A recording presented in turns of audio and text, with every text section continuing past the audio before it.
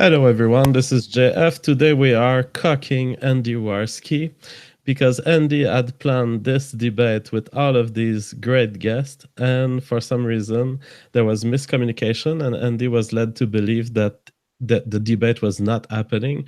However, it was happening and everyone is ready. So I'm going to host it on my channel, so spread the word. Bring people in. We're gonna have this debate happen no matter what. We have some great guests on the line, and today the theme will be racial identity versus racial nationalism versus civic nationalism. And joining us are the Liberalist, Alternative Hypothesis, David Cedarwood, and Brundlefly, who comes with the Liberalist. I hope everyone is doing well. We will start by introducing each and every one of you's positions, starting with the AltHype. Yes, I'm the AltHype. I'm a white ethno-nationalist. Support the pipe dream of the Ethnostate.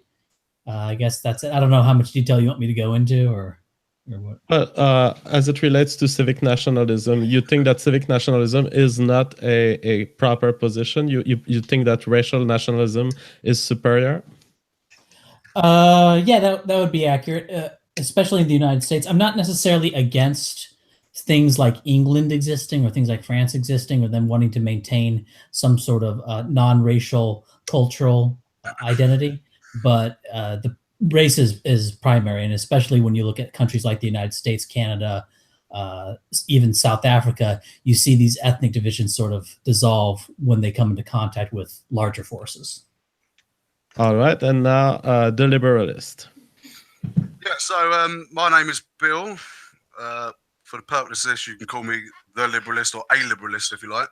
But I do want to say that I do not represent the views of everybody in the Liberalist. So I'm going to be arguing for the position of civic nationalist and how it incorporates a more individual basis.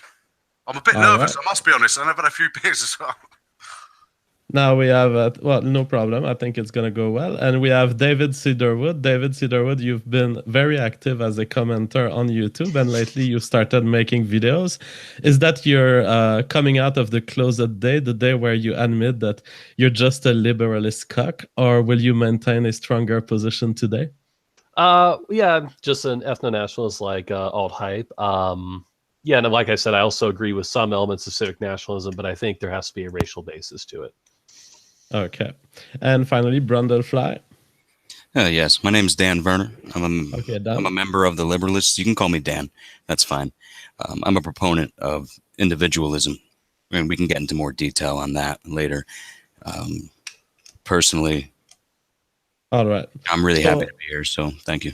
So I'll be throwing in questions, and you guys can go freestyle, and whoever feels like responding first, you go for it. I feel totally comfortable. I think you guys are all very rational people, and so I don't think I'm going to need much moderation here. But throwing you on a question about individualism first, because it was brought by Dan. Is individualism, in people's view on this stream, is individualism contradictory with any form of nationalism, including racial nationalism? Well, I mean, depends on what you mean by individualism. Some people go for like full atomization, where any duty to something bigger than yourself is bad. Others say you need some sort of group identity to be fully actualized as an individual. I'm more of the latter philosophy, and therefore I don't think it is contradictory, at least not inherently. Yeah, I would. I would want more specification for like what is actually meant by individual, because I'm thinking of, because there's an old anarchist argument or communist anarchist argument that they'll say for an individual to truly manifest, he has to have a certain level of economic security, for example, and say that to truly allow the individual to be free, the free individual, he has to have certain like positive rights. And I'm not sure about this. Maybe even Sargon believes that the NHS is sort of required to maximize individual liberty. So I would want to know what is meant by individualism from the liberalists. Mm-hmm. So by virtue of what you just said, that you need an economic status to be an individual. That's incorrect, because I come from a very poor background. I'm not saying that that's my position. I'm just saying that there's disagreement on what's needed for individualism. And Sargon kind of takes that position too when he like argues with libertarians. Well, Sargon can speak for himself, or Sargon. But the problem is that I'm not going to ask you to speak. I'm not going to ask you to speak on behalf of Richard Spencer, for instance. Well, the difference is that Spencer doesn't really speak for much of anyone, whereas Sargon is sort of the only thought leader I know of in the Liberalists. So that's why we're using him as a baseline. It's fine if you disagree, and we could get into that, but that's sort of where we're starting from. Well, I'd rather not make you answer for the worst of your ideology. I suspect you're going to try, to be honest. Well, you can suspect a lot. Yeah, that's for sure. The thing is, individualism to me is basically just acting in the best manner for yourself, your family, and your community. To me, an individual is like Sisyphus. You take on great burdens on your shoulders. You put the weight of responsibility, and you carry it gladly, because life is inherently suffering. You're going to have a lot more sadness than joy. So essentially, for me, being an individual does not mean the anarcho garbage of being atomized, because no one is truly atomized. I mean, consider, for instance, a baseball team. Everyone wears the same uniform. The manager hands over the lineup card, but it's the merits of the individual that determine where you stand in the lineup. And you get nowhere unless the team wins. Well, you get nowhere unless you can play as a team. And if the team is not judged accordingly in a proper, rational manner, that's when the manager fails. Well, that's good. I think we agree then, because that was sort of my take as well. Okay, so I think that this is just sort of what I've gleaned from listening to like about an hour of the Liberalists on the Liberalist channel, talking to a bunch of people, is basically you guys support a proposition, what I would call a proposition filter state, where the country is based on, conforming to a certain set of political ideas, and immigration is to filter for people who will maintain those ideas, or who believe in those ideas, right? Not right. Personally, when you said earlier that race is primary, or you believe it to be so, yet in multiple studies, Americans generally place their religious identification above that of their race, and that cuts across every racial spectrum. Now, the country based on political ideas, maybe the law is, but it should be based on principles of meritocracy, for instance, and separation of powers and limited government, in the idea that the government should be limited towards what they do in people's lives. Which group believes in limited government, though? Essentially, American conservatives would be a good bet. What color are they? They're a broad swath of colors. You have Tim Scott from South Carolina. We have an Asian Republican up here in Connecticut. We can look at who votes Republican. It's not really a broad swath of colors compared to the other coalition. And I doubt it's based on race. It essentially switched places after the South became less agrarian and more industrialized. It is. Yeah, I think everyone knows that that's just two political parties. Nobody, for example, you could say Martin Luther King was a Republican, but today he was a conservative because he wanted to conserve liberal values. Everyone. No, he wanted. He did not. No, he didn't. Okay, a Southern black pastor wanted reparations. Was not. A Southern pastor was not conservative. He was against gay equal rights first. Not in the. He may have spoken about maybe. Can you calm down? He was. Okay. Like you can say he was not a conservative in the way conservative is used today, right? When we say conservative, there's a specific meaning regarding the political views of conservatives, quote unquote, in the United States. You could say he's a conservative in some sort of broader historical sense, that he wanted to conserve something, whatever. Also, him being anti-gay or against gay marriage, that was like you had to be any kind of political actor in the 1960s. Or a pastor. Or a pastor. But also, in terms of him being like for classical liberalism, he wanted to, basically his movement was about ending free association and about using the government to force whites to interact with blacks. And he was also for reparations, right? He said prior to the march on Washington, D.C., that we are coming for our check, right? He was very open about wanting, reparations from Well, simply holding an idea like reparations, or I guess you can call it, what would Bernie Sanders term it? Wealth redistribution. Sure. It's not inherent of any political sway, because even Friedrich Hayek, he saw the utility in a national health system, for instance. And he's noted as a libertarian, classical liberal thinker. But we can say which side it falls more on to want reparations. Right. Another thing I want to bring up another thing about this religion thing, about people identifying more with religion. I'm referring to the Generation Forward survey, which only looked at millennials. So that may be a difference here. So I'm looking at millennials, and for them, religion is below, for basically every group, below economic class and below race for every racial group here, for millennials. Right. And millennials are the smallest voting percentage of all age groups. Yeah, right, but they're the youngest. Yep, they're the future. So now you look at Gen Z, you see a map of Gen Z, electoral map, who they would have voted for, and it's a clear-cut victory for Trump. They would have voted for Trump. But I'm saying regarding the racial identity, and even when you look at religious, not indoctrination, what's the word I'm looking for? Religious practice, fundamentalism is making a broad comeback compared to the among Gen Z, amongst all Americans. This was only looking at Americans. Right, but among Gen Z Americans, religion is making a comeback, or not that I've seen, but I'm open to the idea of that happening. If they're going to be more conservative, then they're likely to be more religious. There's some kind of connection, personality. But the thing is, like according to this survey, race absolutely dumpsters religion for African Americans, Asian Americans. And that makes sense for kids, because kids need a group identity. Like children need a group identity. Even among the whites here, it's 40% identify with their race, 31%. Right. And they're young. Religion. And the children need a group identity. They need to fit in. Right. And adults don't?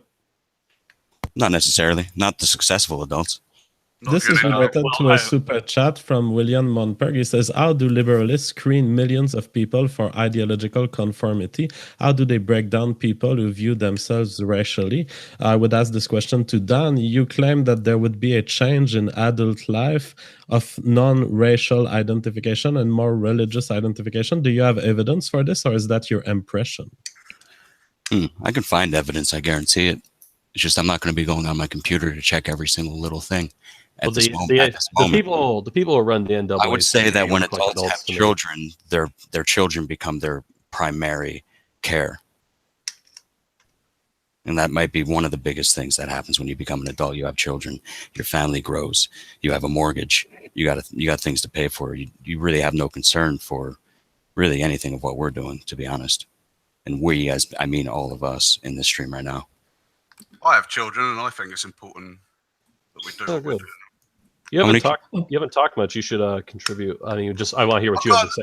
I'm not trying to be a dick. Get a word in anyways, to be honest. You were all rolling off each other quite nice. I didn't want to interrupt. Well, let's let them talk. That's what I mean. Yep.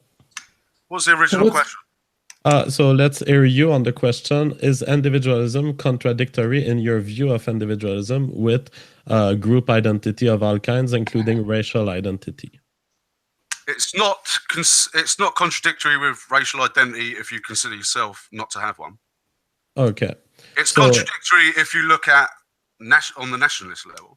I agree that nationalism is in of itself collectivist, because it has to be, in a sense. And I've always maintained the position that I am an individual within my own nation, but a collectivist on the national scale. Well, I would put my nation above that of other nations. So now going into the meat of the subject, if I was to ask to each of you, why would we choose racial nationalism over civic nationalism, or vice versa? Defend your preference on that particular question. Okay, is civic nationalism better than racial nationalism? If I may go first, I can answer it with one statement. I have family members who are not the same race as me. So why wouldn't I want to defend them? So if I want to defend them, because they're my blood and flesh, then I would pick up the torch of civic nationalism, not racial nationalism. So that's my position on it.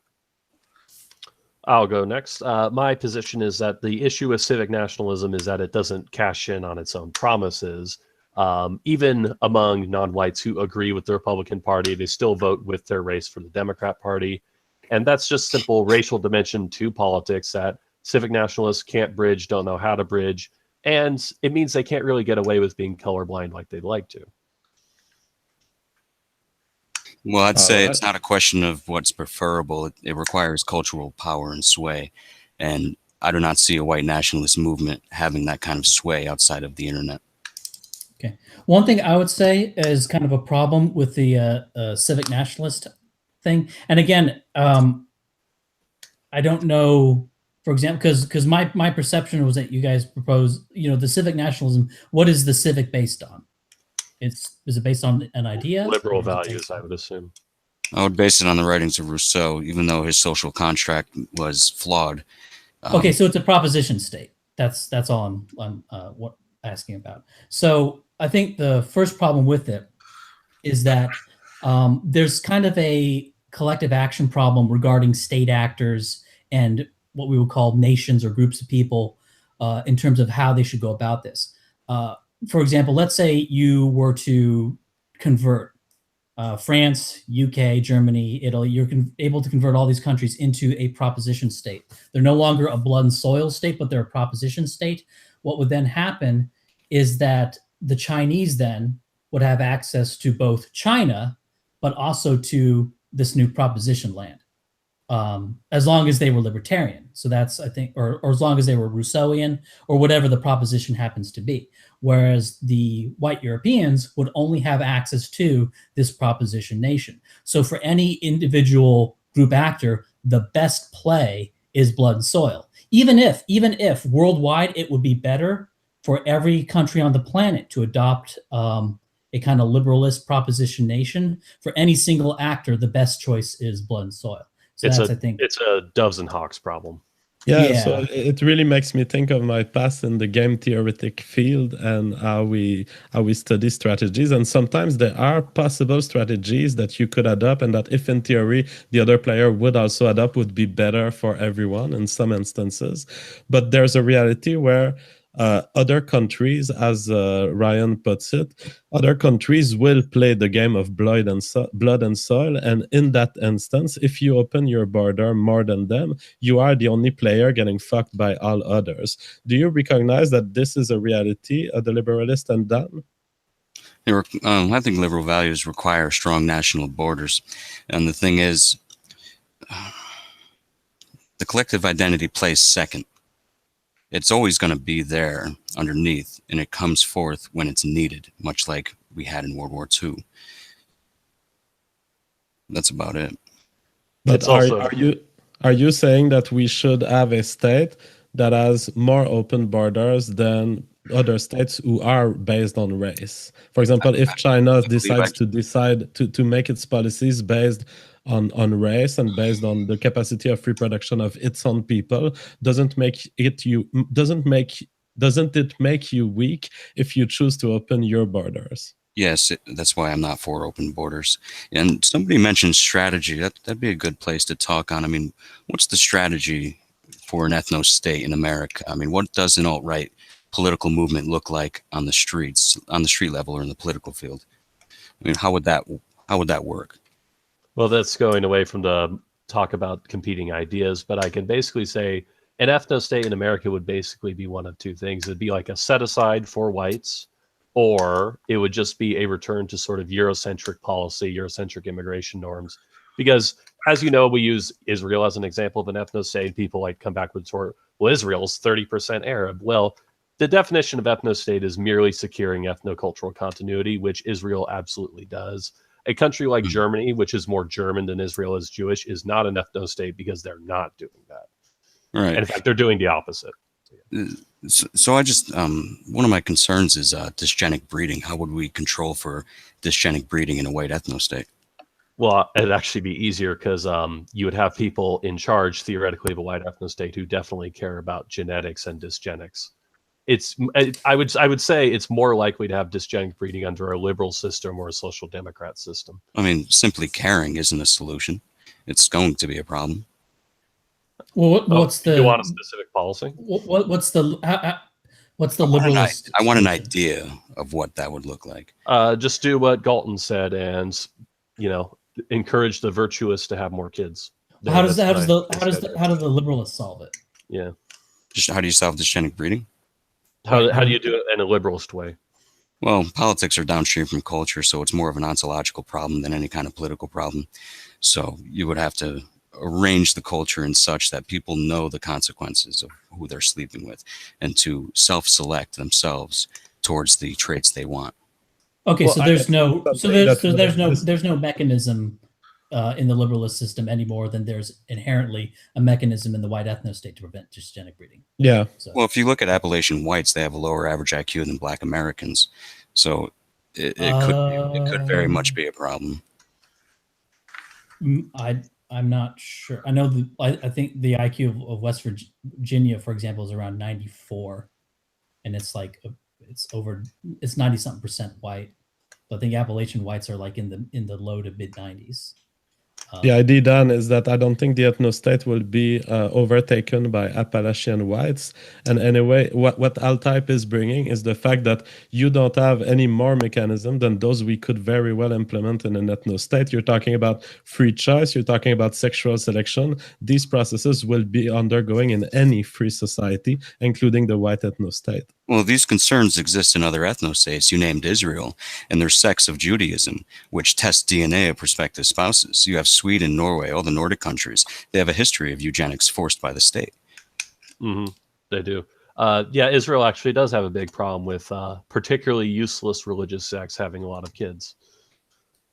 Yeah. But that doesn't mean that would be a problem for a white ethnostate. It's like when people say, well, Japan is this sexless society. It's like, well, that's specific to Japan. It doesn't mean copying their immigration policy would create it. Right. Another thing regarding the white ethnostate is when you take a bunch of people, like the kind of people who tend to be white nationalists, tend to be very in favor of having a lot of kids, and also in favor, or more in favor of eugenics than the general population. I perceive this to be. I haven't seen data on this or a poll, but the issue of dysgenics is something that's talked about, I think, among the alt-right, quote unquote, more so than just about any other group. So having a country of these a white ethnostate, even if there's no sort of like either in the Constitution rule for a eugenics program, just it stands to reason that a eugenics program would be much more likely to come about in a white ethnostate than anywhere else. Yeah, it's about what kind of personality is drawn to these ideas that you can make these kinds of predictions. I think one question I would want to ask about this is when talking about the proposition state. What I seem to notice is that we tend to talk about converting some sort of European country into one of these proposition states. Wouldn't it be? And it just seems weird that would be sort of the point you would want it to start at, given that Europe tends to be much more libertarian based on indexes of economic freedom, and tends to be much wealthier than basically the rest of the world, except for a few pockets in Asia. So wouldn't ground zero of this liberalist proposition state, wouldn't you want it to be somewhere like Africa, where there's much more potential upside than in the UK, for example? Yeah, it's risky to bet the phenotype on this social engineering project, I would say. All right. So to launch people on another question, we have a super chat. Marcus Delap, €5. How likely does the failure of the Liberalist project, parenthesis, converting minorities, have to be for you to prefer a white ethnostate? In other words, he's saying, would you recognize that in certain worlds, even your liberalist ideals and your ideas concerning individual freedom, there are some people who cannot adhere to that because they are genetically different. They have different cultural transmission system. Would you be willing to adhere to a view that sometimes your political project as liberalist cannot be adhered to by everyone on this planet? Yeah, I would. Well, I'm not an imperialist. But I don't want it on every nation on the planet. I just want it in my nation. Yeah. Now, what happens if in your nation there are people who cannot subscribe to your desire? Well, then they have to. Why? Because a nation should not be afraid of imposing freedom on people. Well, I mean, I bring this up because, like, for the past 50 years, all our social policy has revolved around fixing the plight of the Black community, and nothing's changed. And in some cases, it's gotten worse. And so my question is, it sounds like you're sort of betting a lot on it working out this time. And so that's sort of what the question's getting at is, what do you do if it doesn't work out again? Well, here's the deal. It doesn't matter if it fails as a political movement because it's an individual movement. And if you act in the way an individual should, and you keep your promises or you work hard, you will have better outcomes. The people who have poorer outcomes have it by choice. If you want to be middle class in America, don't have kids before marriage, keep a job, and graduate high school. It's that simple. I definitely agree with that. But the thing is that people do not like blaming themselves for their own failures. And a lot of politics revolves around that instinct. And people especially don't like thinking their entire group is failing. And so that's why we have these kinds of voting patterns we do. The culture right now revolves around that instinct of not taking responsibility. No, I mean that's a. I think human biology revolves around the instinct of not taking responsibility. I mean, every war is justified by a victim narrative, like what we see in politics now. So it's not just what the Democrat Party is doing right now. It is if human beings. Sorry. Yeah, it's a part of human nature, and yeah, I'll just end it there. If it's part of human nature not to take on responsibility, we would have died out millions of years ago. No, it's a matter of degree. It's a matter of degree. Yeah. I mean, it's especially not. It's especially take on responsibility. They wouldn't have gotten anywhere. Okay. Like they got to. We're talking about. Okay, it's the question. It's not the question of people being responsible enough to get enough calories to survive. Obviously, they did. It's the question of why are these other people richer than me? Yeah. Why is this other ethnic group better off than me? Okay. Due to outcomes that are inherently unequal. If you look at unemployed men, you can say that. You can say that, but blacks won't accept it. Biologically wired. We're blacks won't accept it, and most whites won't accept it. We're biologically wired to work and labor, and you can see that in the results of unemployed men and their suicide rates. Yeah, but we still have unemployed men, so it's more complicated than that. You're always going to have. That's the problem with conservatives. They don't understand that there's some people that just can't work because they're not smart enough. And they're not going to accept that they just suck, is sort of my point. Okay. I mean, so yeah, that's the fair point. That's how what conservatives have a blind spot on. Now, then I would say, and I'm pretty stunned by the liberalist answer. That you want to impose freedom on people who don't want it, and you not the liberalist answer. My answer. I don't speak for the liberalists. Yeah. I'm saying I'm stunned at the liberalist answer, and I want to introduce my question to you now, because you say impose freedom on people who don't want it. You have no problem with this. The problem with freedom is that it's a social contract, and it works if everyone respects it. If there's a group of your population that does not fundamentally respect the freedom on which the rest of society agreed, you're opening the whole of society to have acts of aggression be committed against it by this minority. If this minority is a problem, is there a point at which you will acknowledge that including them in your liberalist project would be damaging to the project itself? No, because I believe that at some point they will want freedom. I don't believe that anybody, regardless of their culture or ideology, will outright flat refuse freedom if imposed upon them. Like, okay, let me go with an example. We have a large issue with Islamic population in Britain. Yeah. Now, the reason that this isn't just because their culture is authoritarian and lacks freedom. It's partly because our conservative and to a degree social liberal Labour parties haven't enforced the ideals of British values upon them. So the problem is we've allowed foreign imams to come into the country and radicalise young men.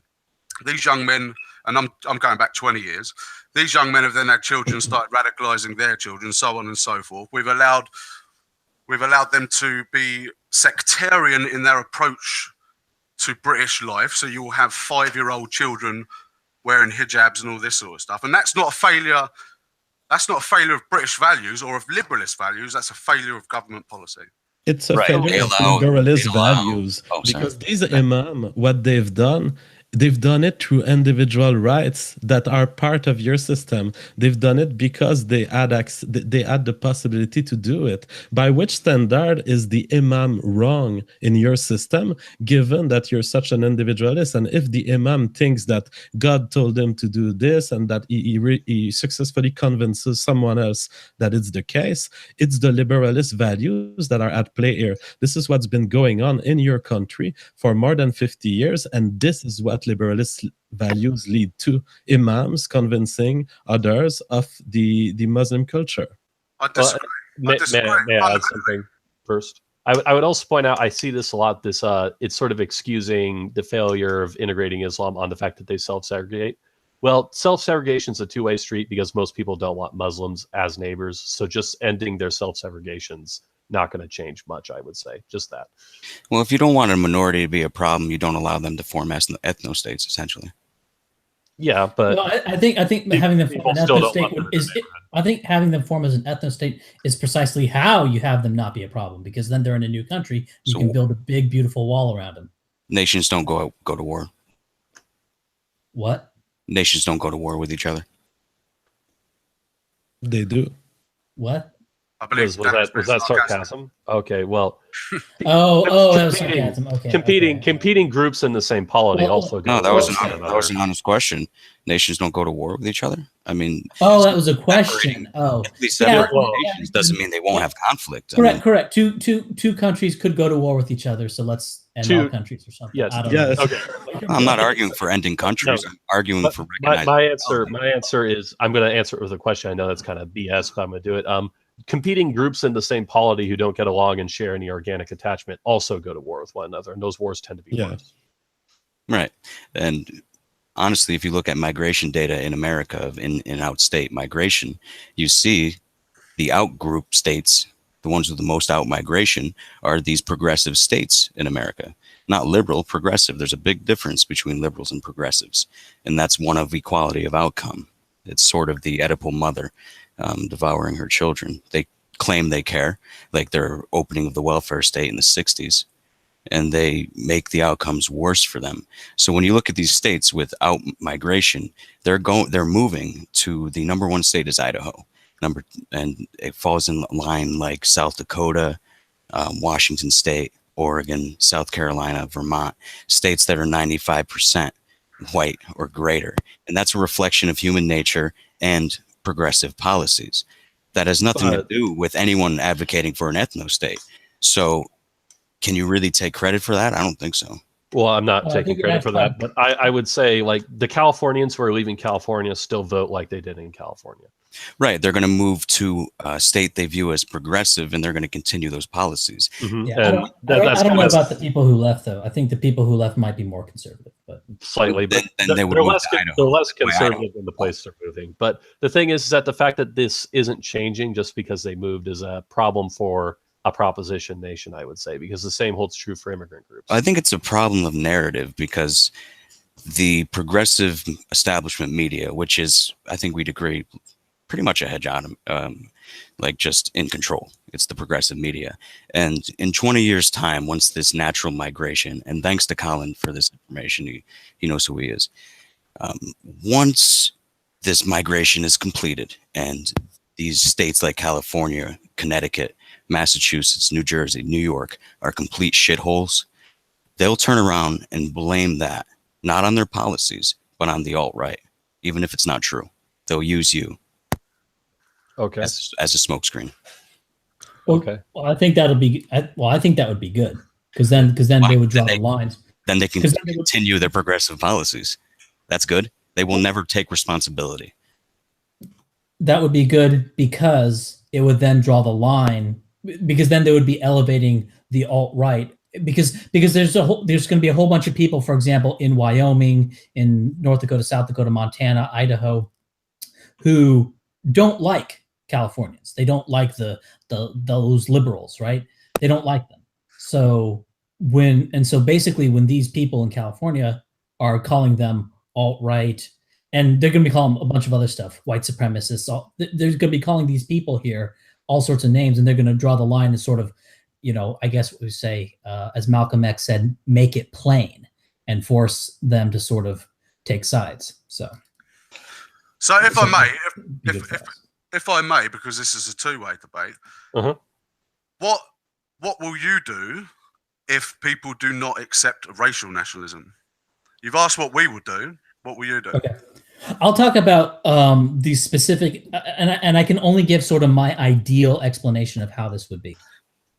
I can't really, how the world will actually operate is going to be crazy and wild and all that stuff. But just sort of the ideal. What is crazy and wild, man?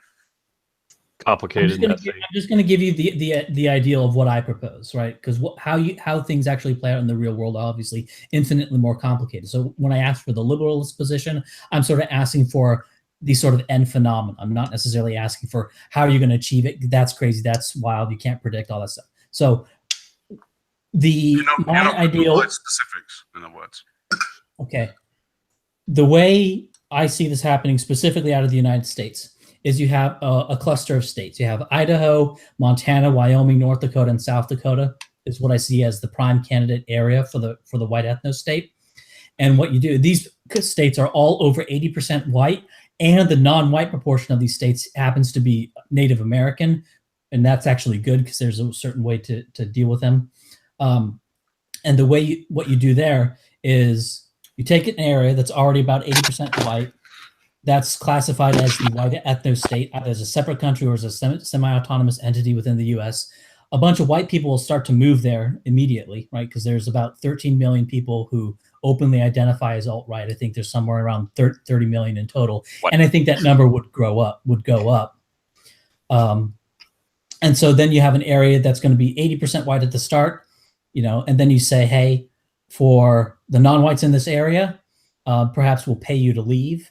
Also, you don't allow any non-white immigration into the area. So the natural emigration, people leaving, non-whites leaving North Dakota for jobs somewhere else, they're not going to be replaced by other non-whites coming back in. So these are just in that way you end up with a 90+% white country, and then as you have a whole bunch of people who are sort of on the program of keeping it that way and also looking out for the interests of whites worldwide. For example, giving refugee status to all whites in South Africa, for example. Okay. So I didn't ask how you were going to create an ethnostate. I asked what you're going to do with people who do not accept racial nationalism. What about the 80% of all people that are already living in this designated area? What if that 80% or 10? What if 10% of those white people do not accept racial nationalism? I don't know. Are you asking what happens if? I'm asking you the same question you asked us. I'm not asking how you create an ethnostate. I'm asking what you do.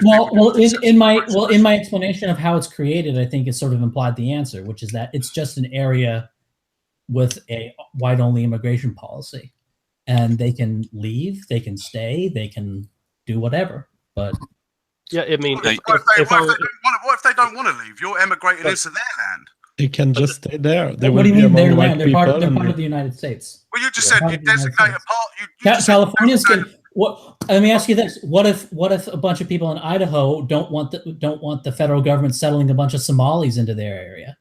That's up to the people in the state. That's true. Now you said 30 million. It's not up to the people in the state. The federal government just sends them in. The federal government owns them in. What he's talking about is what libertarians did when they went to Vermont to affect the politics. That's kind of what New Hampshire. New Hampshire, sorry, not Vermont. That's Bernie Sanders' land. So you're saying 30 million alt-right, 10% of the population. And if I can forward that as 30 million max, I think. Yeah. Basically, I think 13 million is the low end and 30 million is the max end. Right. So between 4 to 10%, maybe 3 to 10%. Yeah. So why did David Duke only get less than 3% of the vote in Deep South Louisiana? Well, first off, there's a whole bunch of reasons. I mean, I wouldn't vote for Duke. Dan, sometimes you ask these little strategic questions that have nothing to do with the subject. Really, Who cares why David Duke? Alternative hypothesis is giving you actual data from a... Hey, listen to me. 30 million listen people. to me. Listen to me. Alternative hypothesis is bringing actual... All right, I'm going to mute this guy. This guy is starting to annoy me, okay? So you're muted. Now, here's what's happening here, people who are listening to us. Alternative hypothesis brings an actual scientific survey that tells you the actual position of the people.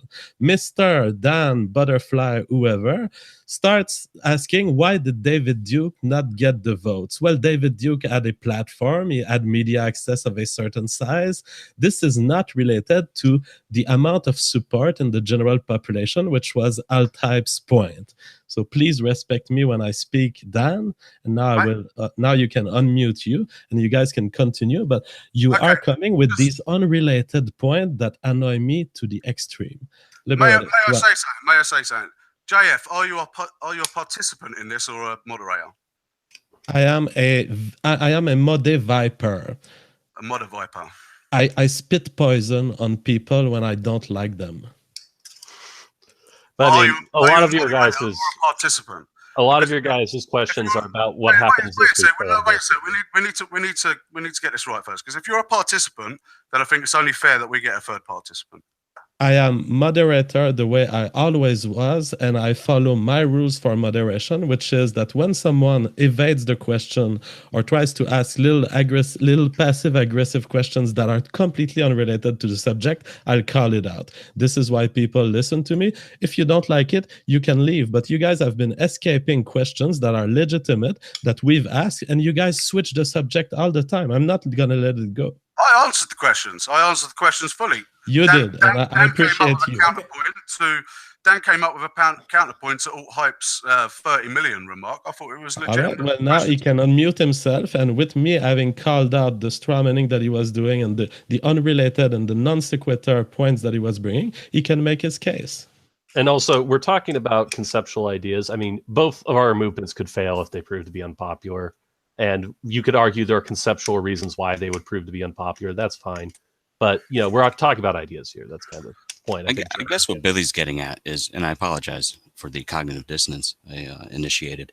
The thing about what Billy's asking is how far would you go to get an ethnostate? And I'm not trying to make a moral argument, because I don't think what you're advocating for entirely is ever immoral. It's pretty much, and not to make a false equation here, it's pretty much what, like, La Raza or any Pan-African group, you know, you have, let's say, not only the biological imperative, but the... Yeah, it's also the United States. It's not inherently the United States. Sure, it's also the United States at its founding. It's also what all European and European offshoot countries were until, I mean, where you cut the date as to when they became, you know, open borders and is sort of different for different countries. But between the 50s and 60s was when the United States and Western Europe moved away from white-only immigration and tolerating a few minorities to being, you know, this cosmopolitan, open to the world sort of idea. Well, it happened before the 1960s. During World War II, for instance, the U.S. government changed the definition of white to include Hispanics, like Mexicans, for the workforce. Well, there you go. So it's a little slightly before as well. So, but the thing is, you recognize a change that occurred. That what we're talking about is not like. Let me put it this way. I think there's an error in that you're talking about our ideas as if they're, for example, new, or as if there's something that is like, here's a new idea that has to be sort of proven. It's just white countries, you know, 95% white countries are not some esoteric concept that needs to be proven whether or not they can work. They exist today and have existed throughout history. I'm not saying at all that tribalism is some kind of new idea. It's, you know, it's the default position for instance, children when they're growing up. They want to be part of the cool kid crew, you know, and high school adults, and such. And adults, unless they're individuals, unless they're taught otherwise. Well, I notice a lot of the individualists are from Europe, which is pretty white because we always had to finagle with European time zones. I always find that funny. Right.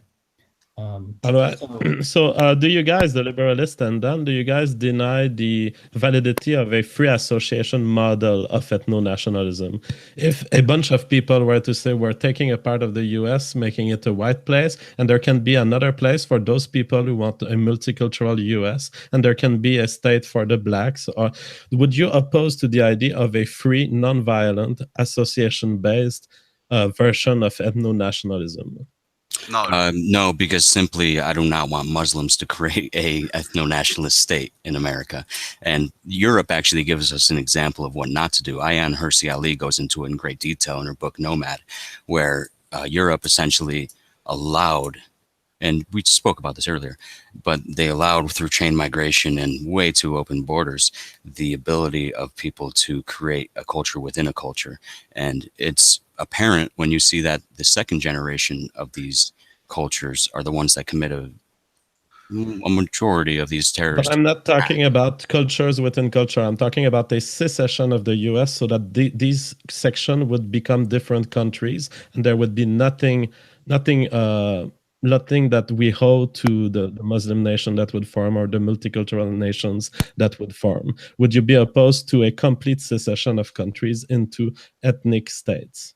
I would be opposed simply because we would not be able to bring forward the American collective identity that lies below the individual to come up in terms of defending itself.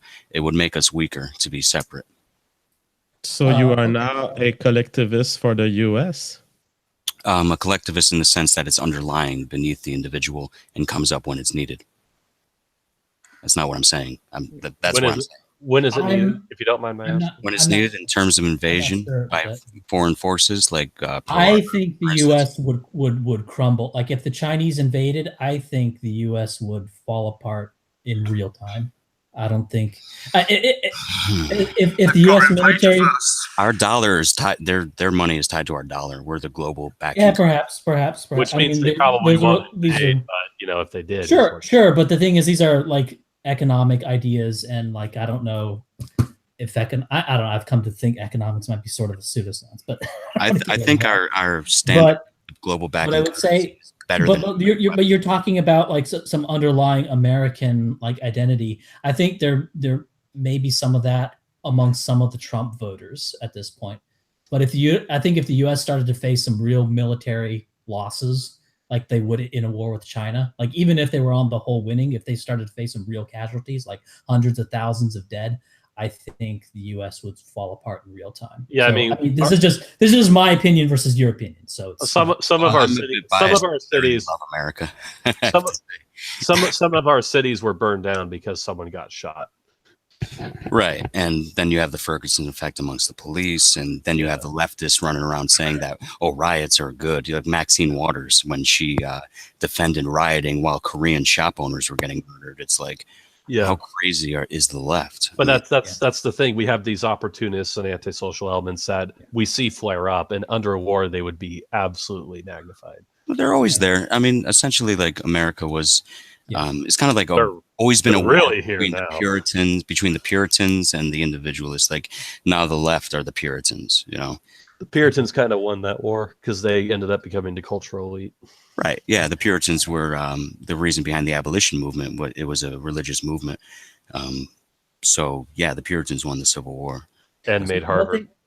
One thing I would say regarding the idea of secession or partition or just breaking up states is I look at it more kind of like an amputation. Like I view it as like we have certain elements of the country that are going to make the country like really bad in all sorts of ways.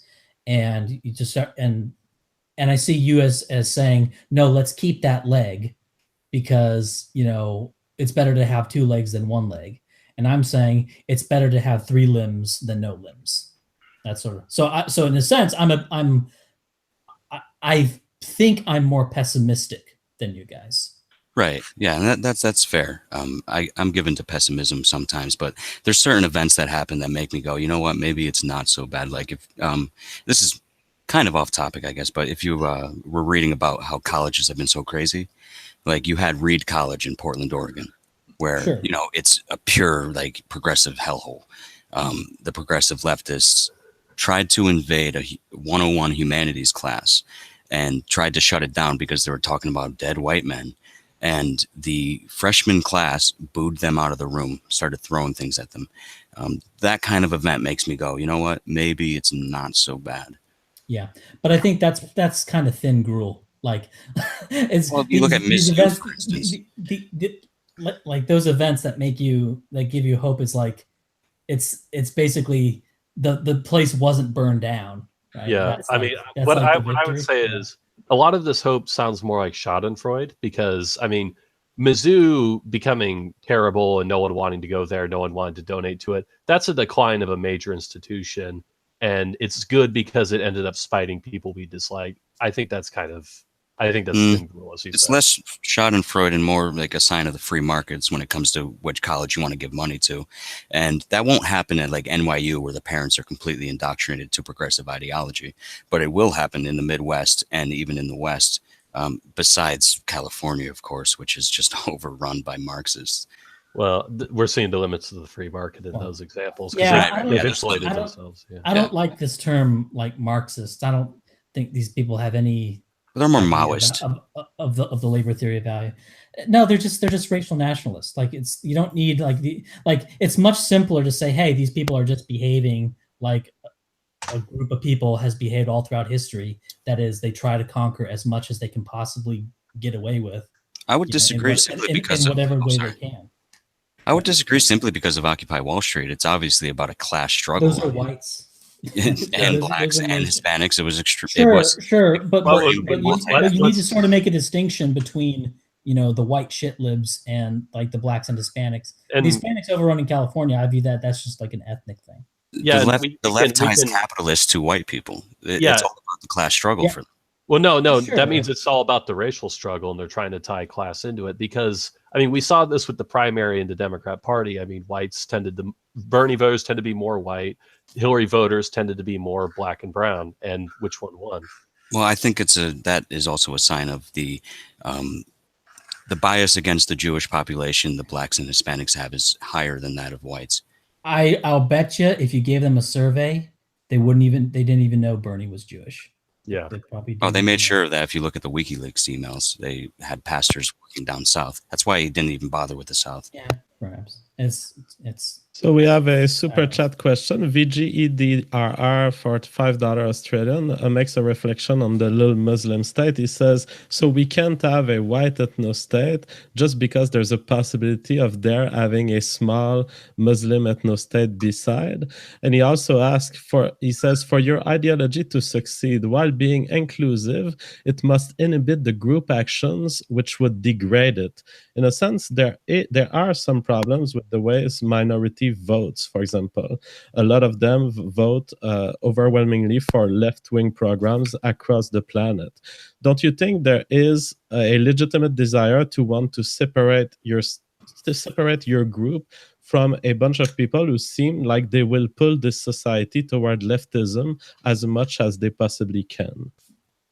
Right, so that question depends on two suppositions. One is that the eventual Muslim ethnostate will be small. I disagree with that. I also disagree that they can exist peacefully, at least the Islamic fundamentalists, with anyone neighboring them that is not Islamic. That goes against their idea of the caliphate. The other supposition is that group actions are somehow never able to be limited. Individuals' actions are limited, and the important part is that they're all limited in the same way. Well, I would say, yes, group actions can be limited, but if this group is block voting, they're going to have political power and they're not going to want to be limited. It just seems like an unstable situation. Right, but we're not a pure democracy. Right, let me put it this way. There's about 2 billion Africans excuse me, not 2 billion, God damn it. There's going to be. There's like 1.3 billion black Africans. No, I think total Africans. Anyway, there's like 1 billion of them.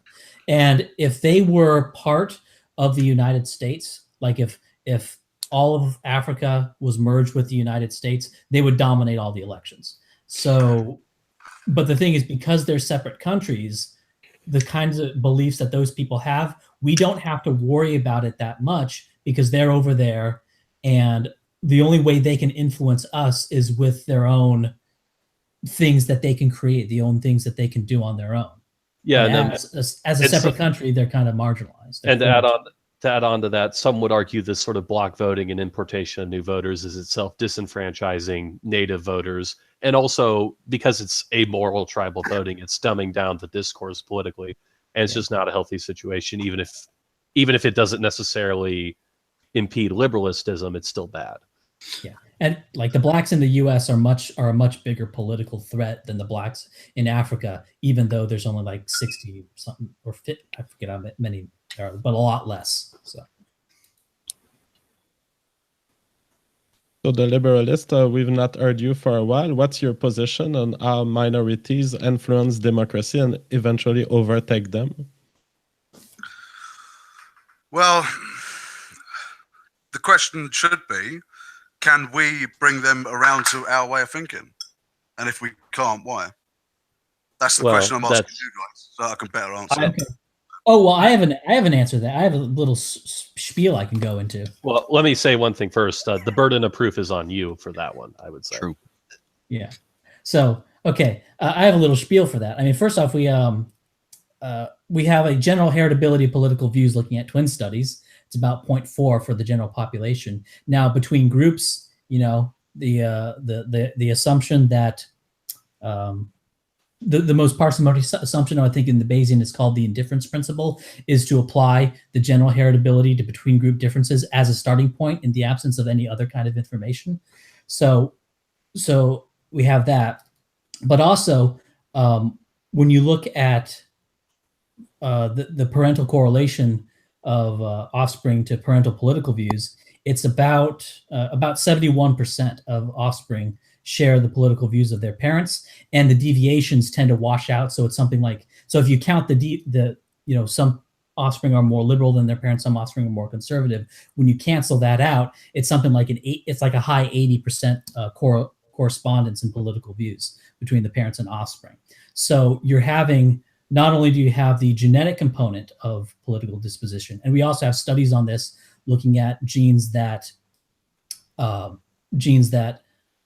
correlate with race differences in social sensitivity and race differences in collectivist attitudes. There's also gene correlations with support for offensive speech against religion, against the government, or against racial minorities. So you have a direct genetic component, but you also have an indirect genetic component in that you tend to be more influenced by your genetic similars. For example, your parents and your friends, your offspring, or excuse me, not your offspring, your kin, right? So the racial difference, the aggregate racial difference between, say, Europeans and other population groups like the Arabs or Amerindians or Africans, that's also another level of genetic similarity. So you have sort of these multiple layers of a gene and environment, but the environment is influenced by the genes of you and the genes of your genetic similars. So it creates this whole mesh. It's this whole interlocking mesh. And so basically, when you're thinking about changing the political views of a group of people, it's not as simple as lining up a bunch of individuals and, you know, convince and persuading them of these values. You're having to break into an entire genetic mesh, right? You're trying to claw in there and sort of like separate them because they're reinforcing each other. And I've sort of seen this phenomenon back in my libertarian days when I would actually talk to Black people. And I would say, hey, you know, here's why you should oppose the minimum wage. Here's why you should do. And the thing is, they're not closed to these ideas. They're not like big government ideologues. They're not anti-libertarian sort of on these issues. When I talk to them, they're like, oh, yeah, that sounds good. But then they're going to go right back to voting for Obama because those things don't matter. There's a whole structure that you sort of have to break into. And this structure is it's self-reinforcing, right? It's this genetic cultural mesh. And in order to break that, and the only regimes that have been able to break that they're very authoritarian, are the only ones that have been able to break that. They basically have to impose kind of a counter cult by force. And even then, it often doesn't last. Like an example would be the USSR tried to domesticate gypsies and make them not move around. And as soon as they could, the gypsies would just tear down their homes and start caravanning again. Right. Authoritarianism is essentially the ignorance of human nature.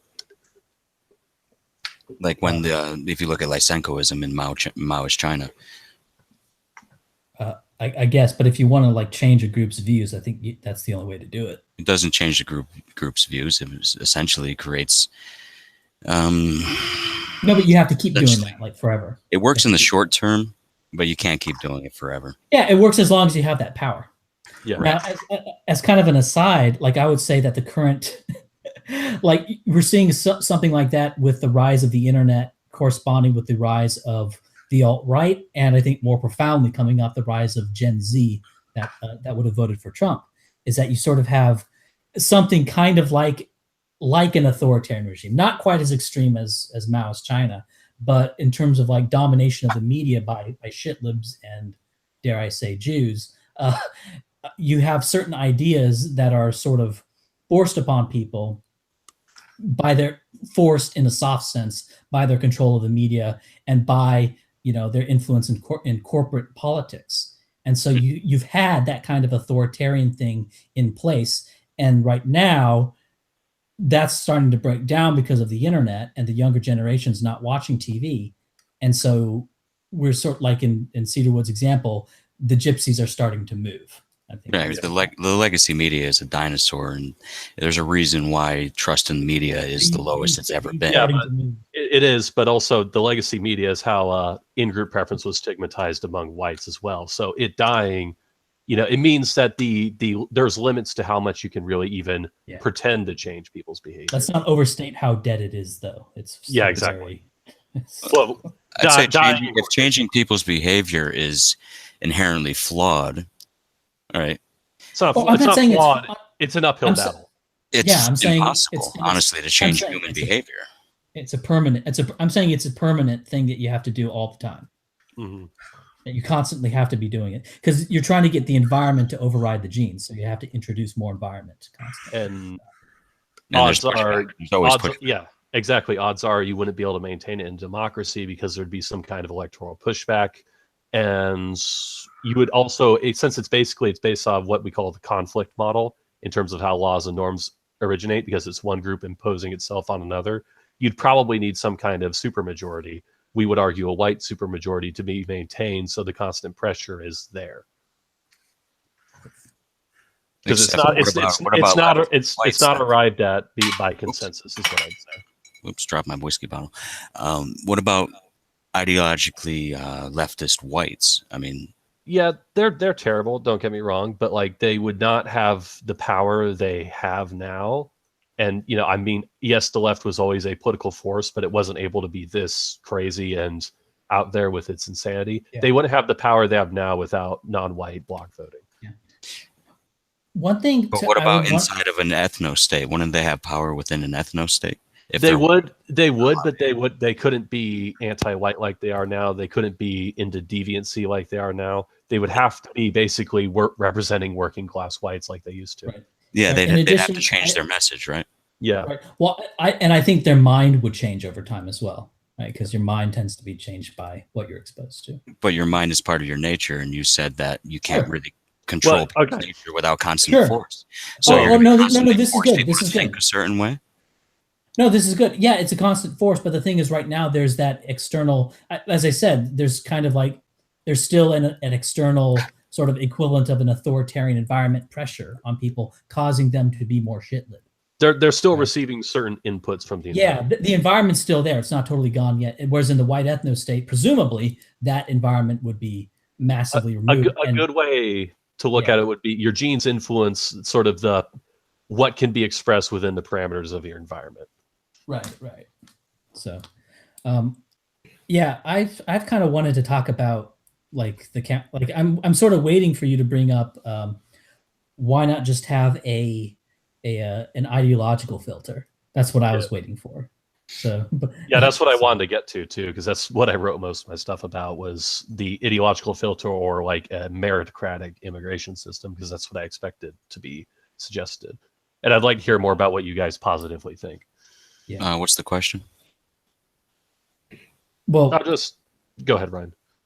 Yeah, because we're making a lot of arguments about about like why whites are better than sort of, having other racial groups. I was thinking about the liberalist state is you take over an area somehow. Either you take over the UK or something. Not worry about that. But then immigration is based on beliefs of the people coming in, right?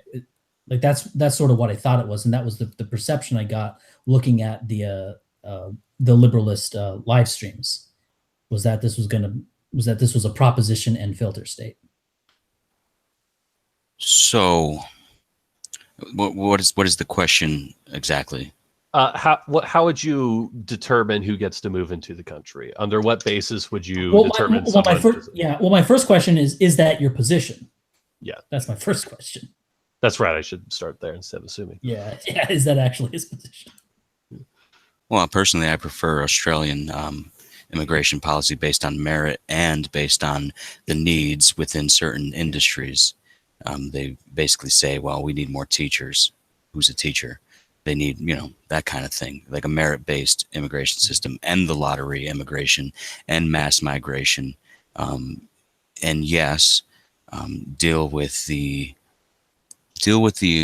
undocumented, as the PC term goes, in a way that's at least fair. But I think it's, as far as the illegal immigration, I personally don't have a clear answer on what needs to be done, but it is clear that they hurt the communities they move into because they don't care about the future of the communities they move into. For the most part, there are some people that want a better life, sure enough, but there's some people who want a better life back in their home country. So to answer my idea, I guess, on a migration policy, it would be close to Australia's. Okay, I'm going to take this, but first I'm going to nah, dog, illegal immigrants, they reduce cost of goods, so they're good. But anyway, moving on. The thing with Australia is like they're basically a very similar immigration policy to Canada. And I'm going to use Canada a bit as an example, but I'll get back to Australia because Canada has they're cucky, let's put it this way. So what they've found they have a problem with ethnic Chinese politicking in their communities. Like, for example, there was a story of Justin Trudeau needing to court a corruption suspect from China so he could get in with the Chinese community and get their votes. Yeah, plus the Chinese are buying tons of property out west. Yeah, exactly. I'm glad you're going there. But the thing is that is how Justin Trudeau won, to be honest. Among other factors, he just dominated the non-white vote of Canada and got Harper out. So we have them to thank for the peak blue pill leader of the free world we've got up there in the north. But more importantly, the thing with the cognitively elitist immigration policies in Australia and Canada is they don't see very good returns on international testing. Like if you look at the PISA exam, you can actually delineate based on demographic characteristics how well people scored. And the children of immigrants do not move up their score at all on average. In fact, they move it down a little bit. And so I feel like you're ending up with a situation where instead of dumb groups exercising political control, you have smart groups who are part of an expansionistic rising superpower, I might add, in the case of China. They're exercising political power instead, which might be worse. And also, you're not even really seeing average benefits from it, I would argue. The only nation that by this analysis, we see with improved PISA exam scores based on immigration is Singapore, and they practice some degree of ethnic particularism. Yeah, it makes sense that Singapore would practice that because, at their foundation, they're authoritarian. You have about 9 different temples that are God-Emperor temples or Emperor-God temples. Yeah, so that displays itself in the population. They're very compliant and obedient. Yeah, and one thing Singapore does is they ruthlessly root out identity politics, and they can get away with that because, it's the conflict model of enforcing laws and norms. The Han Chinese want it. They're in charge. They're the supermajority. It happens. Well, they can also get away with it because they're compliant and obedient. The people, they're Han Chinese. That's all you need to say. It's why Singapore policies would not work in America. We're not compliant and obedient. Mm-hmm. I agree. You can't just copy Singapore, but I still use Singapore as an example in this case of just a nation that is actually seeing cognitively elitist immigration policy bear fruit in the way its proponents often suggest. So that's just sort of my conceptual problem with that solution. And I'm not against like skilled non-white immigration. This might be where I divert from most people, but I definitely think you need a strict limit on them that can't exceed some sort of white supermajority. Like, so let's say if it was King David, I would say the country needs to be at least 80% white. It can't be less than that. And then we have some room for immigrants. And that's basically what Singapore does, although their supermajority is a lot lower than ours. Well, if you base your discrimination solely on race rather than skills, I mean, you will lose in the market. If you're, say, hiring people and you hire people based on their ethnicity, you fail to hire people that are highly productive from other ethnicities. So you give them to your competition. Therefore, well, I can also say it has to be free white men of good character. I can add other requirements to it, but race is the thing with race is it's not something that can be concealed, and it is something people form organic communities around. People don't really form organic communities around their skills or their job. And that's the point, is that a nation is not just an economic platform, it's also a shared community in a sense. And so that's why I think this element needs to be stated, and it needs to be placed in above just a mere civic identity, because I also think there's limits to how much you can proselytize a civic identity. Right. You said good character. I mean, who decides good character? Well, I mean, you can't have a criminal record. You need to have a job lined up, I guess, unless you have refugee status and you're from South Africa. Obviously, a charitable exemption can be made for people in that situation because we'd be concerned with the well-being of whites worldwide. But, I mean, it's nothing too much. I don't see what the issue is. Yeah. Also, well, you already can't move a criminal record. I mean, well, how do you feel about, say, political prisoners who got locked up just solely for speaking out against their government? That's a special case I didn't really think of, but I don't know. I don't think it's our job to intervene in every squabble in the world, but I'd have to think about that. Not about intervening. It's if they apply for immigration and they we are inserting ourselves into the issue. That's what I mean by that. Okay. Look, like David gave the general plan. You can always find, like, any general policy is going to have 1,000 little greebles that you're going to have to work out. 1,000. What about this case? What about this case? What about this case? And so those would be worked out. So. Right. I mean, law is a matter of compromise. I mean, how would you compromise with, say, and I'll bring this up. You expected this question. So how would you compromise in a white ethnostate with those of the leftist ideology? I don't know what you mean by compromise. Well, they'll be there. Yeah. If they also, let's be honest. Power, I mean, would they hold political positions of power, essentially? If they attain them. The thing is, David has already kind of answered to this question. He said, we will set a threshold that we don't want to pass, and this may be implemented through some sort of law or through some sort of requiring majority or supermajority to overthrow. And this threshold, we're not going to accept to go above it, 20% minorities. That's the limit within which the leftists can play and can try to have more immigration, up to 20 or less immigration. But he says it will be rooted within the ethnostate in some way, maybe constitutional or supermajority-wise, that this nation exists for its people. It's not an economic platform that looks at dragging the most intelligent people. It's just a nation that exists for its citizens so that they can survive and reproduce. And also, what I would say is, like, the most far left people we know, like, people who join it, they're not going to move to this state anyway. So that's also a selective filter against, I guess, the left-wing phenotype, as we'll call it. I mean, in America, there will already be in that state. There will already be those people within that state. So if they change their narrative to not be so anti-white, and they merely advocate for economic policy, would that be kosher, so to speak? That would be better. But we're talking about the most Republican states in the union right now. Mm-hmm. Like Wyoming, for example, is the most Republican state. Well, we can agree that most of the pushback on the left has been their identity politics. So let's say there was a Bernie Sanders who didn't say white people can't be poor or whatever he said. Would essentially, like, let's say they change their narrative and they get into power and they push like socialist ideas. I mean, would that be against the ethnostate itself? No, so you're right. Technically, if whites voted for big government, you'd get big government. I'd like to get Billy in here, honestly. But whites don't vote that way, like less than other groups. So yeah, it seems that whatever ethnostate would emerge from the U.S. would be much less to the left than the current US. So of course it's a theoretical possibility, but it's also a theoretical possibility of the current US that it turns to communism. So there's nothing new with the white ethnostatist view other than the fact that it's less likely that it will happen. Can we swing to Europe just for Billy's sake? Yes. And mine. Please do, because the Americana is killing me. Yeah, I feel that. All right. Well, while we switch to Europe and we can talk about the situation in Europe, I'll read 3 super chats that we had.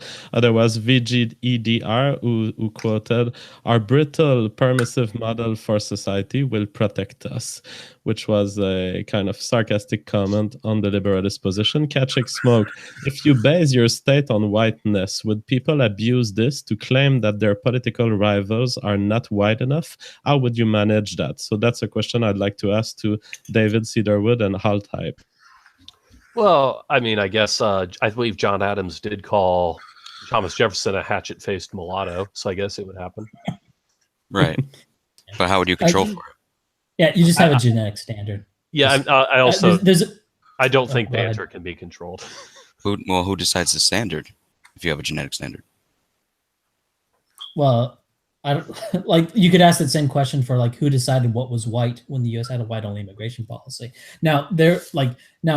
government decided the U.S. government decided correct, it. Yeah. So correct. Who would decide it now, in your state?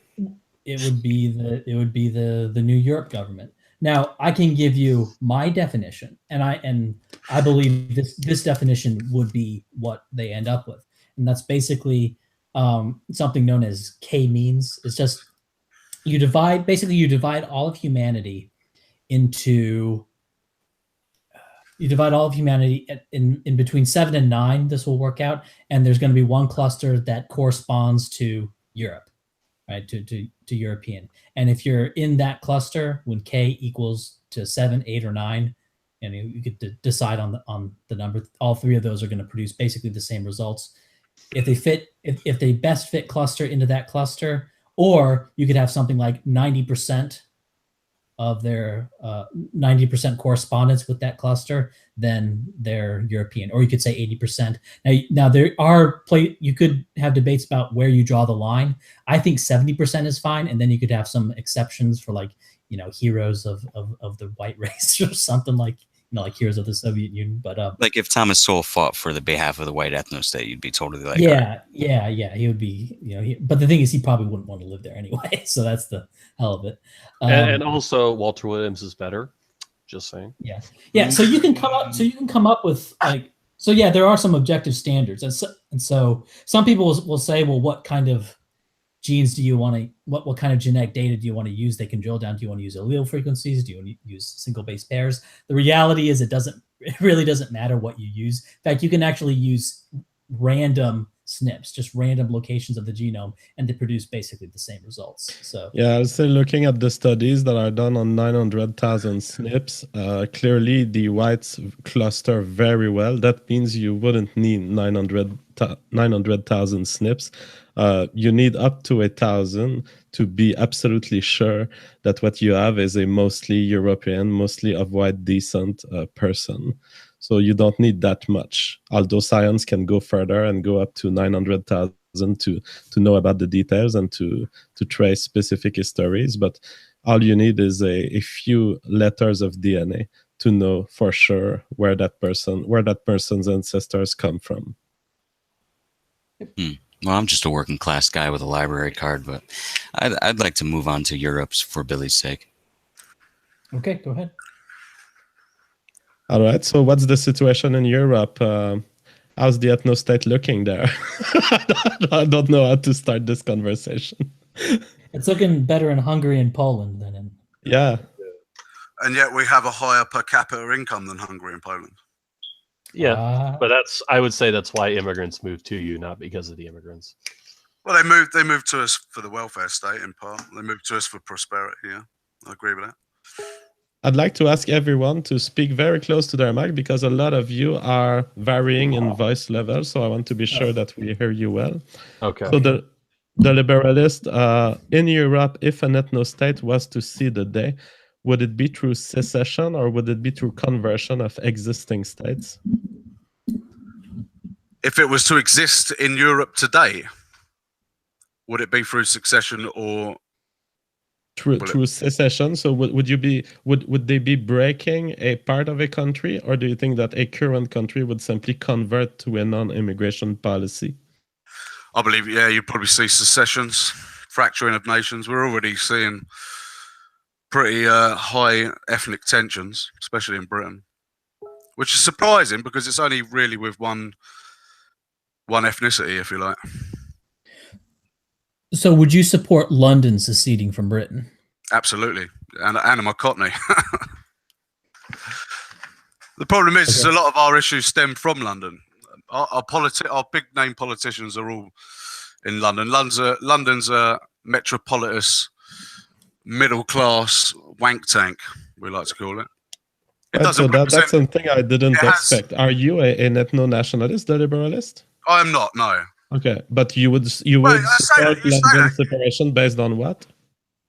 Based on the fact that its political power no longer represents the majority of people in this country, whether they be black, white, pink, or blue. They're elitists. So what do you think is the problem that emerges from London that causes this? Class issues. The problem is I can see the racial differences and tensions that go on in America, and that's why I kind of tuned out with the rest of it, because the racial aspect of it is I'm completely blind to it. It's meaningless to me. It doesn't mean anything. What we have in this country is class issues. So we have our upper classes who force the lower classes to deal with their policies. Yeah, so we're getting masses and masses of third world immigration into our country, and no matter.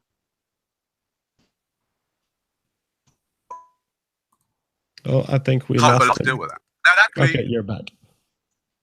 That doesn't make me an ethno-nationalist. I still believe in liberalist principles, but it's something that needs combating nonetheless. I can be both a liberalist and be for the end of mass immigration. But you are for liberalist principles. You see the problem, but you say somehow you refuse to see race. Is that are you blind physically? I'm seriously asking. Do you suffer from blindness? I fail to judge the value of a man by the color of his skin. Now, that isn't just because I deny race exists. It obviously exists. I'm a white man. My friend's a black man. I work with Asian men. I work with whatever. I completely accept that races exist. I'm just saying it doesn't matter. It doesn't matter in my country. It may matter in America. You know. But you said that one of the problems of London was importing people from third world countries. No. I said the problem with London is that you have the higher classes. He fell out. Oh, I think we were about to hear the liberalist argument, but we had a connection problem. Hopefully, he will come back. Yeah. AltHype, what? Oh, he's back. He's back. Sorry, I don't know what happened there. Yeah. So what I was saying is London's problem is they hold the political power, majoritively, and the problem is that their policies, middle class and upper middle class policies, because they want cheap labour to service their industry, to service their service industry, the lower classes have to deal with it. Now, the lower classes are a mixture of all races, and we call ourselves working class, yeah? We're all pretty much the same in terms of value, British values. Pretty much exactly the same. There's a few cultural differences, as there would be. But whereas you guys in America see racial issues, that doesn't translate well to British issues. Well, could it be you have racial issues and class issues? No, we don't have racial issues. But didn't you guys have like race riots in London in 2010? No, they weren't race riots. So there was a mixture of white working class kids and black working class kids. It was over a racial issue. I mean, Jared Taylor and Sargon argued about that. A geezer called Mark Dunham was shot, who was mixed race anyway. Okay. It was white people, black. It was the lower classes that were rioting, not race. They weren't doing it because of race. The images looked more. The images made it look more racial than class. Well, that's because you see race. No, I mean, like, okay, but The Liberalists, do you think that Muslim immigration to the UK is a problem? Absolutely. And so, well, not all of it, obviously. There are some Muslims that, sorry, I'm getting a glass of water.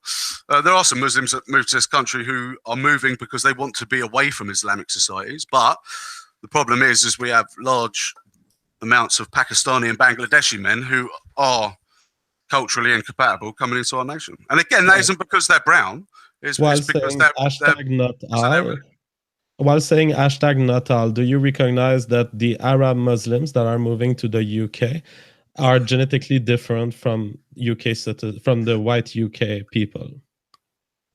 Yeah, of course they are. Why wouldn't they be? I would also. Ethnicities, man. I'd also like to add that other Muslims don't like Pakistanis, so one could argue it's also an ethnic and religious issue. It's more religious than ethnic. It's more religious. Well, if it's centered around Pakistanis and Bangladeshis, there's definitely a different dimension to it. Well, yeah, Shia and Sunni. Aren't they both Sunni? As far as Pakistan goes? Yeah. Bangladesh is Sunni as well, I believe. Yeah. That's why I don't talk about it. I'd like to introduce this idea. Let's say we were to forget about the word race, because what we're talking about is you guys seem to agree that there are features that are passed between parents and offspring that are undesirable in a society, and that one could wish to segregate themselves from these. When AltHype talks about it, he says race. When the Liberalist talks about it, I got you to agree that you disagreed with Muslim immigration, or that there was a problem with it in its current state. So aren't we all saying the same thing but using two separate words here? And does it really matter whether we call it race or cultural heritage? If that cultural heritage is well transmitted between parents and offspring, it's going to be a problem for generations. All right, I'll ask a question then. What is more palatable to the public consciousness in terms of changing our nations, getting rid of mass immigration, and protecting the values that make up a nation? What is more palatable to the public? Is it ethno-nationalism or is it civic nationalism? Well, that's an argument about how we package it, not about what the content is. Well, how do you package it? How do you package it? That's what I'm asking. Okay, well, Steve Saylor writes about this concept called citizenism, which in many ways is just sort of trying to sneak ethno-nationalism in the guise of civic nationalism, so you could do something like that. Yeah. Sneak. I would just say, well, when you sneak something in a political movement, you have to weigh, for the people who believe in what you're sneaking, rather than those that are true believers in what you're really saying. How do you control for the people that in the group agree with what you're sneaking? How do you control for them not taking control? Well, that's the challenge. I agree. Well, that's also why we're debating the conceptual ideas right now. How do you deal with that challenge? You'd have to kill all your alt-right followers. Yeah, I don't know. I guess. They have to kill. One advantage, a major advantage that white ethno-nationalism has. Major advantage that white ethno-nationalism has is that it's the default. Right? We've all sort of agreed that this, is the default. Now you can say the default is actually something even narrower than that, but basically, you're pointing out, this is a very unpalatable idea at this point in time in history. Fair enough. But let me put it this way. What if you had, say, a bunch of little children who, like today, for example, you have little kids say racist things and they have to be sort of suppressed. That sort of has to be tamped down. And the adults say, no, don't say that, little child. You're supposed to be not racist. Imagine if you had that for any other belief system. You had like little kids without any indoctrination, just spontaneously quoting from John Galt's speech from Ayn Rand. Like, what if we had little kids spontaneously sort of saying something that sounds like the Marxist labor theory of value?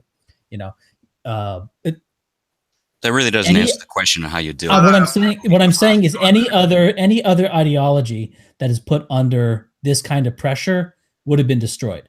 Right. So when you're looking at white ethno-nationalism, what you're doing is, I think you're making an error in that you're looking at it as an ideology.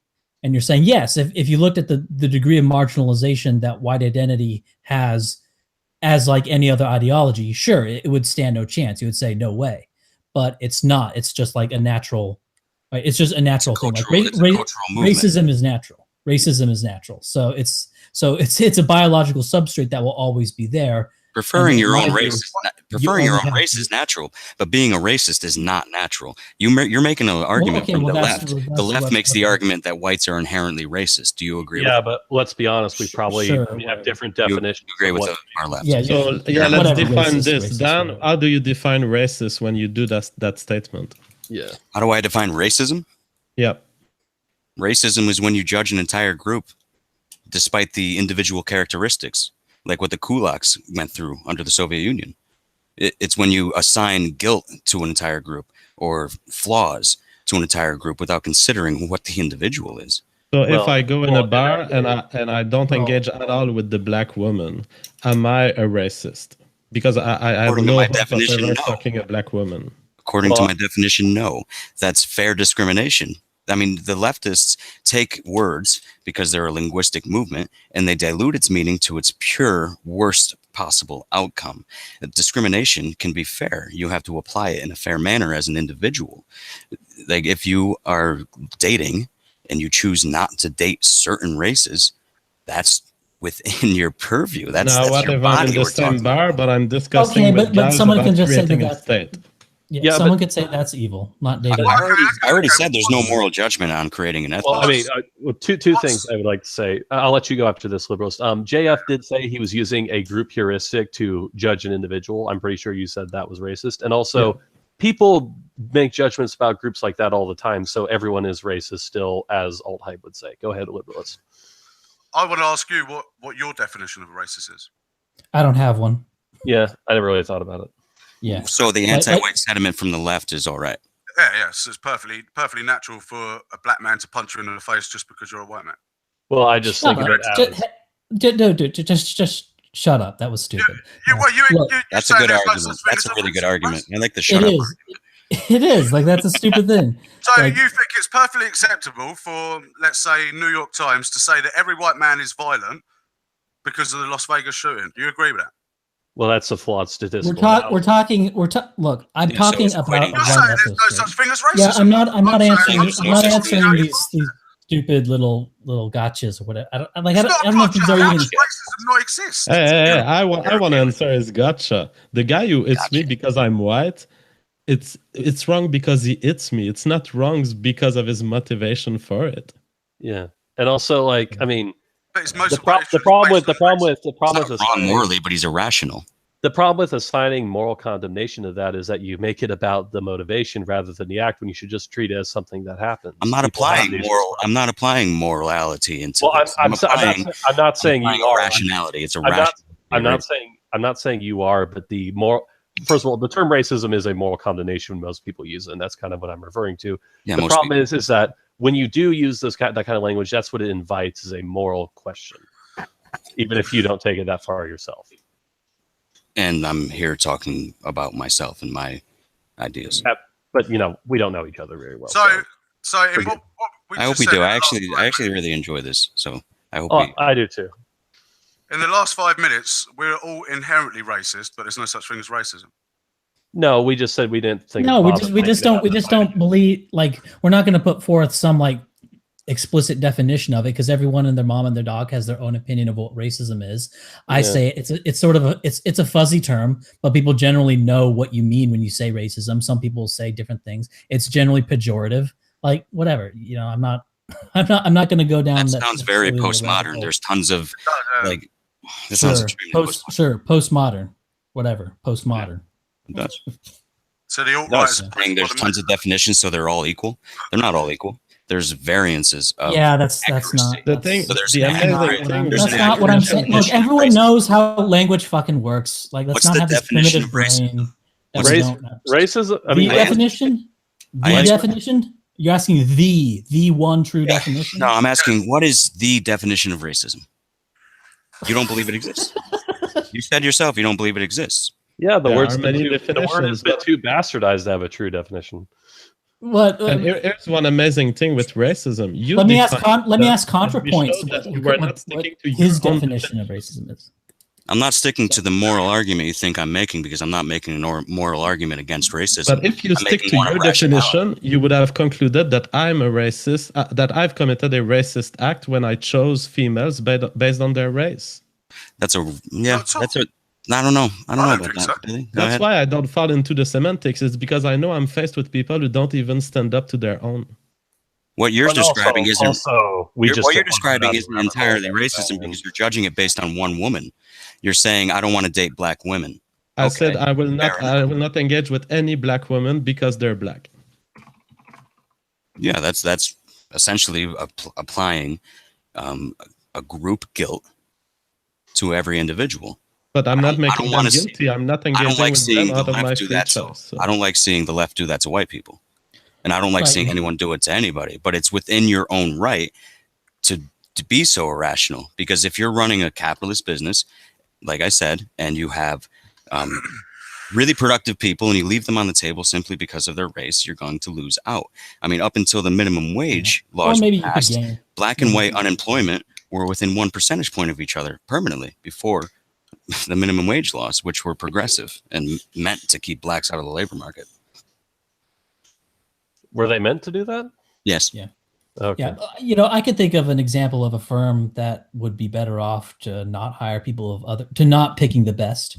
You know, like a Chinese restaurant, only hiring Chinese may make it better off, you know, and may have it get better customers or more customers or something. So, well, for instance, I've worked as a sous chef and a chef and kitchen manager for a certain number of years, and I worked at an Irish pub, and they would only hire Irish to be behind the bars.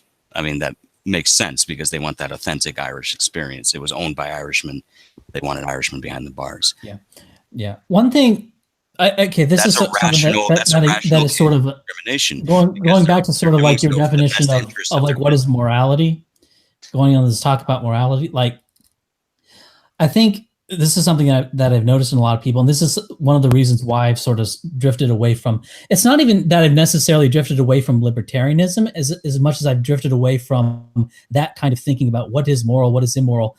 Like, I mean, JF, like, wouldn't you agree that morality is can only be your feelings, and feelings related to, you know, humans evolving to not want to be around people who lie, to not wanting to be around hypocrites, and not wanting to be around traitors? I'm down to even denying the feelings, and I say people have preferences that shows into their behavior, and then we have all sorts of semantic constructs that we add on this, such as racism, or such as what Dan is doing here, saying that's not a rational choice. But no one cares. The free market is not driven by rational choice other than the one that we evolved to care for. Absolutely. And sometimes from your perspective, it might be irrational, but from the perspective of a decision maker, that's what he does. So that's what matters. Just like when I deprive myself of all these black women I could have fucked in my life, is it rational or irrational? Well, it's a choice. I evolved to be that way. And the guy who runs a grocery store who decides not to employ persons of a certain color or persons of a certain sex to be cashier, he evolved to be that way. Can I just say something just before you all carry on? Go ahead. JF, you're missing out when you're not fucking black women, mate. Now, of course, there's rationality in free markets. If you're acting irrationally, you're not going to survive as a business person at all. You got to have rationality. The thing is, you're not the judge of that. You don't have to be the judge of that, and there's no free society in which we care about what you think about what the grocery store manager does, because he's the one paying for it, and he's the one disposing of his own economic freedom to do whatever he likes. He will pay for the bad decisions, but you judging about what's rational or not is not something that's relevant to any social process other than authoritarian states that impose their control on economy. Yeah, that's what I was going to say. I mean, certainly needed in business. 100%. Okay, but the thing is like, let's say you want a car company, and you're like, I want to make a unicorn car that runs on farts. Like, it's not gonna work. There's many good ideas that have emerged precisely through totally random process, totally non-rational process. Yeah, I mean, cheese making is one of them. Rationality is one of those things that everyone thinks that they can define for themselves. I know people who say they make decisions based on rationality. Really what it just means is they try to take the feelings of the people around them out of things, and then they just end up making terrible decisions because they're ignoring the variables. But I remember we talked about this earlier, sort of equating a nation and who inhabits it to hiring people for a business. I pointed out that a nation's not just an economic platform. It also has a shared ethos and a need for unity, and that race can be a huge impediment to that. And that's why we factored race into it in a way we wouldn't necessarily for hiring. But also a few things. I may have to go soon, and if you guys want to continue it, that's fine. I just wanted to let JF know that Chris Worski DM'd me, and I told him about what we were doing on here and maybe the rescheduling thing we were going to try. So just letting you know about that. And also, we'll have a more complete debates on Warski Live. This was just a kind of preparation debate. And also, I wanted to recommend a guest for Warski Live because I kind of stood him up for this. It's I'll link his Twitter in the side chat. It's a guy called Eric Stryker, and he's very good at debating economics, especially with leftists. If you could get him to debate Bronx Blogger, that'd be great. Right, wonderful. That would be. So since you're leaving soon, maybe we can go for concluding statements from everyone, unless someone had an idea of another branch they wanted to explore. Well, I wanted to try 2v2, that'd be nice. You know what? Let's give them another guy for the Warski. Like, whatever. You want me to bring leftist on? Leftist liberalist Cox? I can bring V on. I'm sure he's on the chat. Well, SJW is of either side. No, let them pick. Let them pick their third guy. Like, nah, that's all right. You bring V on if he wants to come on. I should point out that to define people by their race. That's what before V. I should point out V blocked me because I trash talked him too hard, so he may not want to come on. I'm sure he's gonna come on. Oh, he'll come on. He will come for the good of the gypsy race. Oh, I thought we were talking about the second stream, Liberalists. Okay, the second stream. Oh yeah, you guys do what you want. I will always be who I am. I'm a moderator who makes things progress and who attacks people physically. So if you don't like it, it's fine. You can balance this in other ways, but I never restrict my intellectual freedom on that point. Okay, so are we done? Yeah. So let's go. What go about through the rationality of an ethnostate? Is that really the most rational path? Well, the solution to the problem, we have the problem of white dispossession. Who cares? It's only the entire country. Hey, I'm answering your question. We have the problem of white dispossession right now, and there are two solutions. One, we convince everyone that race doesn't matter and to be deracinated individuals, or we convince whites to stand up for themselves as a group. And we're arguing about which one is a better solution or a solution that's more likely to happen. Yeah. And I guess that's my concluding statement too. All right. Oh, it's V. Hi, V.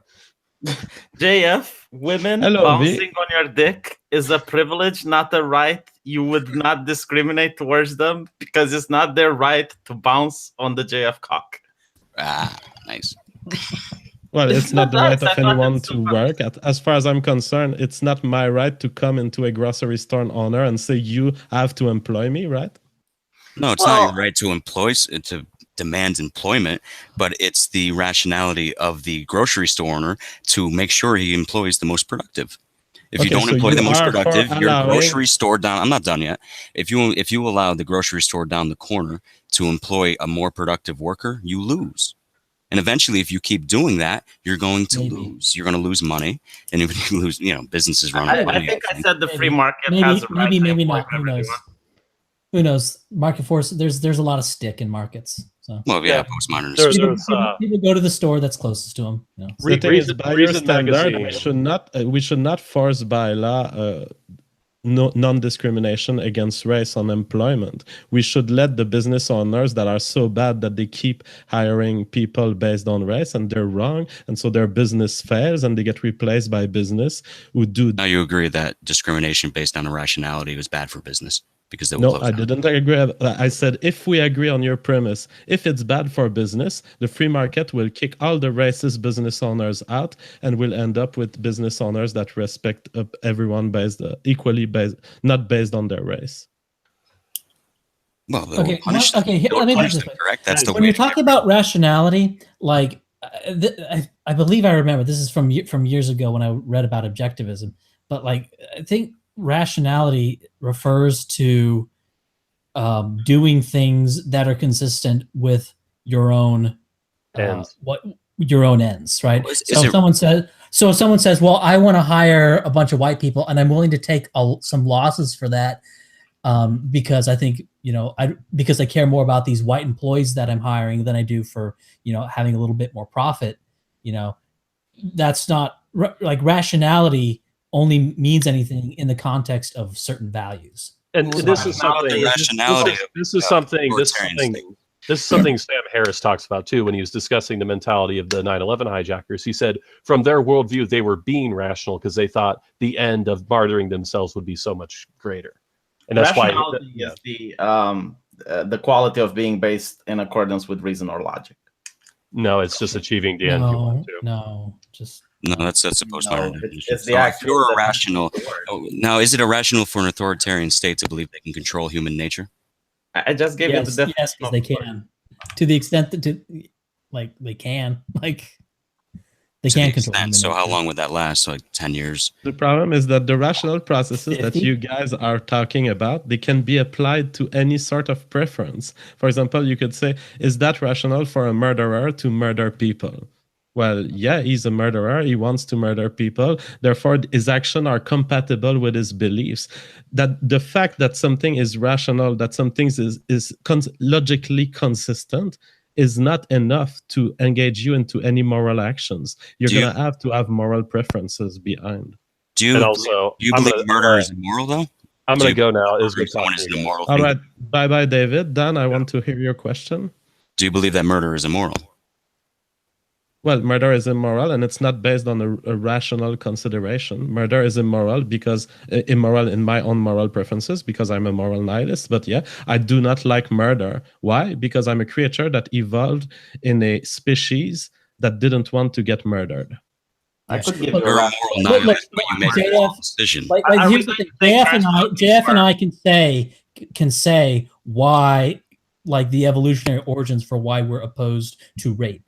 Okay, but that doesn't. And the thing is, the reason we're actually opposed to rape and murder and dishonesty is evolutionary reasons for that. That's the real reasons for that.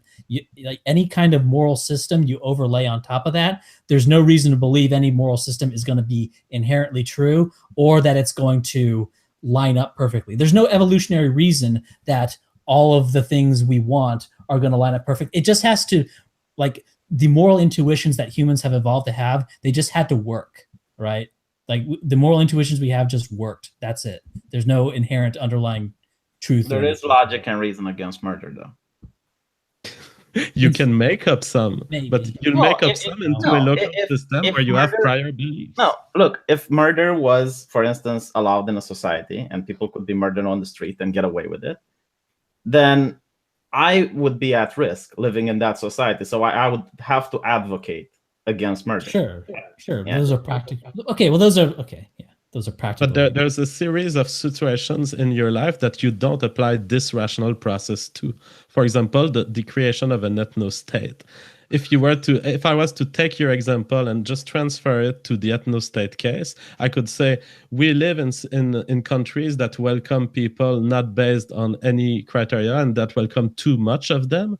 If we continue this, I'm not going to exist or my descendants will not exist. Therefore, we have to advocate for ethnostates. Why do you do it in the case of murder, but you don't do it in the case of competitive outbreeding? Well, the way we talk, JF, is that my understanding is you wanted to create an ethnostate somewhere else. You don't want to create one in America, for instance. You would want on an unoccupied plot of land. And if you were to do that, I would have no objection to it because no person's liberties would be harmed by you doing it. If it's simply consensual and people went we want this plot of land that's unoccupied, we're going to create an ethnostate here. A lot of white people are going to move. I see absolutely no moral objective, neither for myself, and I don't think even the far left would object it. Well, I'm not even talking about the ethnostate that I want. I'm saying that I could use the argument that you just made about murder, and I could tell you that you should want any of the country you live in to become an ethnostate just based on that. Okay, well, I also have another identity, which is more powerful than my racial one, which is that of citizenship. As a citizen, I get a lot of rights, and I also get a lot of obligations towards my country. And there's no criteria by which my process is less rational than yours. Those are arbitrary moral preferences. The idea of killing citizens in order to achieve your goals jeopardizes my identity of a citizen as well. The fact that you choose to do it based on color or ethnicity or any random process that you so choose doesn't guarantee that the same state that killed millions of my other citizens in order to achieve that ethnostate will not at one point decide that I should be on citizenship the moment I go against your state or the moment I go against your party. As such, it is my duty to defend the other citizens from your desire to create an ethnostate. Okay, well, what about defending? Example. Okay, what about somebody who wants to go against your citizen country party or whatever?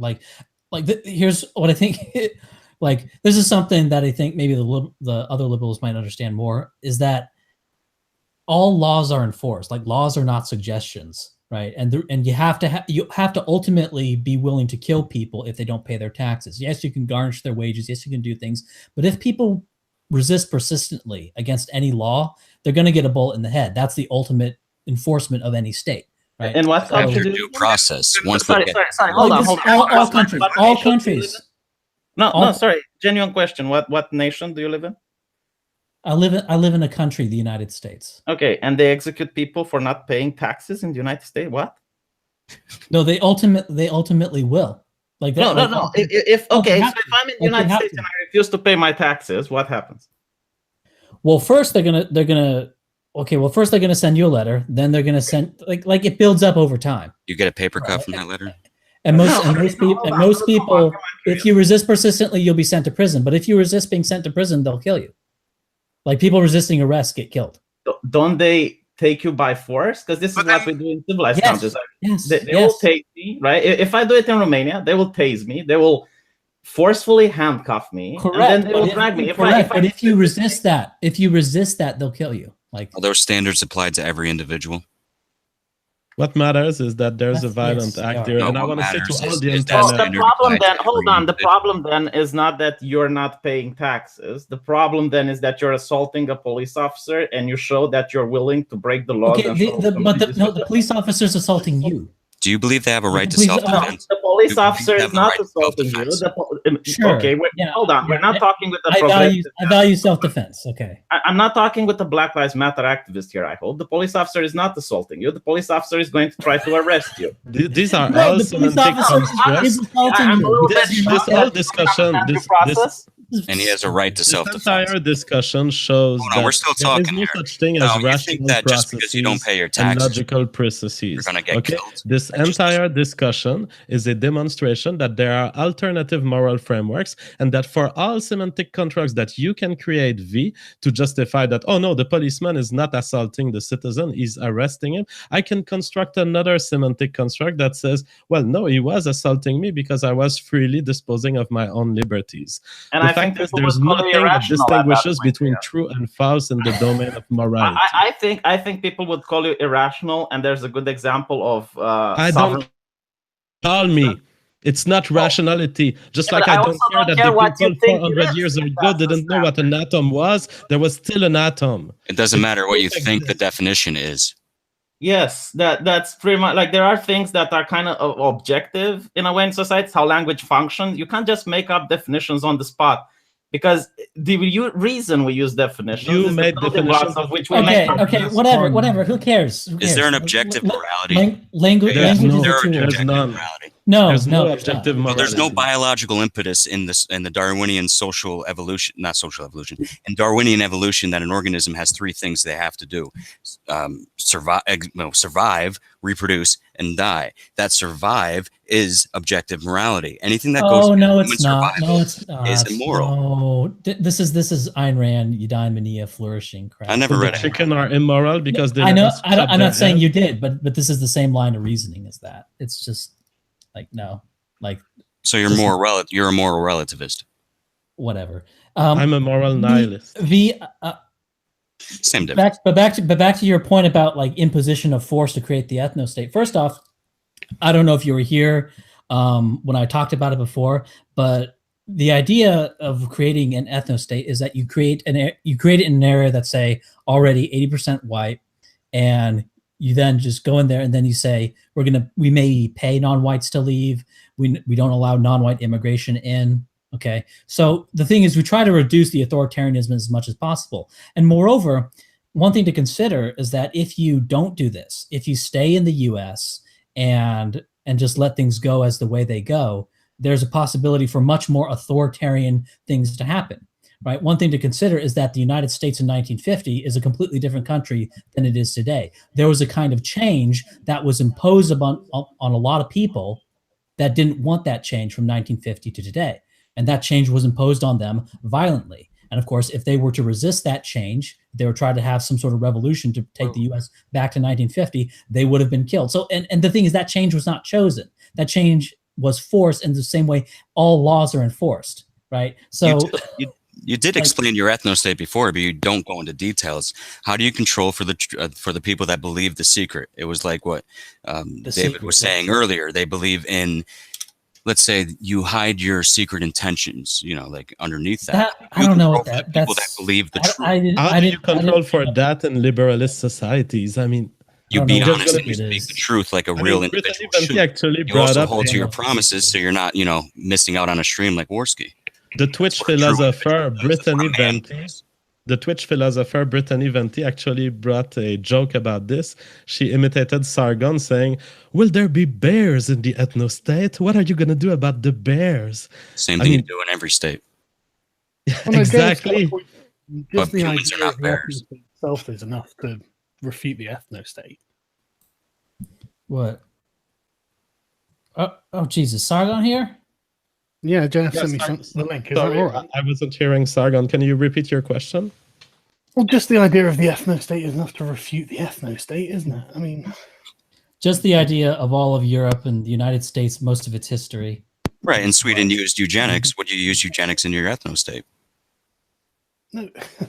Well, that's a stupid question. These countries aren't ethnostates. Like, I saw a video with James Allsup, and he described Norway as an ethnostate, and I was just like, by that definition, Britain is an ethnostate? No, you're saying the idea of what Europe has been for most of its history is absurd. That's what you're saying. Is Idaho an ethnostate? Was the Habsburg Empire an ethnostate? Europe wasn't a series of ethnostates. It's a series of empires. When people are repeating questions like this, he gets bombarded. So I want every question to be asked and he answers. So you ask Idaho, is it an ethnostate? Well, it's not an ethnostate. It's under the control of a federal U.S. government that's controlled by minorities. You were almost able to moderate like a moderator. Idaho's not even... What? I'm kicking this fucker. I don't know who he is. Fuck this guy. All right, let's keep going. Okay, yeah, Idaho is not even a state. Now, again, this is something, I think you guys missed it, but David and I both agree on the idea of an ethnostate is not necessarily a country that's 90+% white. It's a country that is specifically looking out for the interest of a ethnicity or some sort of group, right?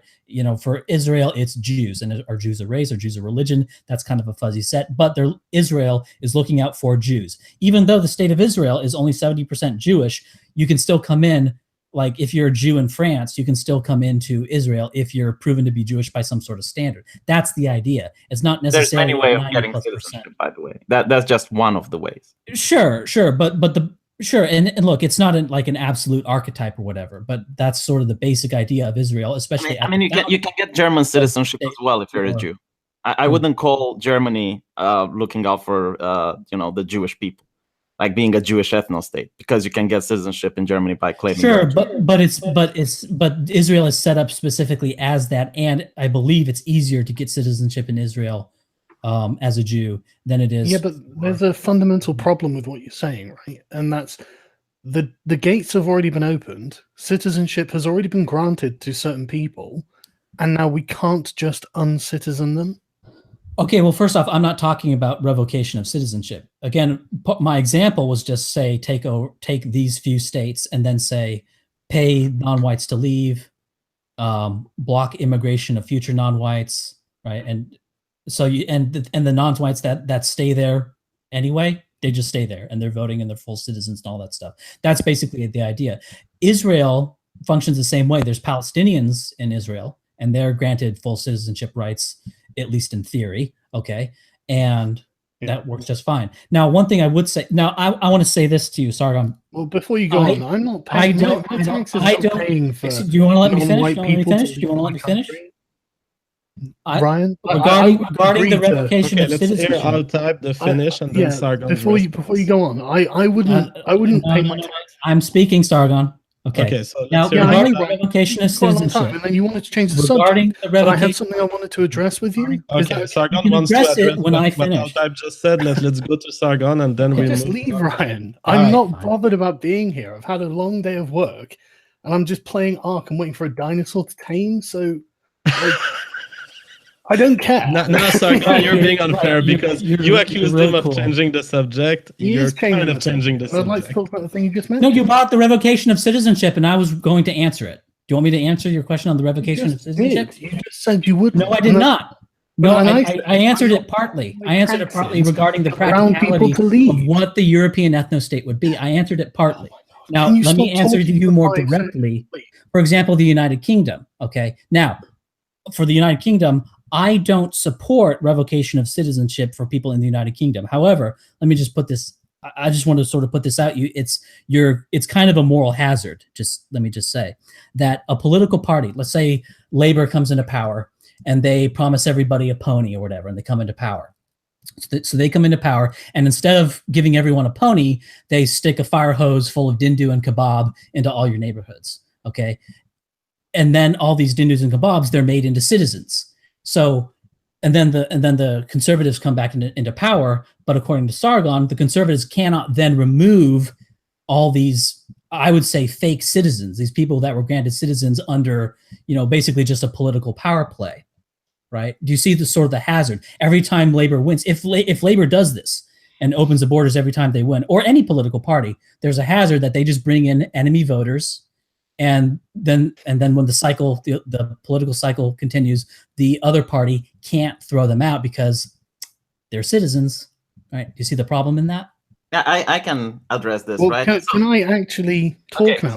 Sorry. Is that acceptable? Yeah, because I'd love to address this. Yeah, Ryan, that's true. Yeah. We're not just going to rescind the concept of human rights and suffrage just because one party did something you don't like.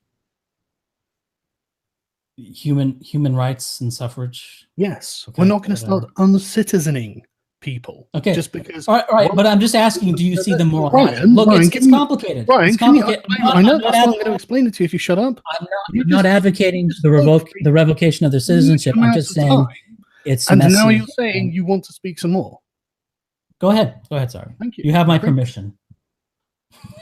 It's a silly thing to do. It's like you don't seem to understand that you're undermining your own rights. I mean, what's to say that the Labour Party doesn't just get into power and say, well, I'll just do the same to you. I can uncitizen people now. That is a power we've given the government under your watch. I'll just do it back to you. Ryan said he doesn't want to uncitizen anyone. No. Let me. And then, okay, that's fine. That's fine, right? I want to go into his spots. Let me uncitizen people. You can pursue any policy you want as long as you create a standard. You create a standard saying citizens in the past X number of years, right? That's what you do, or citizens from these countries. You can also do a genetic standard. Ryan, as well. would you just shut up for a minute? Don't tell me what my opinion is. I'll tell you my position. I'm not telling you your opinion. I'm telling you. I'm responding. I'm responding to the issue. Fucking moron. I'm responding to the issue. There is no issue to respond to. I'm trying to tell you what I think, Ryan. You can't just uncitizen people. And if you're changing your position to say, well, I don't want to uncitizen them, I want to pay them to leave. I'm giving you a hypothetical. Ryan, shut up. I'm not paying my tax money to brown people so they can leave my country just because you're uncomfortable with them being here. You pay taxes. What? No, you pay taxes because the government makes you pay taxes. Well done, genius. No, I mean that's I'm not paying my taxes. You understand, but some people don't mind paying taxes. Like I don't know if you have like an anarcho-capitalist position or something like that. Besides, you'll save money in the long run by having. I don't care. I'm not paying any money in any run to brown people just to leave. Because honestly, I don't know that in the next 4 years we won't get another Labour government that might not just open the fucking borders, and then all these brown people are like, yeah, but 5 years ago, Matey Boy came home with a stack of fucking cash. I'm going to go over there now, and in 5 years' time, they're going to pay me to leave. This is fucking genius. Yeah, it's always possible. It's always possible that something like that. People to leave. It's always possible. Yeah, that's because that's what happens. Right. Well, that's why. Well, look, it's not just you also have immigration control. Like that's King Ryan's idea. You're complaining that we didn't, and until you don't. Oh my God. Okay, Sargon, that argument can be used against literally anything. You can say, "Oh, don't do this because it could just be undone." We are in a democracy where it's a strong likelihood of happening. It's well, then let's not do anything. Let's not do anything because anything can be undone. Your suggestion is let's, I guess, turn to tyranny to make sure this can't happen again. Fuck the NHS because it can be just turned over by some other party in the future. You know, are you even listening to the words that are coming out of my mouth? You don't. I'm addressing your argument that democracy can just be overturned. So there's two democratic arguments can be overturned. There's two arguments coming from Sargon. Wait. Let's review what happened here. Sargon makes two different arguments, and I think it's important to distinguish between the two. On the one hand, he says, don't take my money to offer free rides out of the country to black people. That, to a certain extent, I would agree as a libertarian. But on the other hand, the second argument is a slippery slope fallacy, where any rights we violate when we make a law, it will of course violate some rights. It will of course change the structure of society. It doesn't mean that because there could be other laws that make the situation worse that we should oppose to this law in itself. The law can be good while another version of the law could be wrong. So without the slippery slope fallacy, Ryan, what do you say against the well, hang on, you've mischaracterized that. You've mischaracterized that there, Jeff. I'm not saying the slippery slope fallacy. What I'm saying, it's inevitable. This is that's exactly what a slippery slope fallacy is. No. I'm not saying it might go that way. I'm saying you've done that. As soon as you start uncitizening people, as soon as you start distinguishing that way, then you've crossed a Rubicon. Well, actually, like we actually have an example of in California, because there were a lot of Indian immigrants to California. And the people there didn't like these Indians in there. And so there's actually a case that went to the Supreme Court about whether or not Indians were classified as white. And the Supreme Court ruled that the Indians were not classified as white. And about 20,000 of them had their citizenship revoked. Yeah, and when was this? This was in the 1920s. Yeah. Like 1923. Yeah. So their citizenship, and it did not lead to the mass revocation of like a whole bunch of other people's citizenship. Maybe it could have, but back then the U.S. had a white-only immigration policy. Yeah. So you had to be white to get in. So once they then said, "Hey, you're not white," guess what? Citizenship revoked. Now I don't support that. I don't think that's a good thing, but I'm just saying that that's an example of it not leading to. But it's not the first step in the road. Yeah, but you gave the extreme circumstances. It's a different thing. Give me a second, man, because like you gave the extraneous circumstances, right? Can you honestly say, looking at the political situation at the moment, that you would trust the left with any political power at all? No. No. So you should make the most sound, tactical political decisions you can, right? The idea of trying to make a white ethnostate in the current political environment is lunacy. It's absolutely lunacy. And it will end with the left regaining control at some point, regardless, at some point you're going to end up going far enough. And then they are going to use every fucking thing you did on you.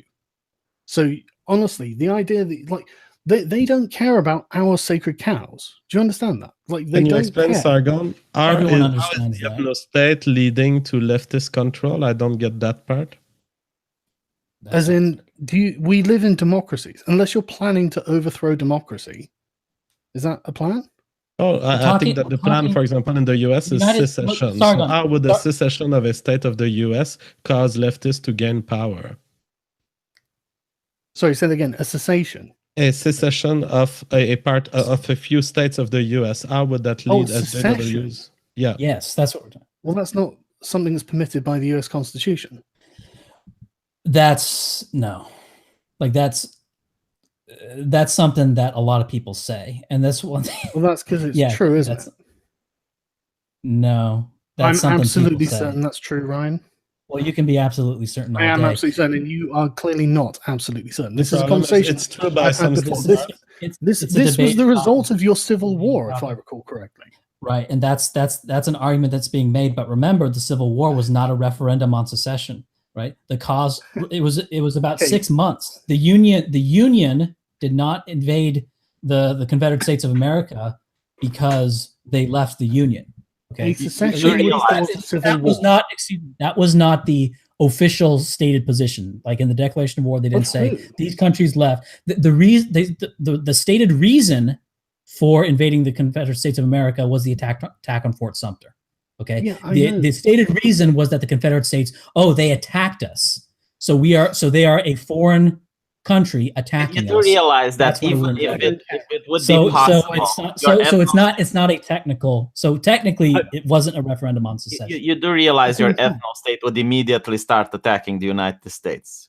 Well, no, the United States would start attacking the ethnostate. They're not going to let you secede. And they will frame it. They will frame it in a way that you guys did something to some buildings or some shit and planted a bomb or some shit. Back up the example of the Civil War and how. Okay, let me talk to V. Let me respond to V. Sargon. Thank you. Let me respond to this. Okay. Now, this idea, you can say, "Oh, look, the United States."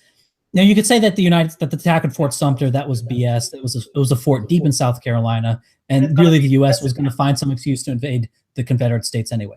But the thing is, you could make that same argument regarding the Soviet Union. For example, East Germany, Czechia, Hungary, and I believe Poland had attempted to break away from the Warsaw Pact.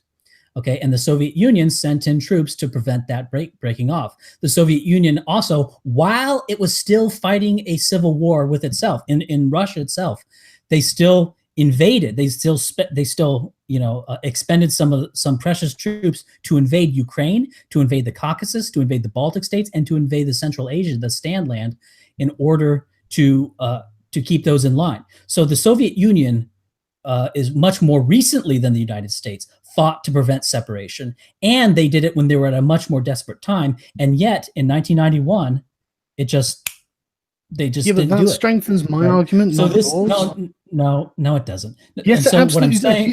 What I'm saying is that the Soviet Union, and so what I'm saying is that the Soviet Union is an example of just because a country prevents secession at one point doesn't mean they're going to do it in the future. I think the same dynamic can be seen in Ireland. What do you mean by collapsed? The Soviet Union collapsed. Due to the policy of glasnost and various economic problems, the thing ended up falling apart. The CIA had no idea. Look, the Soviet Union had the material. The Soviet Union had the material. The Soviet Union had the material to prevent all these republics from leaving. They had the material ability to do so. They had the material in the 1990s. In the 1990s, the Soviet Union was in a stronger economic and material standpoint than it was in the 1920s. Why do you think they prevented other republics from leaving? Because there's all sorts of reasons, right? You don't know. You could bring up glasnost and perestroika. No, that's not the reason. And those are apparent reasons. Okay? No, that's not the reason. No, you don't. They lack the political will. Sure, they lack the political will. I mean. What do you mean? You're laughing? I am laughing. Is that not true? You don't really know what you're talking about here. You might be very good at genetics, but this is crazy, right? Any sovereign that lets parts of its territory break off finds itself disintegrating entirely. Okay, and then the Soviet Union did that, and the British Empire did that, and the French Empire did that. Didn't disintegrate because it let parts of itself break off. It disintegrated because it couldn't prevent parts of itself from breaking off. What do you mean it couldn't prevent it? Because it was collapsing right in. Holy shit. What do you mean collapsing? What do you mean collapsing? The troops are still being fed. The Soviet Union was still food secure. They still were able to pay the army. They still had all those tanks. What do you mean? You say collapse? They collapsed. If you need to learn how the Soviet Union ended, I recommend you Google it. That's my advice. Are you going to bring up? I'm not here to give you a history education. I've read. They were in a bunch of debt. Sure, they were in a bunch of debt. Whatever. They can still send troops. National power, right? If any state in the US tries to break away from the US will declare war on that state. So it is proclaimed. Maybe. Yes, no, it's inevitable. You just don't know enough about this topic to be able to make a judgment. I don't know if California broke off from the U.S. Would Trump try to bring California back in? Yes, absolutely. I don't know. Right. Like here's another thing to consider about in terms of supporting going to war against a seceding state, about 32% in 2014, about 32% of Americans supported going to war. 39% supported letting it secede. So the majority of people in the United States support letting it secede. Let me chip in a little bit, Sargon. Why do you think, Ryan, that the EU is batshit crazy that the UK wants to leave? What do you think is the number one reason that pisses them off the most that UK has the audacity to leave? Don't know, don't care. The UK can because leave. if the UK doesn't know anything about the subject, political will, I'm explaining this. Does not know anything about this, so you're going to have to make this explanation bloody basic. If the EU allows Britain to leave, then other nations might try to do the same, and the EU will fall apart. Sure. And this is the same that would happen with the United States or any other nation on the world that simply allows parts of its territory to break off. My response to that is oh well. Yeah, but that's how we know it comes to Canada broke off from the UK, and the UK, just sort of let them. Usually these breaks up happen, Ryan. When the overwhelming force, the empire or whatever you're talking about, doesn't have the power to stop it. Right, that's when these breaks up happen. What do you mean power to stop it? The UK could have stopped Canada. Not to sometimes it's the lack of care for stopping it.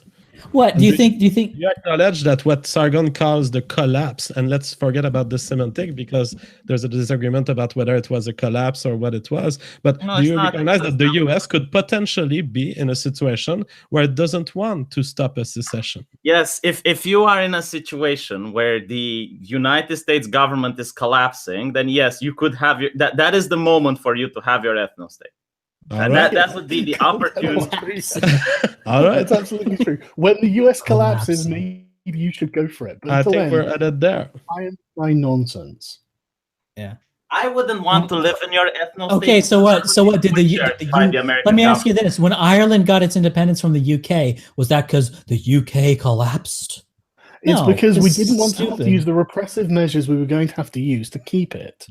Well, there you go. Lack of will to do what needed to be done to maintain the empire. Very good, Nietzsche. Do you understand that sometimes the country might look at the cost benefit, and usually deciding to wage war is not an opportune time because other nations will take advantage of the war. You guys are making Ryan's case. Stop it, guys. You think I'm making Ryan's case, but if I were, right, and this would be the thing, do you think countries like China that are united are not going to take advantage that parts of the United States are succeeding and they're leaving? They will not try to pity? Yeah, I thought, this is actually a good point. I've actually thought about that. But I would say that having the United States being taken over by China, I don't know. I'm kind of indifferent regarding that future than the track we're headed down.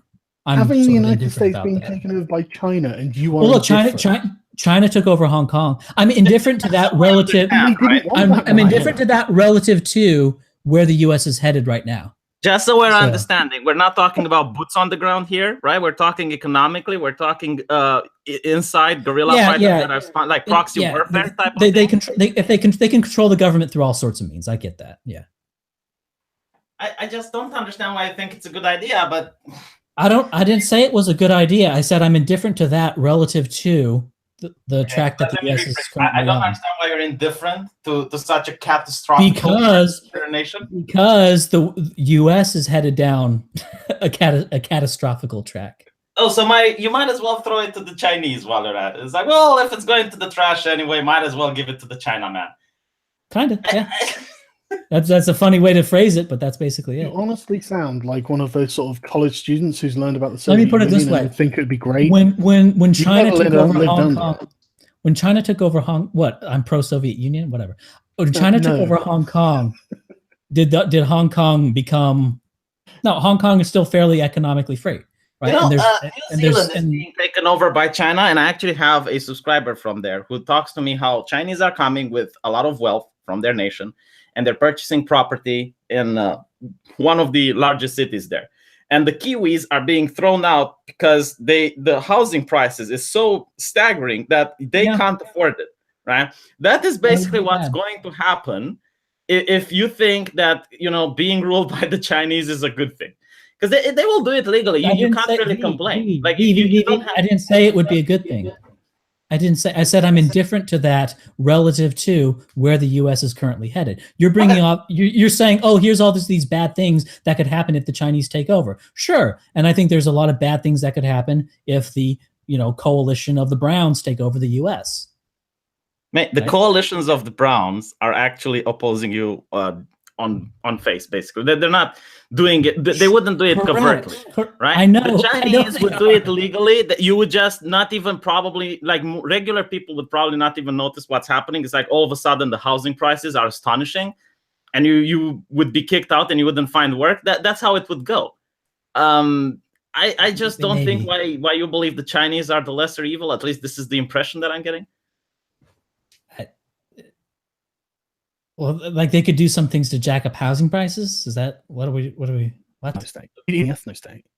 Sure. Okay.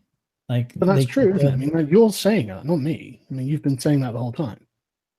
That's literally all you care about. You don't. I'm trying to understand like what this horrible. I don't understand V's argument. Like, yeah, the Chinese could do bad things. The Chinese could do bad things. No, I think I do understand V's argument. It's just I'm looking for some more. I think it's as stupid as it seems. It's just I'm trying to find something. Hang on. How's V's argument stupid? Because, well, V doesn't understand that the indifference to China relative to the current track the United States is on. Yeah, but currently the United States is obsession. I'm telling you, if parts of the United States... I'm talking about the future. Yes, I'm not talking about the present. The future that Sargon doesn't care about. So. Okay.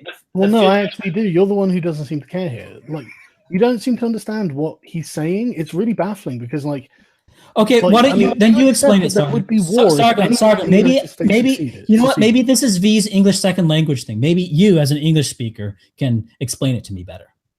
Well, I've tried, but I've got the point. I don't think you understand enough about it. Okay. No, about China, about how China. I don't know what you mean. China taking over the like about communist China.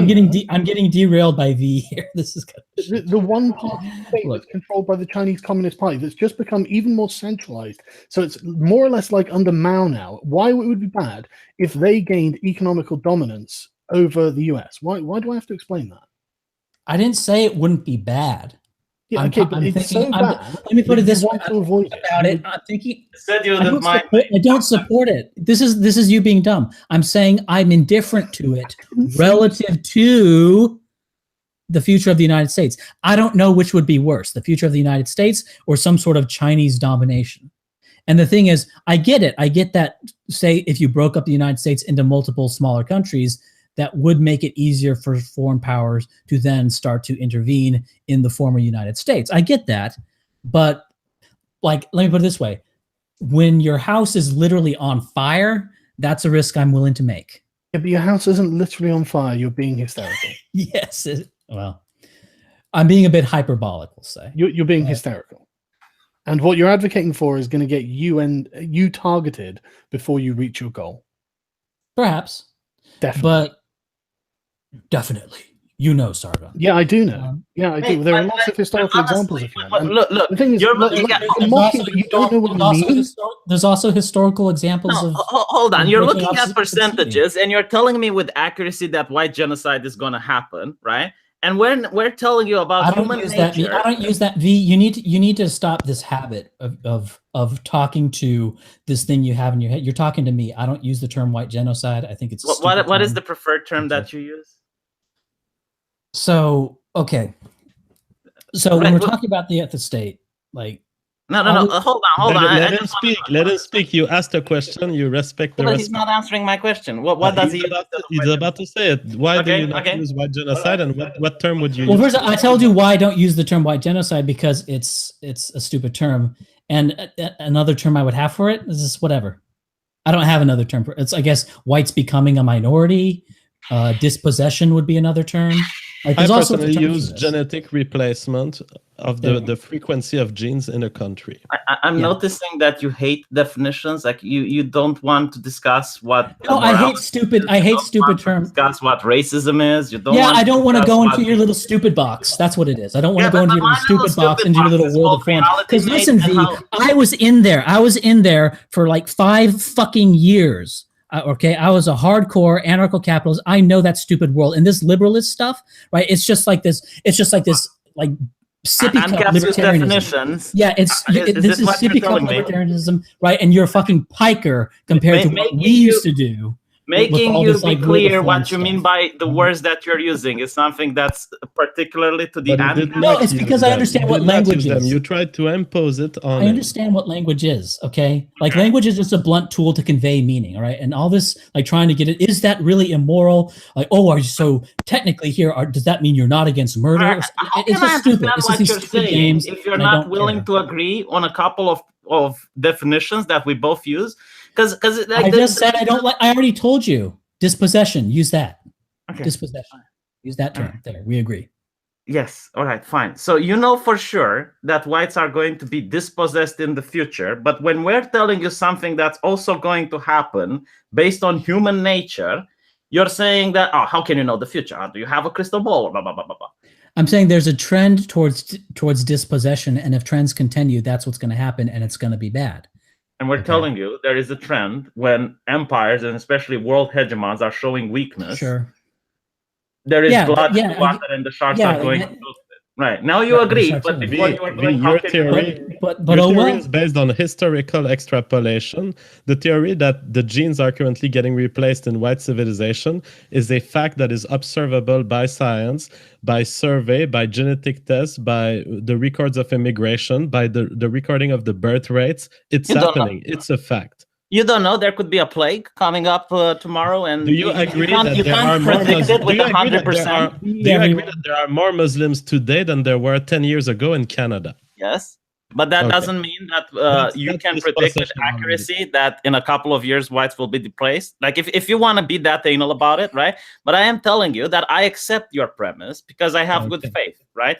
So I accept the logic and the steps that you take in order to get that. So when I'm saying that a world hegemon showing weakness is going to get attacked by other nations who want to become the world hegemon, you not being as charitable to me makes me wonder why. Because it's the most. Because evidently there are nations in history that were not taken over by China or by the equivalent empire that existed at their time. You're talking about political events and the way power works. You can't possibly think that you're just going to be able to form an ethnostate out of the US or any other. Even they don't even have to be hegemonic. You know, like. There is just no option for this, so it's a really redundant conversation. There's no option for this. No, like you break off, and then Congress decides to not invade. You don't understand what you're saying in this regard. That's all I'm saying. Yeah, Congress could decide to just not invade, and the president could decide just to not invade. The president could say, if I invade, that's going to look really bad on me.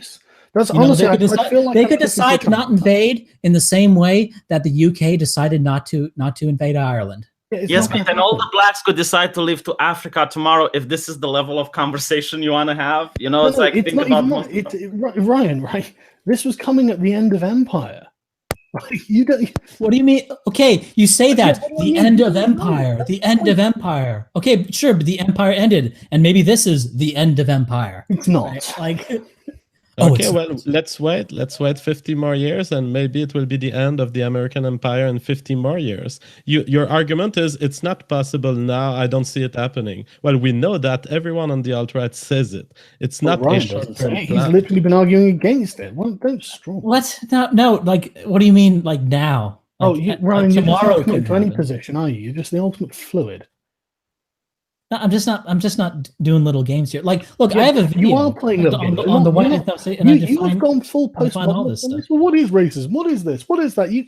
Ryan, we've got definitions. V's tried to use them, and you're just dodging because you've got no fucking argument. For racism, you have the definition for racism. It's prejudice based on race. It's in the dictionary. Everyone and their mom and their dog has their own definition of racism. No, there are two definitions. Everyone has their own. Everyone has their own definition of racism. For me, look. Look, and here's the thing, Sargon. In practical terms, even define in practical terms, it looks like I stepped into a little bit of a thing here. What's going on? You stepped into a pile of shit. Ryan first. Let's hear Ryan before Mike comes in. I'm sorry, I don't know what the current argument is. So if you guys finish up, and I'll try and. No. The thing is, when I say about this racism thing, that I don't have a definition. I just use whatever it is that the other person's using. Like, you want to use racism, I'll use it the way you use it, right? Because there is no one correct definition of racism. I disagree with this. That's all I'm saying. Progressive comes up you can disagree, but you're arguing wrong, about definitions of words. Very productive. This sounds like a really. If a progressive comes up to me, let finish their thing. If a progressive comes up to me, I'm echoing. I'm gonna kick this guy. He's already annoying me. All right, let's keep going. If a progressive comes up to me and tells me that the definition of racism is privilege plus power, then I will argue with him that it is the wrong definition. Changing definitions is why the progressives manage to get where they are. It's a tactic that I find disgusting, abhorrent, and I will not tolerate it when I see it. And I'm not saying that you're like the progressives, by the way.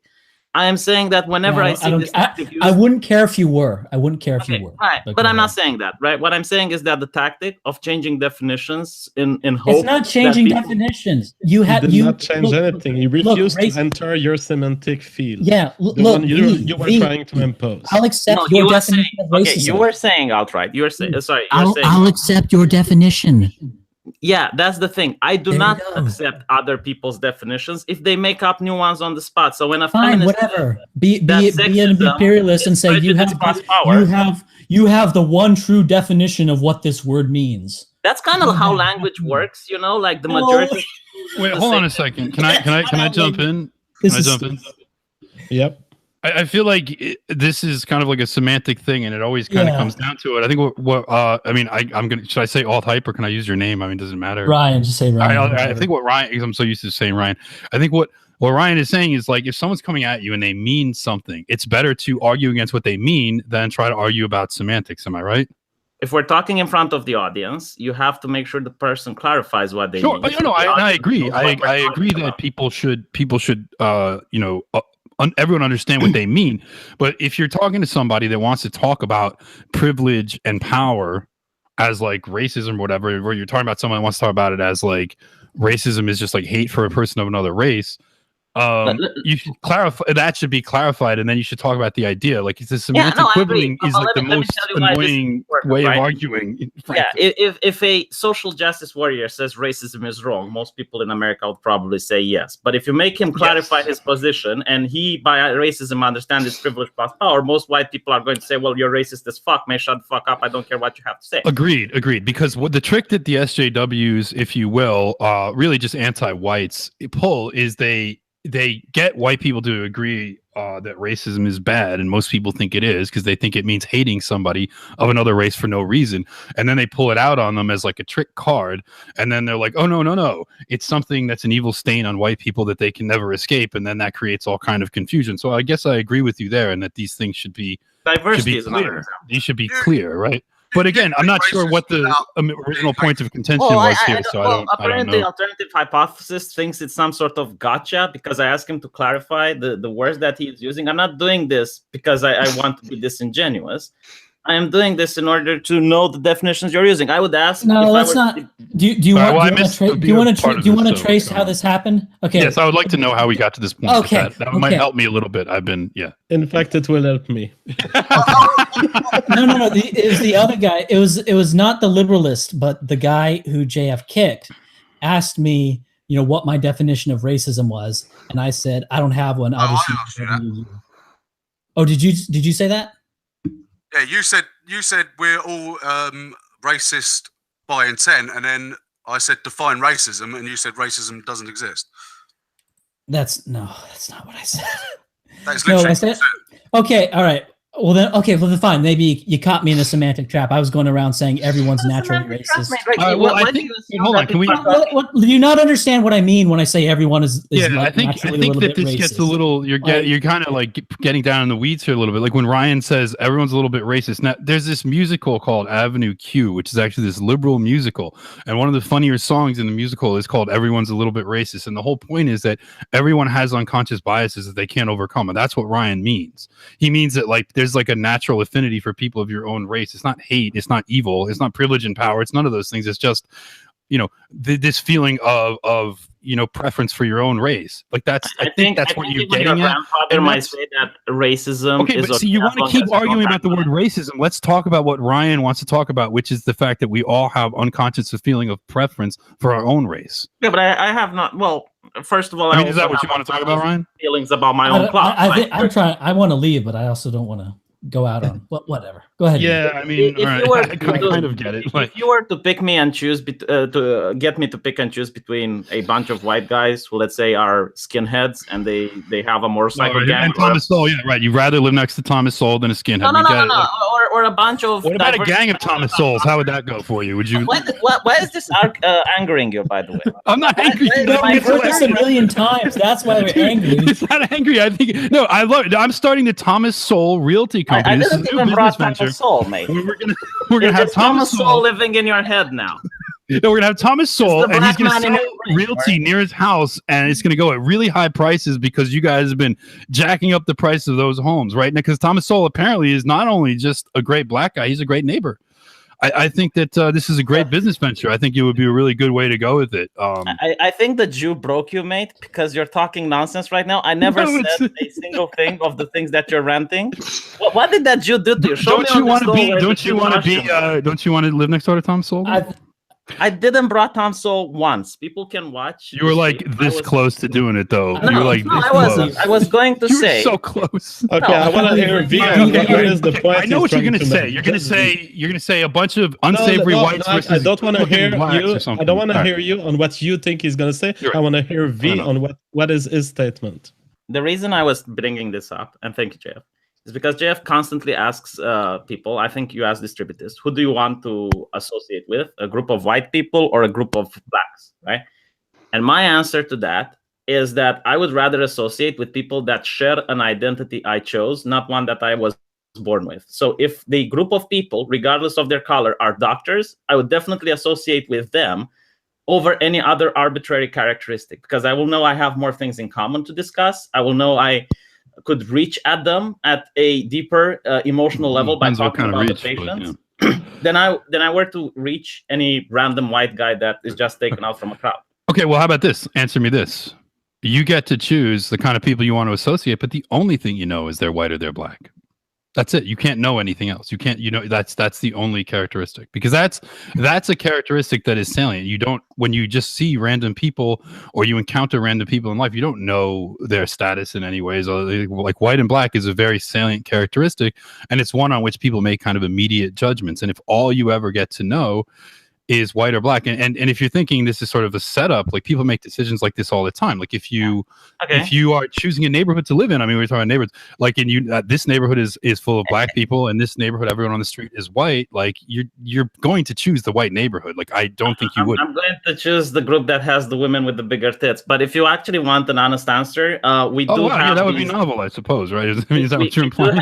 We do have these signifiers that, even though they're unconscious, we notice. So for instance, if any of them would wear anime t-shirts, I would notice that group is probably going to have someone that I can have a conversation with. If anyone is wearing a hairstyle, what about the question that I asked, though? Can you just answer the question? The only thing you know about somebody is that they're white or they're black. The question. If I say, why don't you want to answer it, though? It's a valid question. People make that question. V on the answer. Would you choose, if that's the only information you have, black or white?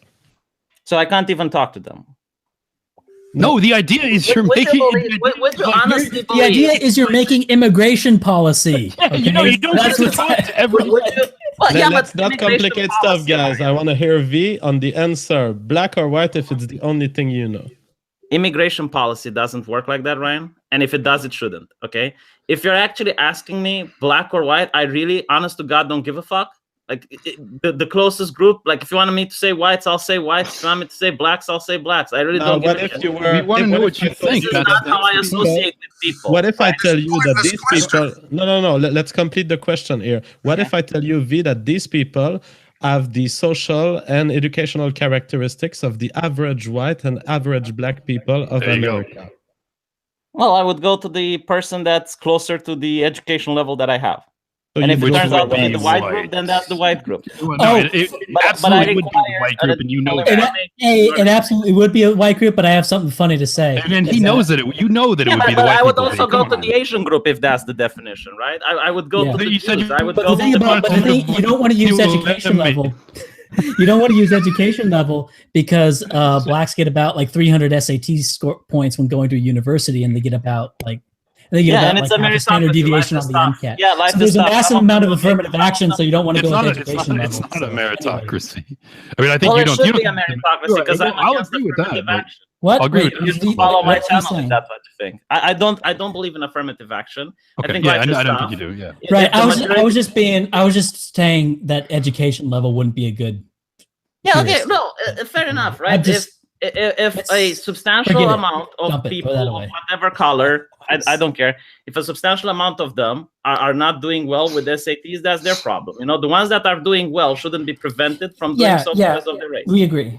I was just being pedantic. I was just being goofy. But I think there's the question is like reveals like a deeper thing, because it's like you might be like very high-minded, or what you conceive to be high-minded of like not ever judging on this one characteristic. I just think that it's sort of odd. Like, why is that the one characteristic on which judging and choice in human associations is like off limits? Like, why is that just like the one thing? It's not off limits. I just don't find it personally relevant. I think that's you personally, but a lot of people do, and historically people have. So I mean, maybe you're just the outlier, and I'm not saying that in like a bad way, but like, if you generally don't feel race preferences, then you are an outlier in terms of humanity. Like, there are unconscious race preferences. I mean, why do people typically end up with people of the same race for mating partners, for friends? I mean, I went to I'm not going to stop you. In fact, I mean, if we went to right, but I think there's more than just. I think there's more to the world than like just everyone's personal choices. Like, when whole massive groups of people that aren't like necessarily in contact with each other all make similar choices, this reveals something deeper than just like individual choices. It means there's something sort of inherent. Like, there's something about humanity. Yeah. Like, I mean, okay, you're saying bullshit, but that's like, why is that bullshit? Because there's more to you're saying there's more to it, and then boiling it down to its most simplest form of white ideology. But I don't think Mike boils it down. I don't think I'm saying that race preference is a simple thing.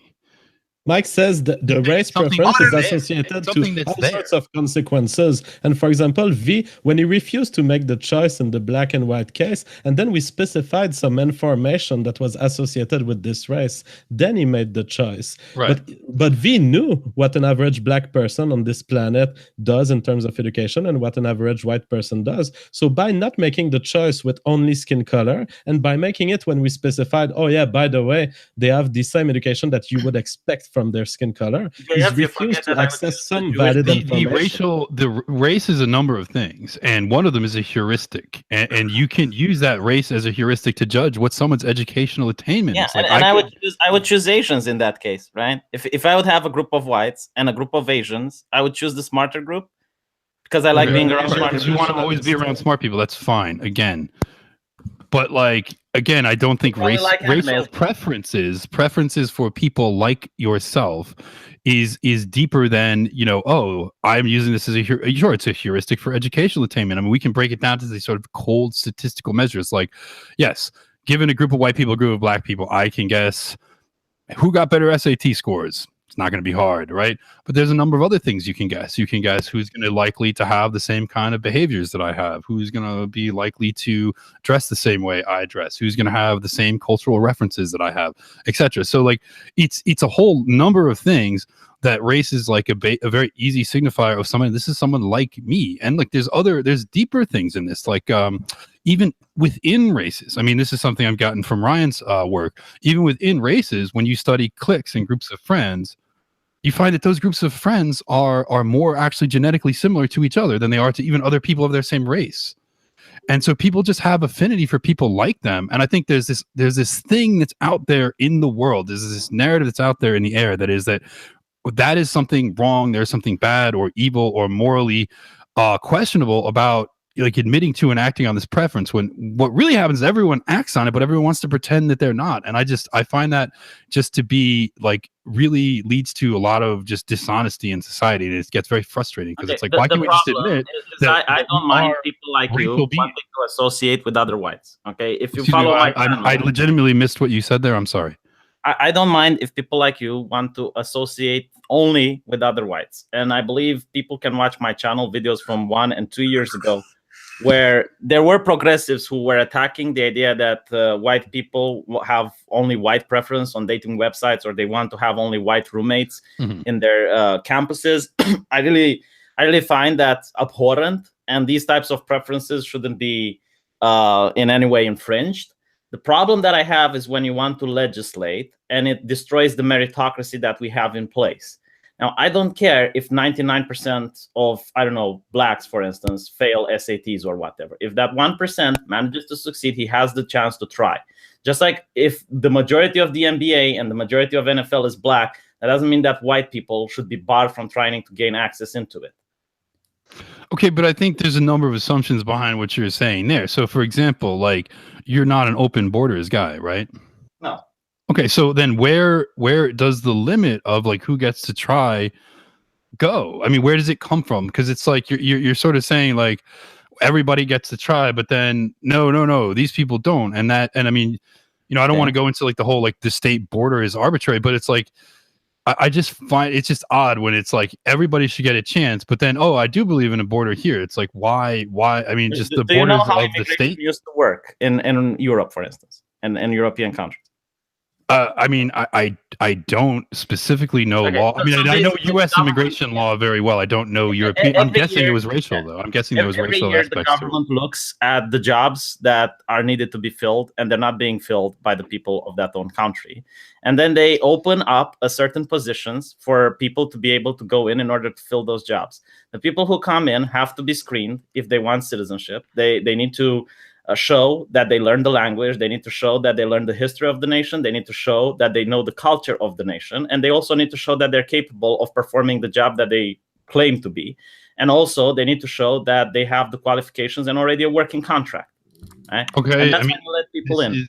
This is like after 5 years of working and not committing a single crime, then maybe they can apply for citizenship. Okay, I mean, that's nice, but I mean, what specific countries are we talking? I mean, is this like a particular Romania, country you're thinking? Romania, okay. And like how long was this in place? Well, it was in place after the communist regime fell, because before that, the borders were nobody's going into that. Yeah, I get you. But all right, I mean, that's there were good, people but it's from like other communist nations that wanted to come in. What if the Romanian government said after the Iron Curtain fell? I mean, Romania was probably 99.9% people of Romanian descent. What if they just said, you know, no, nobody that's not even just only whites, but only other like Eastern Europeans? Like we just like we'll let in maybe a few people from some of the surrounding countries, and that's going to be it. Would that have been okay? First of all, in Europe, the problem isn't letting non-whites, because I bet people would be more happy to let 1,000 Chinese than to let 1,000 Hungarians. It's a pretty big problem in Europe. Letting in a lot of non-whites is a pretty big problem. No, hold on. Right? When I say non-whites, I mean like letting 1,000 Chinese in Europe versus letting 1,000 Hungarians. People will probably be more pissed off at the Hungarians. I'm telling you this without a shadow of a doubt. It depends. Well, it depends, but it's like look, that's a historical thing. Again, like, but that's also like, I mean.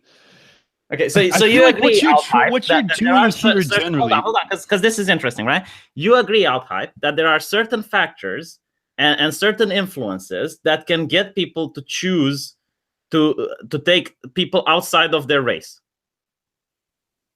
Sure.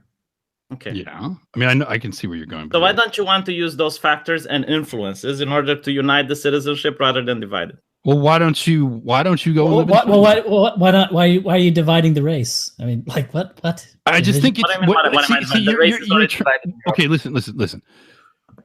the thing that you're doing is you're saying, okay, like there, you would prefer, like again, and this is an argument that you guys do a lot, and I've seen a lot, is you say, I want to get onto immigration here, but whatever. You say, like, yes, there are like characteristics of certain high quality people of other races that are preferable to like low quality people of your own race, so you should only choose on quality. This is basically your argument, right? Yeah. Okay, and I understand that, and I get what you're saying, but it's like the thing that is that it's like it's not, that's like not like really ever been how nations formed. And when you bring in Chinese to, like, if you remove the ethnocentrism from, say, Europe, and you bring in Chinese, like, Chinese are not like allowing European immigration and citizenship and rights in China to Europe. I wouldn't let them own property. Yeah. I would let them work. But then you're not letting them have the full though. That's another arbitrary restriction. You're not letting them have the full gamut of rights. Like, then you're blocking them. Yeah, like why would you arbitrarily forbid Chinese from owning? Because it's not their nation. They don't pay taxes. Oh, so now we get. They're not. It's not but it's not so their now, nation. So now he's an ethno-nationalist. It's like I'm a civic nationalist. The same thing applies to Hungarians who are white. If they don't live here, they don't have a right. No, ethno, the Romanian ethno, not necessarily all Europeans. Yeah, Hungarians, people from Hungary. But then how would I know you're a Romanian, narrower than just white. You're all right, fine. People from Ukraine don't have a right to come into Romania and demand citizenship. Do you understand this? It's not. It's not about. No, you're sounding a lot like an American here who says Mexicans don't have a right to come into America and demand citizenship. And Mexicans don't have the right to come into America and get citizenship. I agree with that. That's the liberalist position. Yes. Yeah. Okay. You should watch our channels more. No, I'm familiar with your position, but I'm just. It seems like basically what you guys are like. You basically split hairs to the point where, like, you just like the one thing that can't be selected for is citizen race. And non-citizen. It's just as binary as that. You can't simplify it anymore. Yeah. People who are citizens, but you can't restrict. But can you restrict who is a citizen based on race? People who are already citizens cannot have their citizenship taken away unless they have dual citizenship, in which case you can. Okay. This is actually interesting because I think what V and the Liberals and Sargon are doing is they're dealing with countries that are all over 80% white. Okay. And I think this is kind of a different sort of point of view. Like when we're looking at the United States, we're looking at a country that's like 62% white. So for us, it's not like, oh, just stop the immigration. It's not theoretical, and also the immigration is not stopping. Like, I've been saying this for a while, to be fair. The other thing is so for us, like the idea, like it has to be formed, it has to be carved out. Like you can't do this. You don't have the luxury of Romania's demographics. So. You can deport the people, and I think it's not just me, but other Americans will agree with this. You can deport illegals. You can deport DACA. Why aren't you even happy with that? I don't get it. Like, if you can't even do that, right? If this is the biggest impediment, how are you planning to do something more? Like, okay, this is a good question, Alex. Okay, that's actually because, for example, for a partition of the United States, you can actually align with other groups. For example, people in California, there's a big secession movement in California. Mike hates this. Because go ahead, Ryan, and then I'll do. I'm not a huge fan. But Ryan is like me; he suffers from depatism. So I know Ryan needs to explain the system, how it works. Yeah. Okay. No, but you can align with all sorts of separatist groups. It's not dependent on the white separatists being some sort of majority. Right. Whereas getting the DACA deported, that's dependent on a majority supporting DACA deported. You can have all sorts of separatists for all sorts of reasons. The only thing you need is enough separatists that don't necessarily agree on anything else except they want their own country and they're willing to form a united front. Honest to God, I wish that every American person would hear what you just said and talk about the separation of the United States and allying yourself with other separatist forces. Right? Because I don't think that you will have many people allying with you. I think you'll actually have managed to create the idea of whites uniting, but they will unite against you if you actually have that position in public.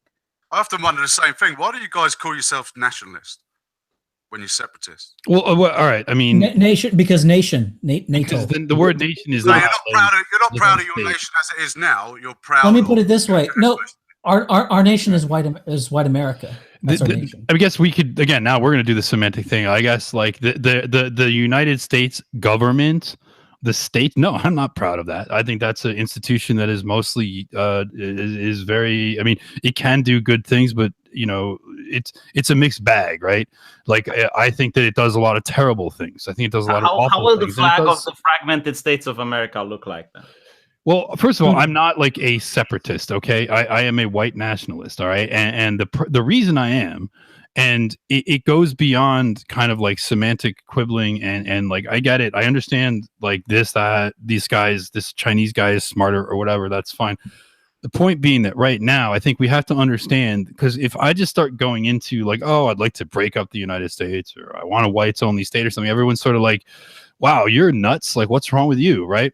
So it's important to establish the groundwork. Like, what is going on in the United States now that has led to this upsurge in white nationalist feeling among the youth, that has led to the alt-right movement, which is way bigger than people think it is. It's very big. It's just there's so many people that are afraid to come out as having these views because they are just scared to death of the kind of political repression that they'll face. So right now we have a United States where laws are all basically structured in favor of non-whites over whites. Political systems, educational systems, employment, judicial, in every aspect, there are laws that favor non-whites. There are biases, cultural biases that are inculcated by the media that favor non-whites. White people are assumed to be stupid, immoral, chumps, kind of a priori. If you exert yourself, you're immediately slapped down. You're tagged with all kinds of labels that are unfair. So we live in an anti-white atmosphere in the United States now, and it's increasingly happening in Europe as well. And what we are saying on the alt-right, whatever kind of state or system we want to build, right now, we have to fight for ourselves as white people. And that's what we're doing. And I'm not going to apologize for that. I'm not being sarcastic, right? If you think your movement is really that great, you should advocate for every white person to study as hard as they can so they can get into a position of power. You would actually start using nepotism. Do you think that we don't? Do you think we don't advocate for that? We advocate for white people to better themselves. Your goal would be to get white people into academia to become university. Okay, you can. I'm grateful for you to telling me strategy, but yes, these are things we talk about. We talk about amongst ourselves. We want people to strive to better themselves in every way. We want them to be better in their profession, better in their careers, make more money, raise families, get to high status positions. We talk about this all the time. In fact, I know two people personally who decided to go get a PhD because of the alt-right stuff, and they want to become. They want the credential. I don't think two people is enough. Like, okay, you would fine. That's who I know. Argument against what we're doing. You're saying you just don't have. I mean, this is another thing that people always do. Like, two people is enough. Two people is enough for anything. Let me finish. The same way the progressives got power, you should study it, find out how they did it. Thanks and for then the do it tips, bro. yourself. Well, if that's the thing, right? If that's the strategy, why are you talking about the fragmentation of the why are you bringing because people ask about like the ultimate end goal. Yeah, because people ask about the ultimate end goal, and my philosophy, and this is actually where. Do you know what I asked the first feminist? Listen, I'm answering your question. Let's hear AltHype. I'm answering your question as to why I talk about the ethnostate, and this is a philosophy that's different from Mike's. But my philosophy complementary to each other. Complementary. I get okay. Whatever. My philosophy is that if you don't give some sort of specific, people's imaginations are going to fill the void. And it's just going to be nuts. Yeah. That's why I talk about it. Yeah, Ryan and I have a division of labor. He talks about possibilities of how we can achieve this, and I try to inspire people to want to achieve it. Well, the thing is, I don't understand why you always think that every question I ask is a gotcha. Like the first question that I asked the feminist years ago. No, listen. Why do we think that history, dude? Like, I mean, look, 3 years ago, and the first question I was curious about feminism was like, what is feminist goals? Like, what is it trying to achieve? I think this is the question that everyone asks any movement ever. Yeah, like, if I were to talk about Black Lives Matter, this is literally the first question I ask. Like, what is your goal? What are you hoping to achieve? So I don't understand why you constantly think that me asking you these questions that I think are relevant for the public to hear, you think that, oh my God, how dare you, sir? It's like, okay, no, I don't think that I don't think that it's unfair at all to ask what the goal is. And I would also say that there are multiple goals. There's like goals that exist sort of on like there's immediate goals and there's long-term goals, right? Like you would agree that that's a possibility, right? You can have I think there's two different strategies. Like if you want to have a separatist movement, then it's no point to get people into positions of power in academia and stuff like that. I mean, that's okay. Look, fine, whatever. Like that's just your view on what the strategy might be. I mean, I would disagree. I think right now, white people, particularly white people that become racially aware of what is going on and that value the white race, they should strive to be the best people they can be no matter what. No matter what, that is always going to be good, right? There's no way that's a downside. So I always want people to get high status positions, increase their status, increase their put themselves in a position where they can have a family, have careers, make money, get high status positions where they have social influence. That's always going to be good. No matter what, that's going to be good. That can't ever be bad. So we always encourage that. We're constantly encouraging that for our people. And on top of that, we have what's a short-term goal? A short-term goal would be we would like to get more views to our websites. We would like to get more listeners on our podcast. We'd like to get 50,000 regular listeners by the end of 2018 to our podcast, something like that, right? That's a short-term metric that we can, of course, obviously a long-term goal is some kind of white ethnostate, right? But that's like almost, that's so far possibly in the future that it's abstract, but that doesn't mean that the struggle for white identity and white awareness is invalid because there's kind of a long-term goal that's a little bit seeming out of reach, or maybe it's like a long shot, or like a lot of people are cynical about that whether we could achieve it. The cause of white identity and the cause of white awareness is a good cause to itself. So I will just continue to fight it no matter what, encouraging white people to be better people, to become racially aware, to take their own side, to fight back against the anti-white media, the anti-white establishment. I mean, these are all just things that are totally reachable. Like right now, I mean, a short-term goal is I say to my listeners, red pill one guy this year. Get one of your friends, get them on board. And then we'll double. By next year, we'll have twice as many people. Like that's a short-term goal that we do, and it's worked. We've done this before. So I mean, I think that to say, like, to just sort of want to, the reason people think it's unfair is because it's like, oh, you want this, well, that'll never happen, ha ha ha, look at you guys suck, you're dumb, you're chumps. But that's just, I mean, that's sort of meant to kind of gaslight and demoralize us. I'm not saying you're doing that, but people do that. I'm not against gaining people listening. In fact, I wish people were to listen to your opinion, to the communists, to mine. Like, the more ideas people are exposed, the better they are at making their own judgment. As for, like people saying, well, you're never going to do that. Honestly, I don't know how many Americans you can get if you keep pushing this notion of fragmenting the United States, because you're going to have the conservative patriots that have the flag outside their house. Okay, it's 24% to 53% right now. So yeah, we already, I mean, that's the thing. If you look at, there's various metrics that we can use. Well, I'm getting the kind of a echo here. All right. 24%. I mean, I think that like you've kind of moved from talking about, because I think typically, I think you have 24% alt-righters. One of the things that happens in these debates is that people kind of assume that like this sort of unreality of a long-term goal then is like I'm sorry, I'm getting a lot of echo. It's like breaking my train of thought. All right, it seems to be gone now. Sorry about that. I think I fixed it. All right, what was the last thing? Yeah. When you speak, just mute and unmute your mic. I think you're echoing. Yeah, so I mean, it seems that we've now laid out what seem to be like reasonable positions, reasonable short-term goals with kind of a more lofty long-term goal, and now you're just switching to like, well, you're never going to get enough Americans to do that, which is like, all right, you might think that, but that's not going to deter me, and it's not really an argument against any like inherently thing bad about what we're doing, because typically we come into these things thinking like, let's argue about the ideas, let's justify our positions, let's say like this is why what we're doing is valid in a way, why we should be doing this, why we have a moral justification, a political, social justification for what we're doing. And then this is what happens a lot, is that when people see like, oh wow, those guys actually do have good arguments for what they're doing, then it becomes, well, you'll just never achieve that. And it's like, that's not going to deter us. And I'm not sure if that's why you are saying it, or why, I mean, why are you now focusing on like, oh, you don't have enough people? Like, why did you switch to that as something? The reason I'm saying this is because as a Romanian, if I would have a movement that were to say, well, I want Transylvania to succeed from Romania for reasons, I would just be abhorred. I would think that these people are as unpatriotic as they can come. And I think you try to appeal to the right wing, to the patriots, the people that have an American flag, and those people seeing some stars missing might have a big issue with the things. You don't know what American patriots are like. I think you are incorrect about that. Yeah, dude.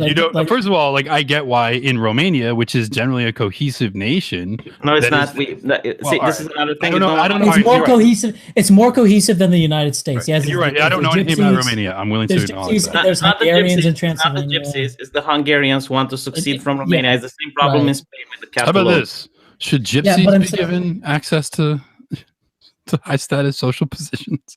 I think they are. No, but the thing is, let's hear AltHype.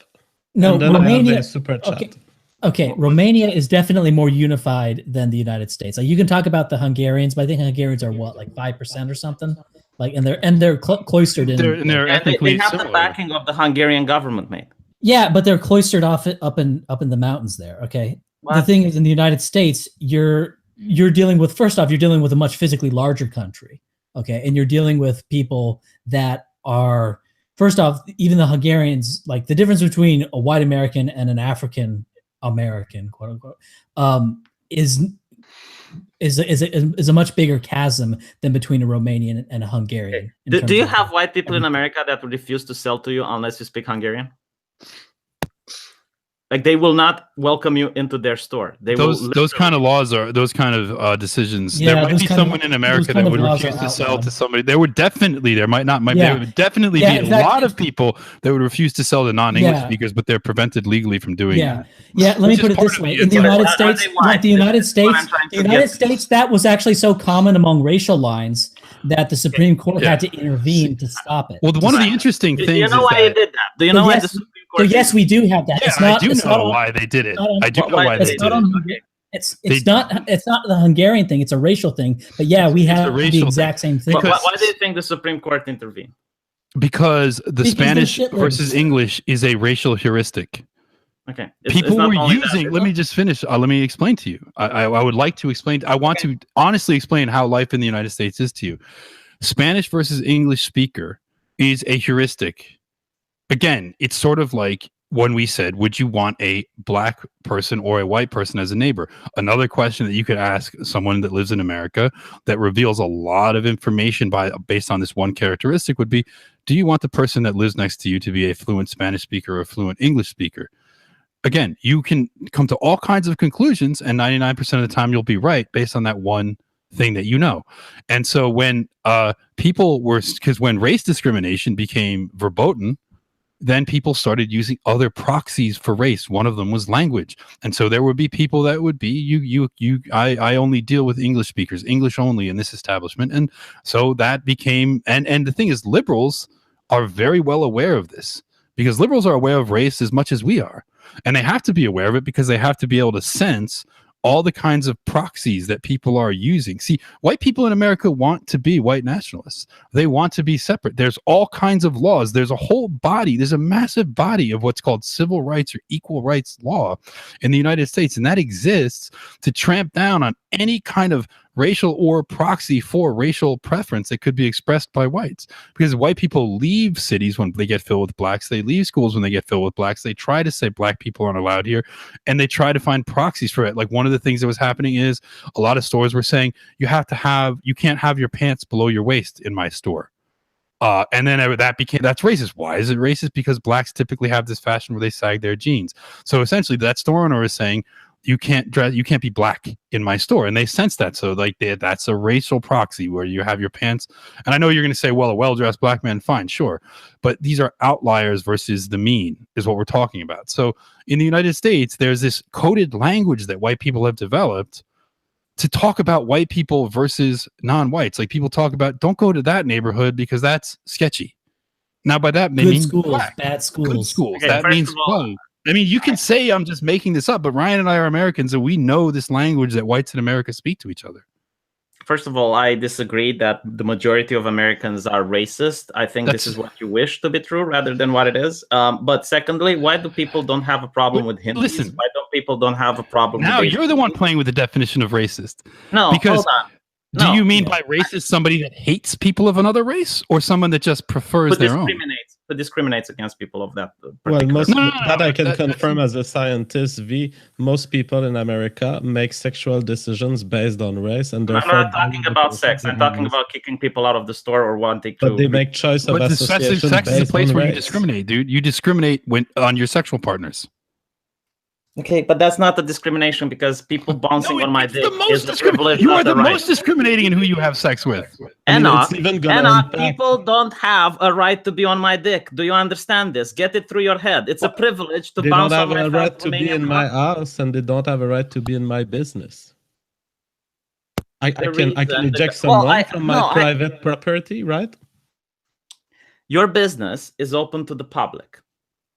Right, but the reason the government cracked in, it's because they wanted a united citizenry, right? Movements like yours, like feminism, like Black Lives Matter, like any other divisive movement, is fragmenting the citizenry and turning it against itself.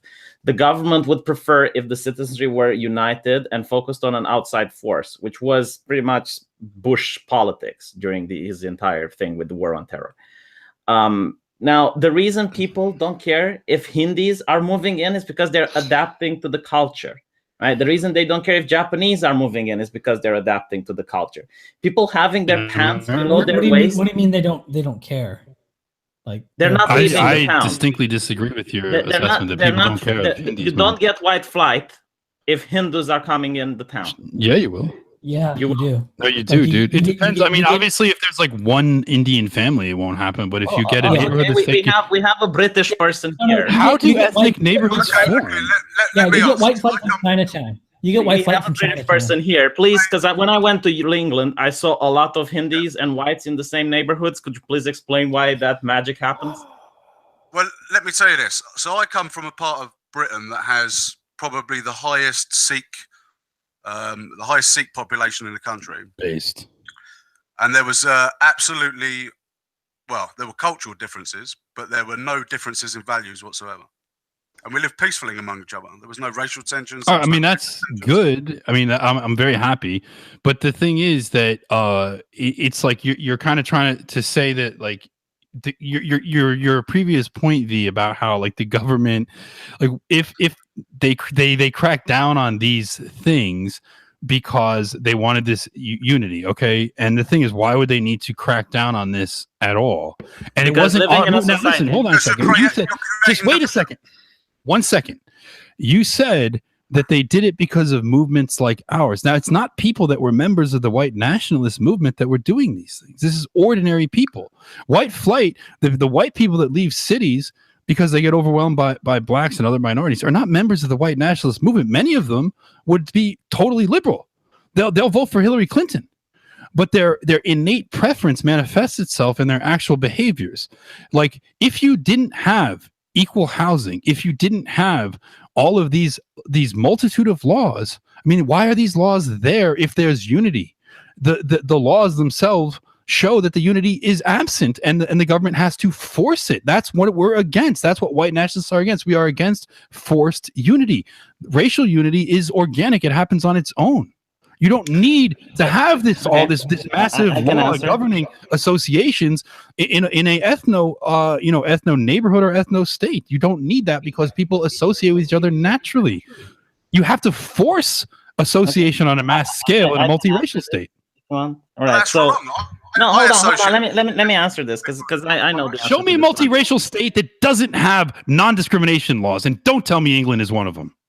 The reason you have There's a ton of anti-racism laws in England. Okay, in order to live in a society, man has to drop certain natural habits that it has. So, for instance, you can't rape if you want to live in a society, even though rape happens in nature, right? Now, there are plenty of differences between citizens. You can pick the racial one. There is also the class one. There's also religion. There's different upbringings, ethnicities, so on and so forth. And you will have ideologues that even if you would have a nation with 100% white people of the same ethnicity, they can then use class in order to divide them. Like if I am placed to divide a nation, I will ask, what is the composition? And it'll say America. Okay, use cultural Marxism. What is the race? Well, Romania, use actual communism, right?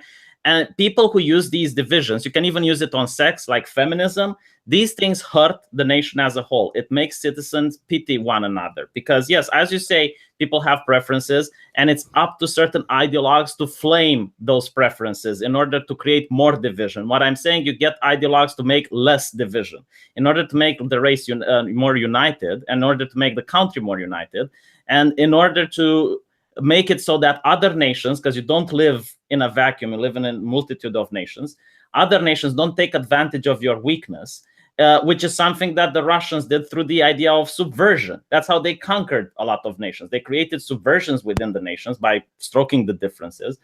And then once they have the crisis, they roll the tanks in without having to kill a single person. Okay. Well, first off, I mean, Russia got those countries by. First off, they got the Warsaw Pact countries by invading them at the end of World War II. So it was literally brute force. Yeah, so that's wrong.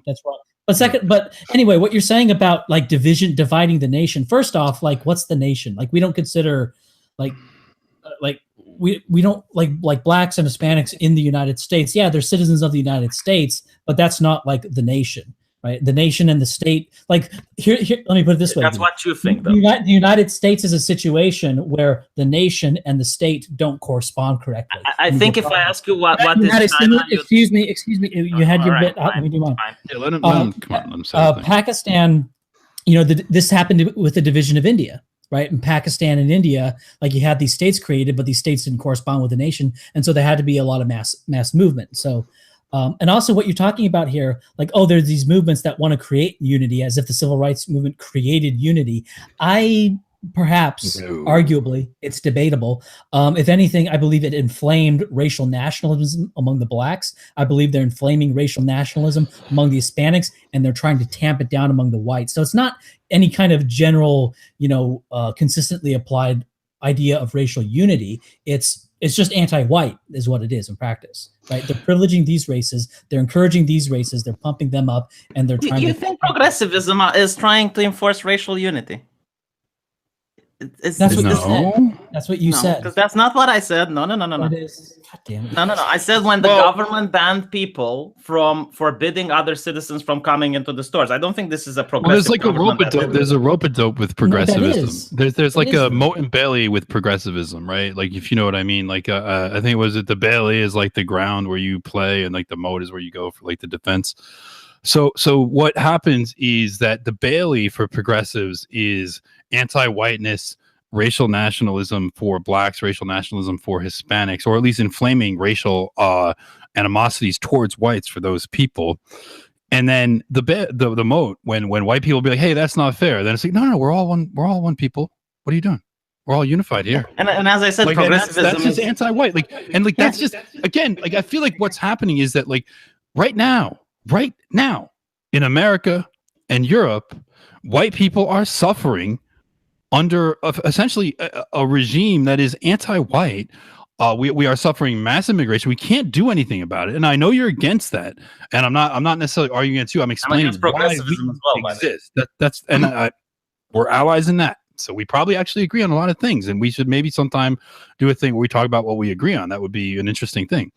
But white nationalists exist because we are a reaction to the state of the United States, mainly, where the white population, the once supermajority population, the founding stock, the people for whom this nation was created, as is evidenced by the founding documents, we are under attack.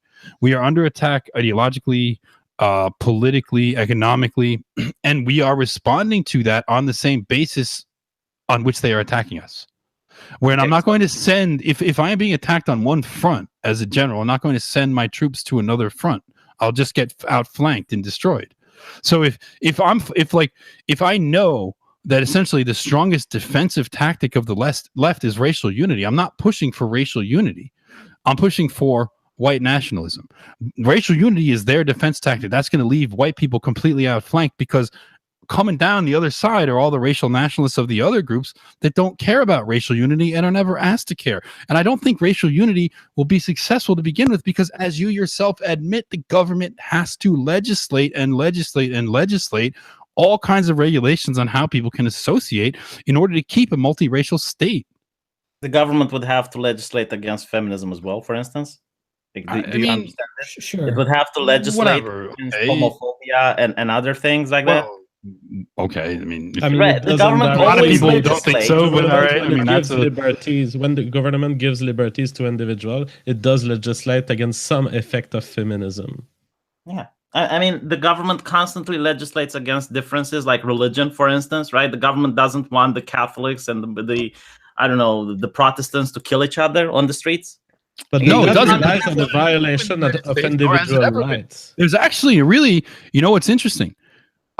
Religion in the United States is actually a very good example of the kind of things we're talking about, because religion is an area, because of the First Amendment, that the government kind of stays out of generally. Not that they don't entirely. I know a lot of people are going to get mad at me for saying that, but I mean, if you think about it, because what's one thing that like George Lincoln Rockwell, Louis Farrakhan, Martin Luther King, or whoever, I believe this might actually be Martin Luther King quote that said, like, the most segregated day in America is Sunday. Well, why? Because that's the day when everybody goes to church. This was back when everybody in America was more or less Christian, right? Which is, freedom of religion kind of initially meant freedom to be what Christian sect you wanted to be.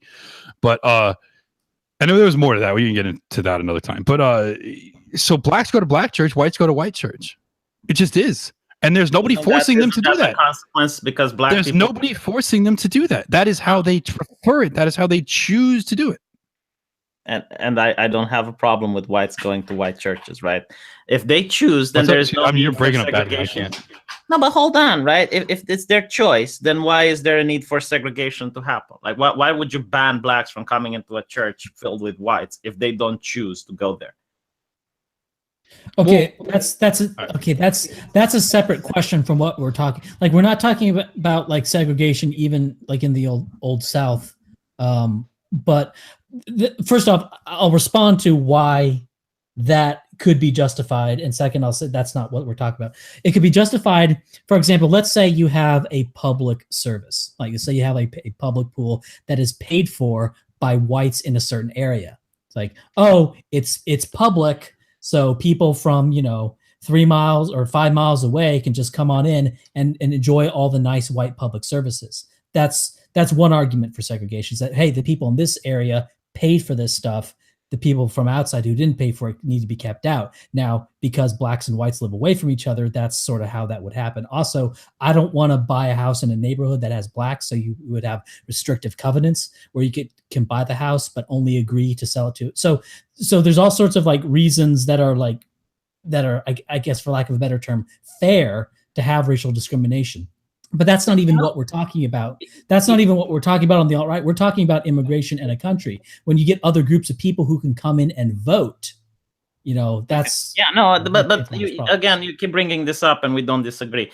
One of the things that you reminded me, now that we're talking about houses, I think I spoke about this 2 years ago on my channel. There is actually a Nazi town in the United States of America, like with the swastika and everything, and they only allow white people there. You can like try to get a house and the community has to vote you in. I would love to know where this is. I mean, I'm not saying I'm just curious. I suspect you might be reading a media article that was possibly not entirely honest. Well, it has pictures of. I think I know where you're talking about. Was it in? Was it busted up by the FBI, if I remember? Yeah, was it in North Dakota or something, or was it? The details elude me. But the point is, like, I remember white people there complaining that they can't sell their house because they couldn't find a buyer. All right, now, listen. All right, there's a lot of. All right, Ryan, restrictive covenants are illegal. Restrictive covenants are illegal today. So that would be. So first of all, now the whole Nazi town thing. Okay, you understand that that's like you're dealing with now. Again, like I feel like this is why one of the problems, and I'm not accusing you of this. I think when people debate, sometimes what happens is you start to get the ideas get ever more like abstract and lofty. We're not dealing with kind of just like what's real, how are people really, what's really going on. Now, like this so-called Nazi town, I understand why lots and lots of white people wouldn't just like gravitate immediately to this Nazi town, because anybody in America that's going to found Nazi town is going to be a fucking weirdo. Okay, like let's be honest, right? And so you're going to want to avoid them. that doesn't mean that the very same people that don't want to live in Nazi town won't live in Whitopia, USA, won't live in like Springfield, Kansas. It's called, you know what I mean? Let me show you. But do you understand the point I'm making? Well, the thing is, I'm trying to because the reality of the United States is there's Nazi town, right? And going to live in Nazi town means you're living with weirdos and freaks, outcasts, people that aren't normal. But there's Springfield, Kansas, and that's 100% white too. And it's a wholesome place, and your kids go to school and you know the thing in Springfield, Kansas, you can sell your house to a black person. I am not. That is not the point. The point is the point. You can't do it in the Nazi town. Let me just show it to you. You're totally Ryan. You understand what I'm saying here, Ryan? Yeah, you get what I mean, right? A normal white town that is not seemingly breaking all of these social taboos against, like, hey, wow, let's raise the flag of a defeated enemy that the United States fought a war against, and we'll be Nazi town. Like, these are weird people. Okay, you say this, but the communist town. But the point is that the people that want to live in there's people that want to live in a white town. They want to live in a white town.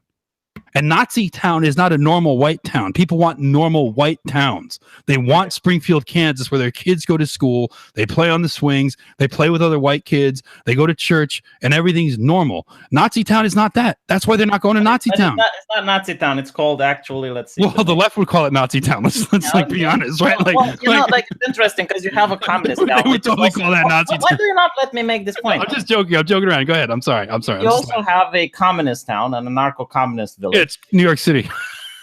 No, it's okay. New York City still has a government. I'm talking about something that's entirely narco-communist, right? And people go there and they're not afraid of the stigma. If you really like to live amongst white people and you're really scared that blacks will move in, like I don't see scared again. Scared. That's obviously you're really concerned. Okay, concerned. No, you prefer whites. Why can't you just say it's a preference? If you prefer white, you want to use like a word with a stigma. I will tell you why I don't want to use the preference, right? Because it's a word without a stigma, because it's not stigmatized. Because you admitted your own preference earlier. If I prefer vanilla and someone brings me chocolate, I'll be like, yeah, okay, fine, whatever. Because you want the racial preference to have a negative stigma. That's why you won't talk about it that way. You just All right. Anyway, go ahead. Make your point. But anyway, right? So I wanted to show you the town. Nazi town, because I don't want to see any other town. Yeah, it's the Nazi town. It's not called Nazi town. It's called Yafna. Actually, might move to Nazi town at this point. Why not? It's in the rural Long Island community. I wonder if Halsey would join me in Nazi town. Like we could have like a little. We could play chess. I'm showing you your ethnostate and you're joking about it. Like, you want to show us? You want to show us weirdos and tell us that this is what the ethnostate's going to be, and that's just not true, man. It's just what is the function of showing us this? Yeah. Well, I actually wanted to point out that people who wanted to achieve your goal already did. Life in that town. No, our goal is not a weird town with a bunch of people. Dude, that's not our goal. Okay, you're trying to you don't understand. All right. What is wrong with this gentleman that's giving the interview? Okay, buddy. We want first off, like, what the hell is this? What is this? What are we doing here? I thought you would actually be I'm a professional troll, but I wouldn't do better than you. I thought you would be happy in order to see that you can have what you want and not be discriminated against. But apparently you're not. Apparently you're no, this is some bullshit. Like, you recognize that the people who are white nationalists also want the white nation to control its state. Yeah, we don't want just a town full of kind of odd people. Like, I mean, well, why are they odd? I just don't understand. Like, I'm reading this, right? And the reason it's called the Nazi town is because their grandfathers, right, were built this, right, and the name stuck. But right, well, let me ask you something. Okay, are you talking about a town where the people are like avowed like neo-Nazis, or are you talking about just a town with restrictive covenants? There was Nazi town that did exist. A town with restricted covenants. Okay, well, first of all, restricted covenants are illegal under federal law, so that's impossible. Yes, and for historical reason, this town apparently seemed to have been allowed to exist. Read the article. Okay, that's good. So I'm extremely happy. I'm like quite honestly very happy for the people in that town, but we have loftier goals. All right, but I don't see why you personally wouldn't move there. wondering? Like maybe someone in the chat would be interesting. There's only certain amounts of pieces of property in that town, right? There's only a certain amount of space in that town. Yeah, and people don't really want to buy them. Like, you do these people a favor if you buy their house, because most people. Well, first of all, I wasn't even aware of this place. But this is why I made you aware. Do you recognize that personal life decisions? If I don't move there, am I now like a massive hypocrite in your eyes? Personal life decisions are based on I think they should sell it. reasons that don't just include race. It's not because you're a white nationalist that it's contradictory, even to go out with a non-white girl. Even only if she's like, that is not what I said. I would uproot my life. I would uproot my life to move to an area that was going to be like a new full-throated, white ethnostate that was going to break out from the but I would not uproot my life to go to Nazi town. Right? Yeah. Okay. So you think like paying people?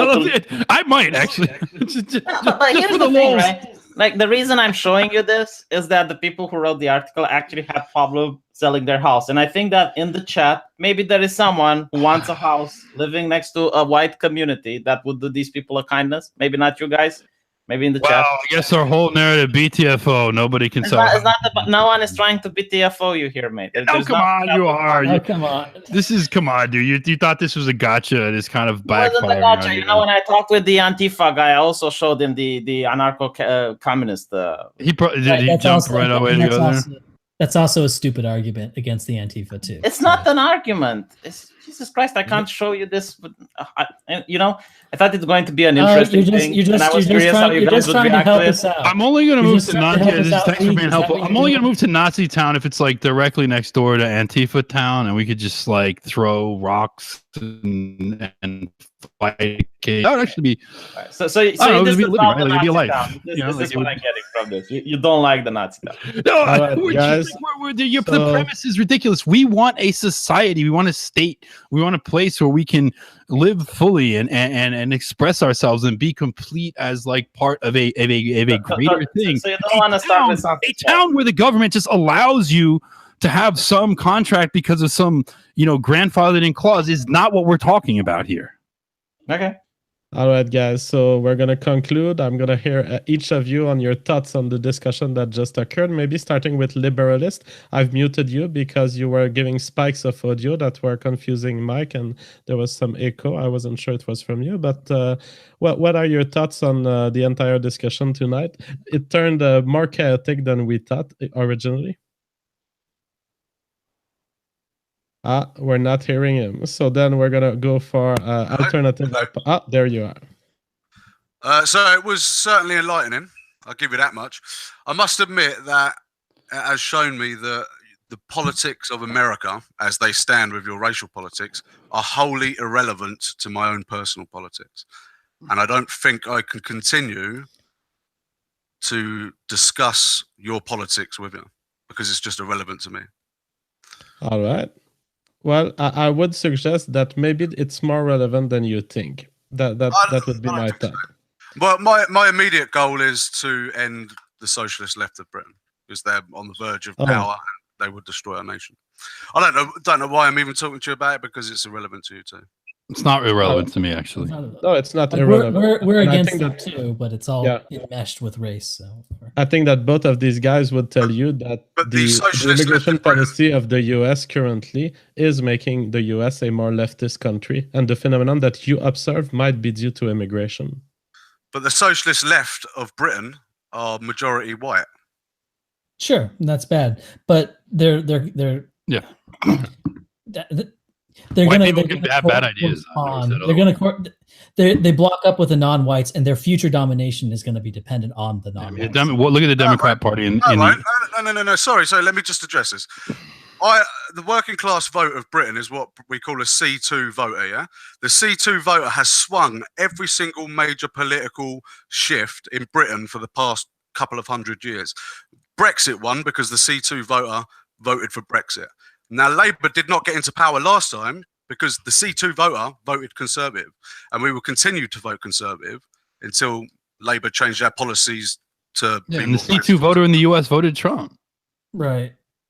But the thing is, in the U.S., Yeah, but the thing is, in the U.S., I guess we call like the white working class voter has lost because the non-white population in the U.S. is much larger. And get ready for that day when the C2 voter doesn't choose an election. Yeah, well, once the C2 voter doesn't swing an election, then you're done, man. The election of Donald Trump in the U.S. was, I think, possibly, and I don't like to think this way, it's because it's kind of morbid, it's possibly the last time the U.S. effective C2 voter was able to swing an election. I mean, it might be that might have been our last shot, man. You better get having some kids. Sad. Yeah, it's more than just me having kids, man. There's a lot of factors involved. Talking about macro factors. Yeah. Here's another thing to consider in the U.S. because of the demographic trends of the parties. If the U.S. just stopped immigration, the Republican Party, not necessarily whites, but Sorry, but the Republican Party is actually at an advantage because Republicans have more kids. So Republican Party's not totally white, but the Republican Party would win out. But it's like 97% white. It's only like high 80s or something. Oh, really? I didn't know. I thought it was more than that. Despite the fact that you can analyze that a voter bloc has won the election, there's also another phenomena, which is that minorities can pull the two parties toward a direction. For example, the position that are taken in the electoral campaign by Trump for that election that he won wouldn't be the same if the racial homogeneity of the US was that of 100 years ago. Trump wouldn't have even really been a thing. Well, the other thing is his politics are like actually going back to a kind of a normal for the U.S. Like this, in the U.S., the idea that we're this sort of like this weird identity politics left in this extremely libertarian. I think we should give the Liberalist another closing statement. No, let me have the closing statement because I really need to go. Okay, please closing statement. Yeah.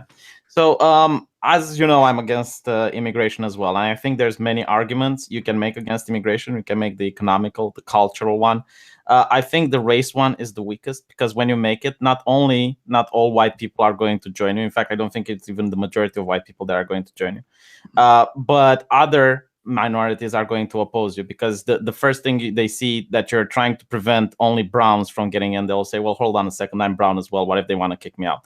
While the other arguments, the economic and the cultural one, you might even get minorities on your side as well because they will say, well, hold on a bit. It's not in my interest to let a million other people who are going to want jobs and they're going to put a strain on the welfare system, right?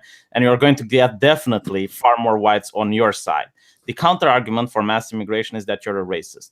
And you showing them that, yes, we are a racist, I don't really think this is a winning factor in the current political correctness climate that we live in. If you want to, so you're just giving up. Then you're just capitulating to political correctness. Then I found a different solution that bypasses political correctness, that gets more people on my side and gets shit done.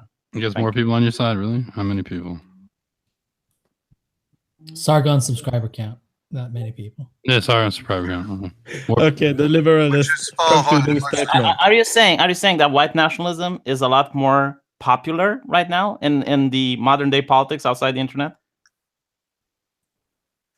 Do you think? I mean, white nationalism is a white national. First of all, I mean, we're going to debate another. Why is Andrew Anglin afraid? Why is Andrew Anglin afraid of us? Andrew Anglin is afraid because he is being fucking persecuted and chased around the globe. No. He said, no. That's not what I'm saying. That's not what I'm saying. No. Andrew Anglin he is afraid of us because more people are going to join us rather than his side. What are you talking about? No, he's not. That's what he Andrew said Anglin, on the stream. Andrew Anglin, that's not what he said on the stream. Andrew Nicholas, Anglin has millions of viewers on his website, and a hostile, very wealthy group of Jews shut him down. They used their power to manipulate who could have a domain name, and they are still trying to shut him down. Would have another million people. Andrew Anglin would be a fucking multi-millionaire in a market where he could just advertise on his site. He would be a multi-millionaire and he would have millions of viewers. His content is incredibly popular. Steven Crowder has more people than Andrew Anglin. You understand this? The Young Turks, if you're talking about popularity, managed to get more support from white people as well. I don't think that you. But this is again. This is. So wait, are you actually arguing? Hold on. Are you actually arguing that let's say the white nationalist movement? Sorry. I'm just saying, cute cat videos, cute kittens, they make more views than you. This is not a reason for not advocating for. Are you? So what? Which Andrew Young should give up? I'm saying Andrew. You're saying give up. you're saying that this is not popular. I'm saying it's more popular than people think it is. And we first of all, they have to use a constant stream of propaganda and repression to suppress this. This is a view that is actively suppressed. Why? Why is it actively suppressed?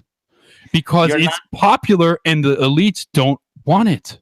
Yeah, look. It's actively suppressed. Is also suppressed. Hey, look at YouTube. Look at YouTube where they're not able to suppress it. Look at the Worski stream. Look at these streams. Why is it white nationalism takes off? Worski stream is not more popular than Steven Crowder. You understand Well, first off, Steven, let me put it this way. If we were going on to, if we had full access to Steven Crowder's, shut up. If we had access to Steven Crowder's fan base and we could, and we were sort of in there arguing with Steven Crowder, civic nationalism versus white nationalism. What is stopping a person from clicking on the Worski stream rather than the Steven Crowder channel? What we could do. Really think? Oh my God, will you shut up? Like, look. Oh, I'm sorry, not you. I'm talking to me. No, you can say. You tell me to shut up too. Don't say shut up to Mike. Oh, so I meant the. Okay, anyway. But what I'm saying, look on Worski stream, like basically it's like massive conversion of people to white nationalists, right? Because you take all these normal white people. As soon as we get up, relax. You assume that everyone on the Worski stream is a white nationalist. You're giving it away, dude. Well, did you see the super? When I go on the Worski, I'm just saying when it's not actively oppressed, it wins. Like, look, the thing is that what we're saying is the reason Crowder is popular. Okay, look, the United States was a white nationalist country for many years. White nationalism is essentially a political legacy of the United States. It's a political tendency that has always been there under the surface, and it has always been ever since the new elite. We don't need to go into who that is. Elite took power. They repressed this. We are a repressed view. You cannot say that you can't take like a view that is like actively promoted and presented by like the elite in the mainstream with millions of dollars behind it and be like, well, this is organically more popular. Listen, there's two ways of going. Why are we oppressed? Why are white nationalist views the same reason I'm oppressed? Suppressed? Okay. You're not oppressed. My channel was shut down. Yeah, my channel was shut down by you. Your views are not okay. Well, you might get. Who knows? Who knows the specifics? Who knows the specifics of why you were shut down? Listen, but the thing, but your views are not suppressed. Liberalists. Let's agree to disagree. Okay, let's agree to disagree. Your views are not suppressed. Your views are not suppressed. I'm sorry. I won't let. I love trolling, but I won't let you troll down there. Your views are not oppressed. You were banned from YouTube for doxing and threats. Oh, no, I didn't know that. That is not what I got banned from YouTube. I got banned from bullying. I'm actually going to be conciliatory towards V here. It wasn't for doxing. Okay, listen. Okay, what I'm saying is there are two arguments. Bullying. Okay, I agree that the alt-right is more oppressed than me, but I would not say that my views are popular right now. If I were to share my views, so wait, why are you even bothering them? Why don't you just give up? I would be guilty of hate speech. Listen, my point is, give up, man. People don't like it. Just give up, dude. There are two arguments against mass immigration. You are trying. You are trying to take the hardest route, the path with maximum resistance, in order to achieve your goals that you might not even be able. I think it's actually the easiest, but that's all right. So you honestly think that going around by uniting the right with the KKK, with the neo-Nazis, with everyone that considers themselves to be right, is the path of least resistance rather than think that if Donald Trump basically made an appeal to white Americans, it would be wildly popular. Don't you think Donald Trump appeal was to white Americans? He didn't say it openly. It was a dog whistle appeal. What would an open appeal do? Okay, so my point is when I'm saying you could make a dog whistle appeal against immigration. Why does that be? Why do we always have to be dog whistling? That's exactly what Trump did. Are you saying that dog whistling against immigration? Trump dog whistled race throughout his whole campaign. He not only race, he dog whistled the Jewish question, dude. He dog whistled. It was like a German Shepherd whistle. As Al Franken said, dude, the guy was signaling that he was a white nationalist all over his campaign, and he was wildly popular for it. Is your point that Donald Trump was not popular to the whites enough, and that there are some white he was popular who didn't vote for Donald Trump?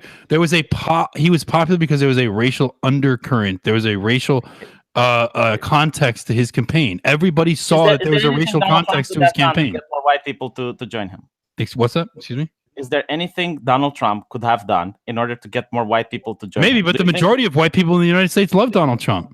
Yes, that's my point. If you were to use the message similar to Donald Trump and use it against immigration, you'd have more people that would be against immigration rather than you would have if you would use the racist argument. Right, but no, it's numbers, mate. It's simple like that. It is numbers, and you need numbers on your side. Listen. We need numbers on our side. It seems like you don't even understand how like politics kind of work. Like you understand that like there is a repression of views, pro-white views.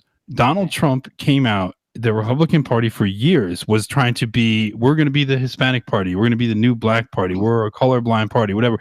Donald Trump came out and he basically went on, he made this kind of covert appeal to whites. And at the same time that he did that, the alt-right came into its own, making open appeals to whites. And there was like a synergy that was created that built.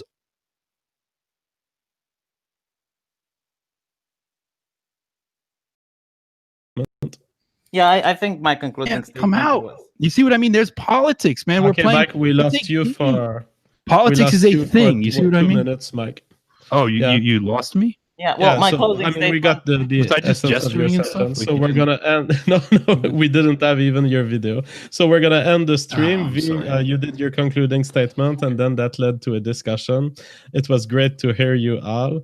And I thank you all for coming. Is there anyone? So good what you missed? It was really good. I'll do a really quick concluding statement. AltHype, Everyone go read the AltHype reader. There you go. That's my concluding statement. Alternative Hypothesis is a solid website. Go for it. It was like my best rhetoric ever, and it got lost. No. All right, Mike, do you have a concluding statement? Yeah, I'll just say what I was saying before when I guess got lost, which is that like it's not so much that it's like the Donald Trump campaign and the alt-right created like a synergy, and that had led to kind of like a reawakening of white identity in the United States, where Donald Trump was dog whistling and we're on the ground here giving like the real open narrative, and that created a synergy that led to this sort of reawakening revival of white identity politics in the United States. And I would say, sort of in response to the general view of alt-right versus liberalists, I feel like liberalists kind of dance around issues of race and try to replace issues of race with issues that are basically just like proxies for race, but would still include like the top tier of other races. And they feel like this is a way, hey, this is a way that we can keep the establishment from coming after us. And V's own arguments were like, look, man, like this will be easier for you. Just don't like mention the race issue because that's what's not popular. But this was basically, this is the race issue is the fundamental, and it's sort of like the undercurrent of all of this stuff. And we're just saying, let's just cut to the chase. Politics are essentially racial, cultural, ethnic, and we want to just defend ourselves. We are under attack right now. We have every right to do it. And ultimately want to get back to the place where whites are controlling their own political destiny. All right, everyone. That was a great stream. It was pretty chaotic, just the way I like. And I love you also, all. Nazi Town. That's actually my closing statement. It's just Nazi Town. Just Nazi Town. Nazi Town. It's really cool. I personally liked it. The whole fact that it exists. What, Nazi Town? Yeah, it was interesting. I read the article and I was like, well, that's nice. I'm kicking. It's interesting. I'll take a look. Fuck your bullshit, Nazi Town. I don't want to hear that. Bye-bye. Ejected. Leave before I eject you. Oh, you can eject. Fuck these guys. Let's read some super chat. I'm sorry I didn't bring much super chats during the conversation, but these guys were wording and they know what they're talking about, so many super chats would not have led to a more constructive discussion necessarily. I'll say this. You know, when V starts, and Sargon did it too to me, when he suggested that we should out-Jew the Jew. If we were true nationalists, we should just travel around the world and inseminate random women. That's like tactical. Oh, is my mic Is my mic robotic? Let me fix that.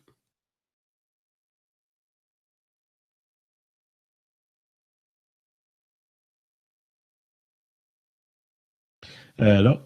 This should be fixed.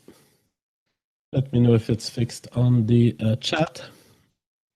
So when Sargon and V engage in tactical interpretation from the other side, it's like, oh, okay, I agree with your IDs, not fixed. Let me try to monitor this. Hello? Huh.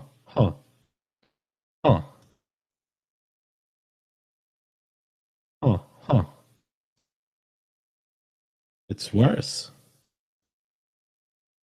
That's very weird. Let's try.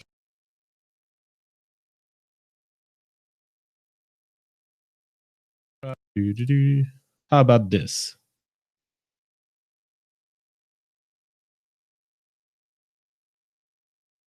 Is that repaired?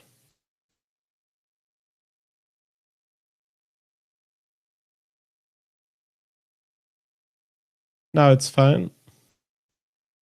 All right, it's fixed. Thank you very much, chat, for helping me with that. All right, so when Sargon engage and V engage in, oh, okay, I agree with the fundamental moral ideas you're putting forward, but you should use other words or you should do other things. It's like, fuck you. Fuck you. I'm not going to go see a feminist and say, okay, I agree with everything you're saying, but here's how you could frame it. It's like, either I morally disagree with you, and in this case, I will make the point for my strategy, or I agree with you, and then we're on the same team, and we're trying to work together, and then we're going to agree on a strategy. But if you don't agree with white nationalism, don't make it the base of your argument that, oh, okay, I kind of agree with you with all of your points, but you should use other words because it's going to be more popular. No, you're not a good judge for what is the goal of white nationalism if you don't adhere to white nationalism.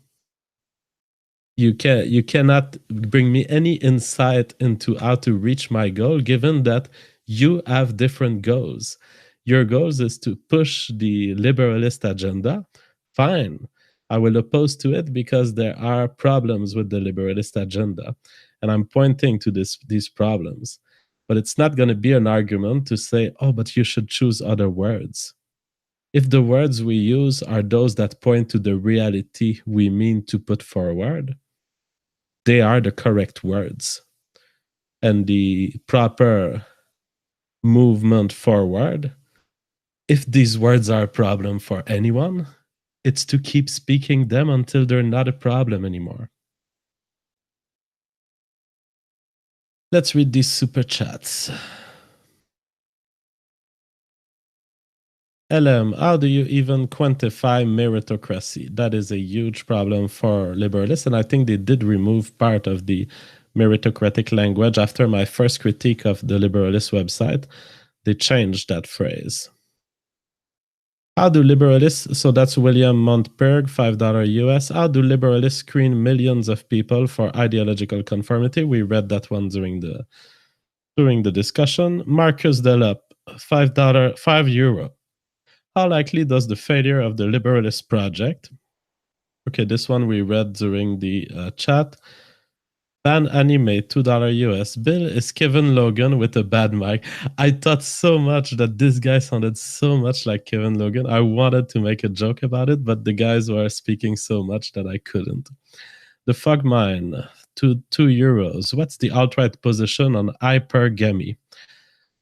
I think there's no across-the-board position.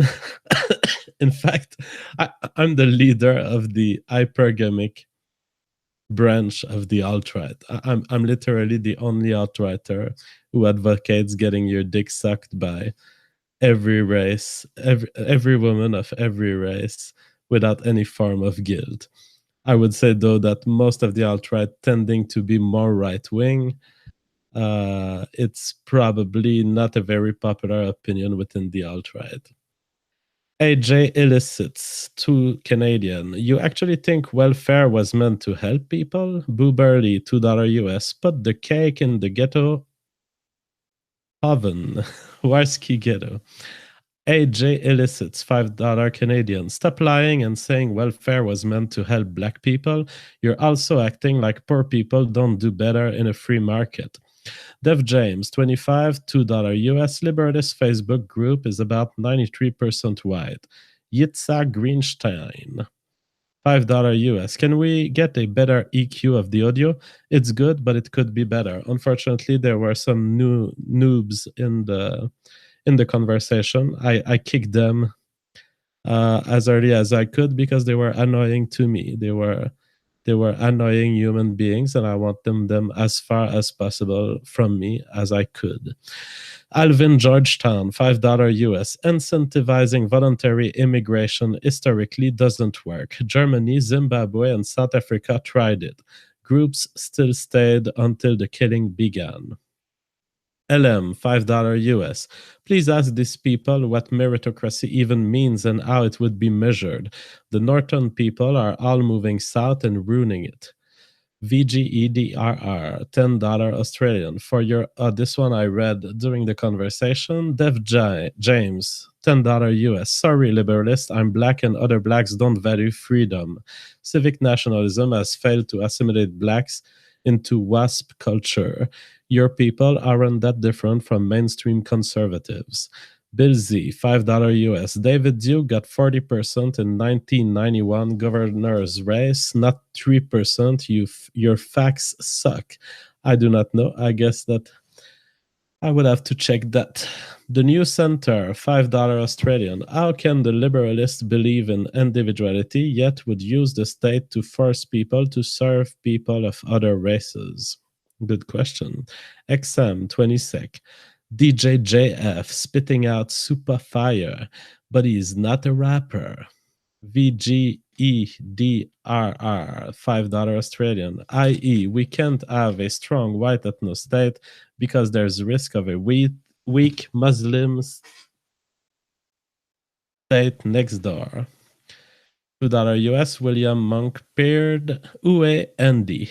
Where is Andy? Andy forgot that there was a show tonight, and so Papa JF rakes in the super chat. No problem.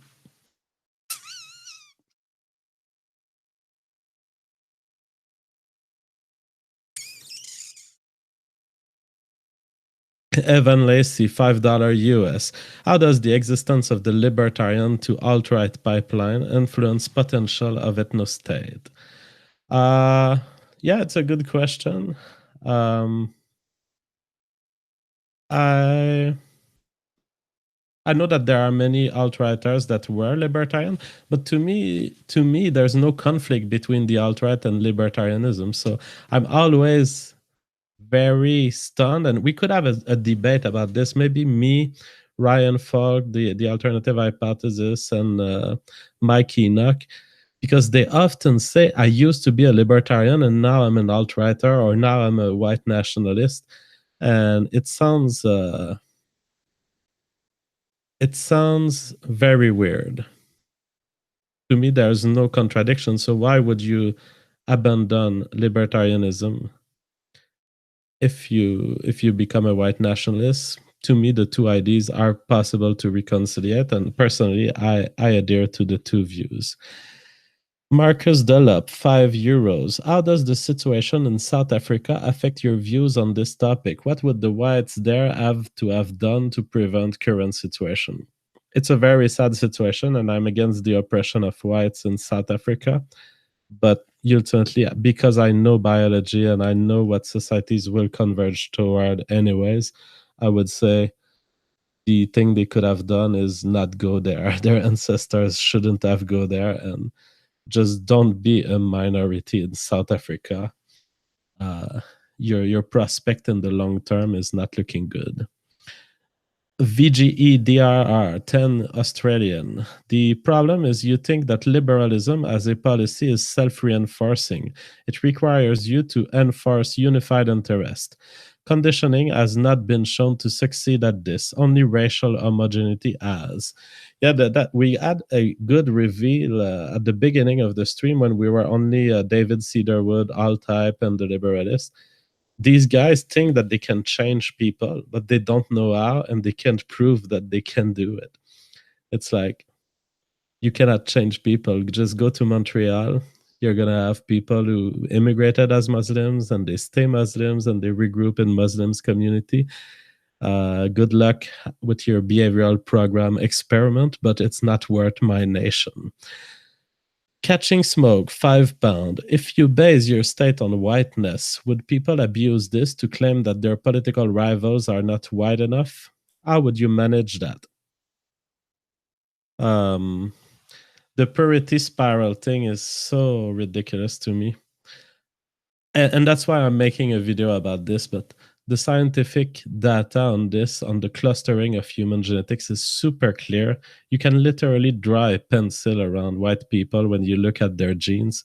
They're just there, and they're in a cluster, and there's black people, and it's not like all of this is mixed.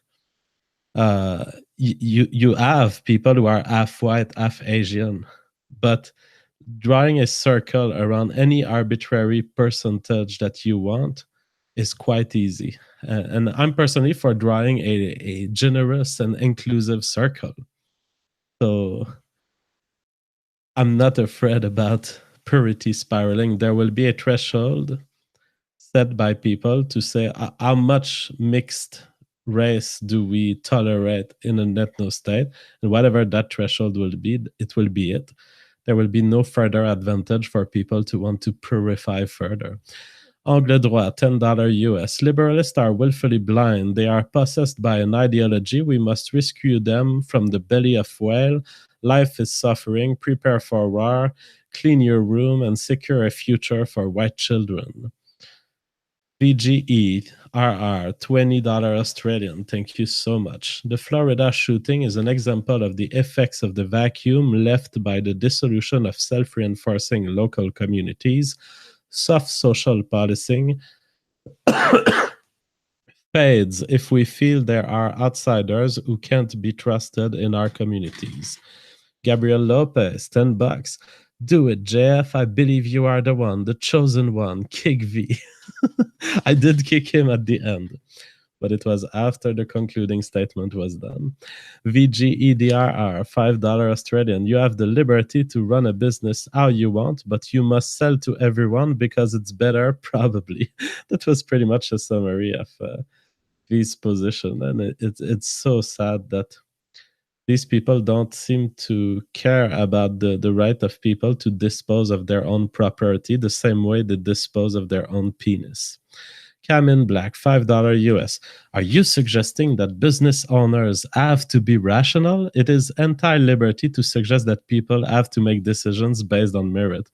Yeah, that was a very weak argument by Dan, and poor Dan, he wasn't used to argue with the top minds of our time. He got BTFO'd hard on this. The thing is, when someone arrives and says, oh, I think we should base on rationality, and I think we should be skeptics.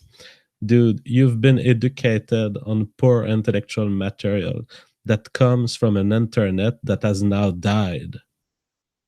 I'm the new internet. Call me Web 3.0, bitches. I don't even believe in rationality. Nicole Narrows, 20 DKK. V, your mom is a whore for gypsy cock. Hi, Lily. Oh, man, that is evil. The bacon from hell, $10 US. If you resist, arrest, the consequences will never be the same. Marcus Delop, €2. Then the police officer is not assaulting deportee. LM, $2 US. Why is rape wrong if it helps you survive, bundle? VGDR, $2 Australian, $2 Australian, $2 Australian, and then $5 Australians for his 4 statements here. Uptalk sounds smart when you're British. Sargon is an uptalk nationalist. I'm tired. Please leave this stream. I just joined. Sargon's need for certainty is only met by homogeneity. LM, $2 US. Left does this anyway, Sargon. That's why we're fucked. Andrew James, $5 US. Thank you so much for your donation. Truth Demon, $5 US. Respect level up for Sargon sacking up to this debate. If you think that libertarians don't understand their ideology, you should discuss with them too. Drink C. Venediktov, $5 US. JF, pull in SPQR from your Discord waiting room. I want to hear what he has to say. I tried to get SPQR in. I sent her a link, a Google Hangout link. I don't know if she received it. I would have loved her to be talking to Sargon. But I think she may have joined and I kicked her because her mic was echoing. Too bad you got eaten by the force forward of internet quality, the JF ban hammer, who will ban anyone who questions his authority or brings a communist microphone here. Howie Felterpuss, $2 US. The ethnostate can be like Puerto Rico. VGEDRR, $2 Canadian, Australian and $5 Australian. The worst situation is if the US remains intact. Rule by China means rebellion can give way to restructuring your brainlets. Marcus Delap, €5. AltHype is struggling against 2 idiots who don't even understand how stupid they are. Tenebris Anima, £10. I studied USSR history. Ryan is correct. Gorbachev didn't have the will for more bloody confrontations with the other republics.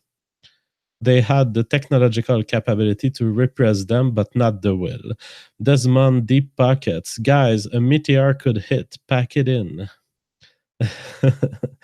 Governor Wallace, $5 US. Get Eric Striker on. He's one of Mike's co-hosts, and he has been wanting in on the blood sports.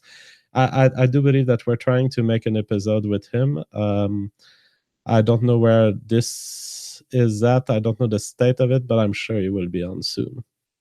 Gabriel Lopez, $5. Mike shows up. Sargon runs away.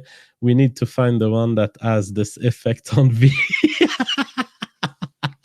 And so kicking V would be as easy as inviting that theoretical person in. Godzilla, $37. $5 Canadian. Sargon will never face Enoch. Nuff said. $5 US, Tariq Nasheed. Hey, but not the real, I think, Tariq Nasheed. But hey, JF, Sargon left so fast, he forgot his purse. Tell him he can pick it up at my place. Well, Sargon was playing a computer game of dinosaurs. Maybe it just happened that when Mike Enoch came in the Google Hangout, his Tyrannosaurus Rex spawned. The eggs started cracking. And Sargon started saying, "Oh, a little baby Tyrannosaurus Rex, so I can care for him. Oh shit, Mike Enoch is in the hangout. I'd love to talk to him, but I have my little baby dinosaur that's born." So I wouldn't necessarily conclude that he fled from Mike Enoch. Maybe Sargon was trying to care for the baby of another creature. VGEDRR, $2 Australian. V wants to live in the gamers only neighborhood. Sulcrow, $5 US. Group tendencies are bullshit. VGEDRR, $2 Australian. Preserve meritocracy by admitting the mediocre. Llama Boy 58, $5 US. Even low. Someone in the chat says, "My wife's dinosaur."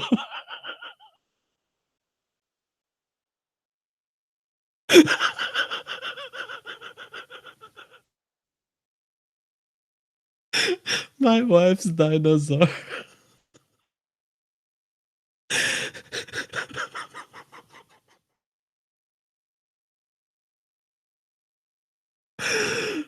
Lava Boy 58, $5 US.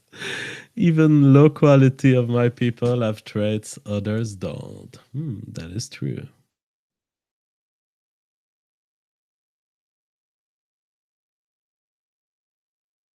Stacy Gravy, $50 US. Thank you so much, lady. And you've been giving a lot on the Warski Live of yesterday. Thank you so much.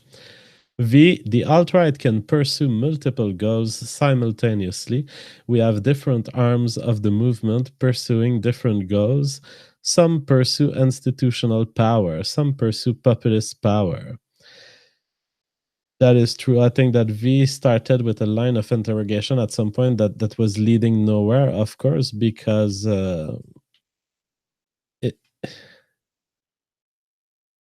it was like, oh, that's your goal, the ethnostate. Well, I think you should phrase things differently. Well, the goal of white advocates and white nationalists are numerous and multiple. Drink C, Venediktov, $5 US. The more I listen, the more I support a white ethnostate, to be honest. Andrew M, $2 US. Hindis don't invade neighborhoods en masse. Frederick White, $2 US. You're going to stop insults tonight, JF? Whoa. Maybe I did insult at the beginning, but I don't think I insulted much. I think my cat has kicked the controls here. Let's hope that my voice still works. LM, $2 US. Unlimited brown people unite America. Andrew M, $2 US. Can I get some 1488s in the chat? Logical conclusion of tolerance, $5 US. Stop saying read siege. It's officially a fake meme to stir up crazies. Desavar.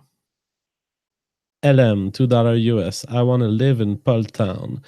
Theft pattern, $10 US. Liberalist. We can convince minorities / women to give up the free perks, privileges they gain through identity politics for individualist meritocracy. Equals, please share your pie slice. We want a bite. Theft buddies, $5 US. The left, be it progressives or liberalist, you belong to the state. If you don't want to, you're bad. Oh, and by the way, slavery is bad. Drink C. Venediktov, $2 US. I thought this was closing statements. Yes, but in blood sports, the closing statement can be just another beginning. Logical conclusion of tolerance, $5 US. Press 1 if you are a true small government constitutional conservative. Herpa derpa. All right, and you sent me the message twice. Oh, press 1 if you don't give a damn if America is Mexico in the future, as long as we got our guns. That sounds like something. Alex Jones said something along these lines at some point.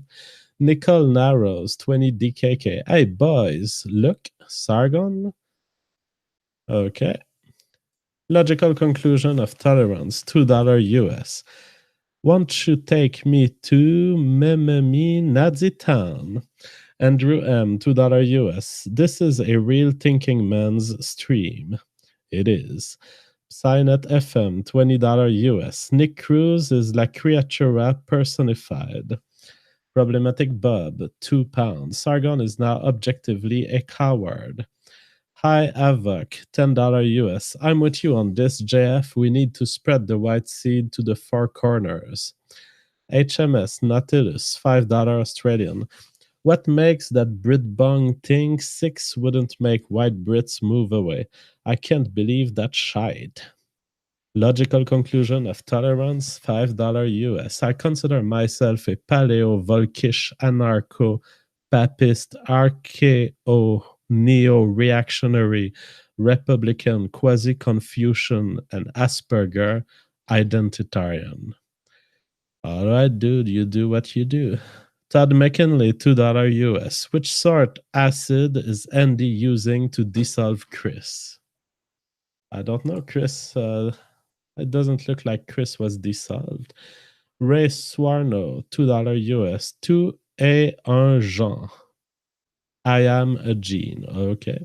Benny, 1987, 20 DKK. Sargon lives in Swindon, which is 90+% white. Andrew M, $2 US. J-Man won the rap battle. JF was destroyed. Well, Andrew, I'm going to sleep, but before I do, fuck you, man. You can look at the comments on the Drunken Peasants episode. The internet agrees that I won. You are spreading lies. You, sir, are fake news. Fuck you.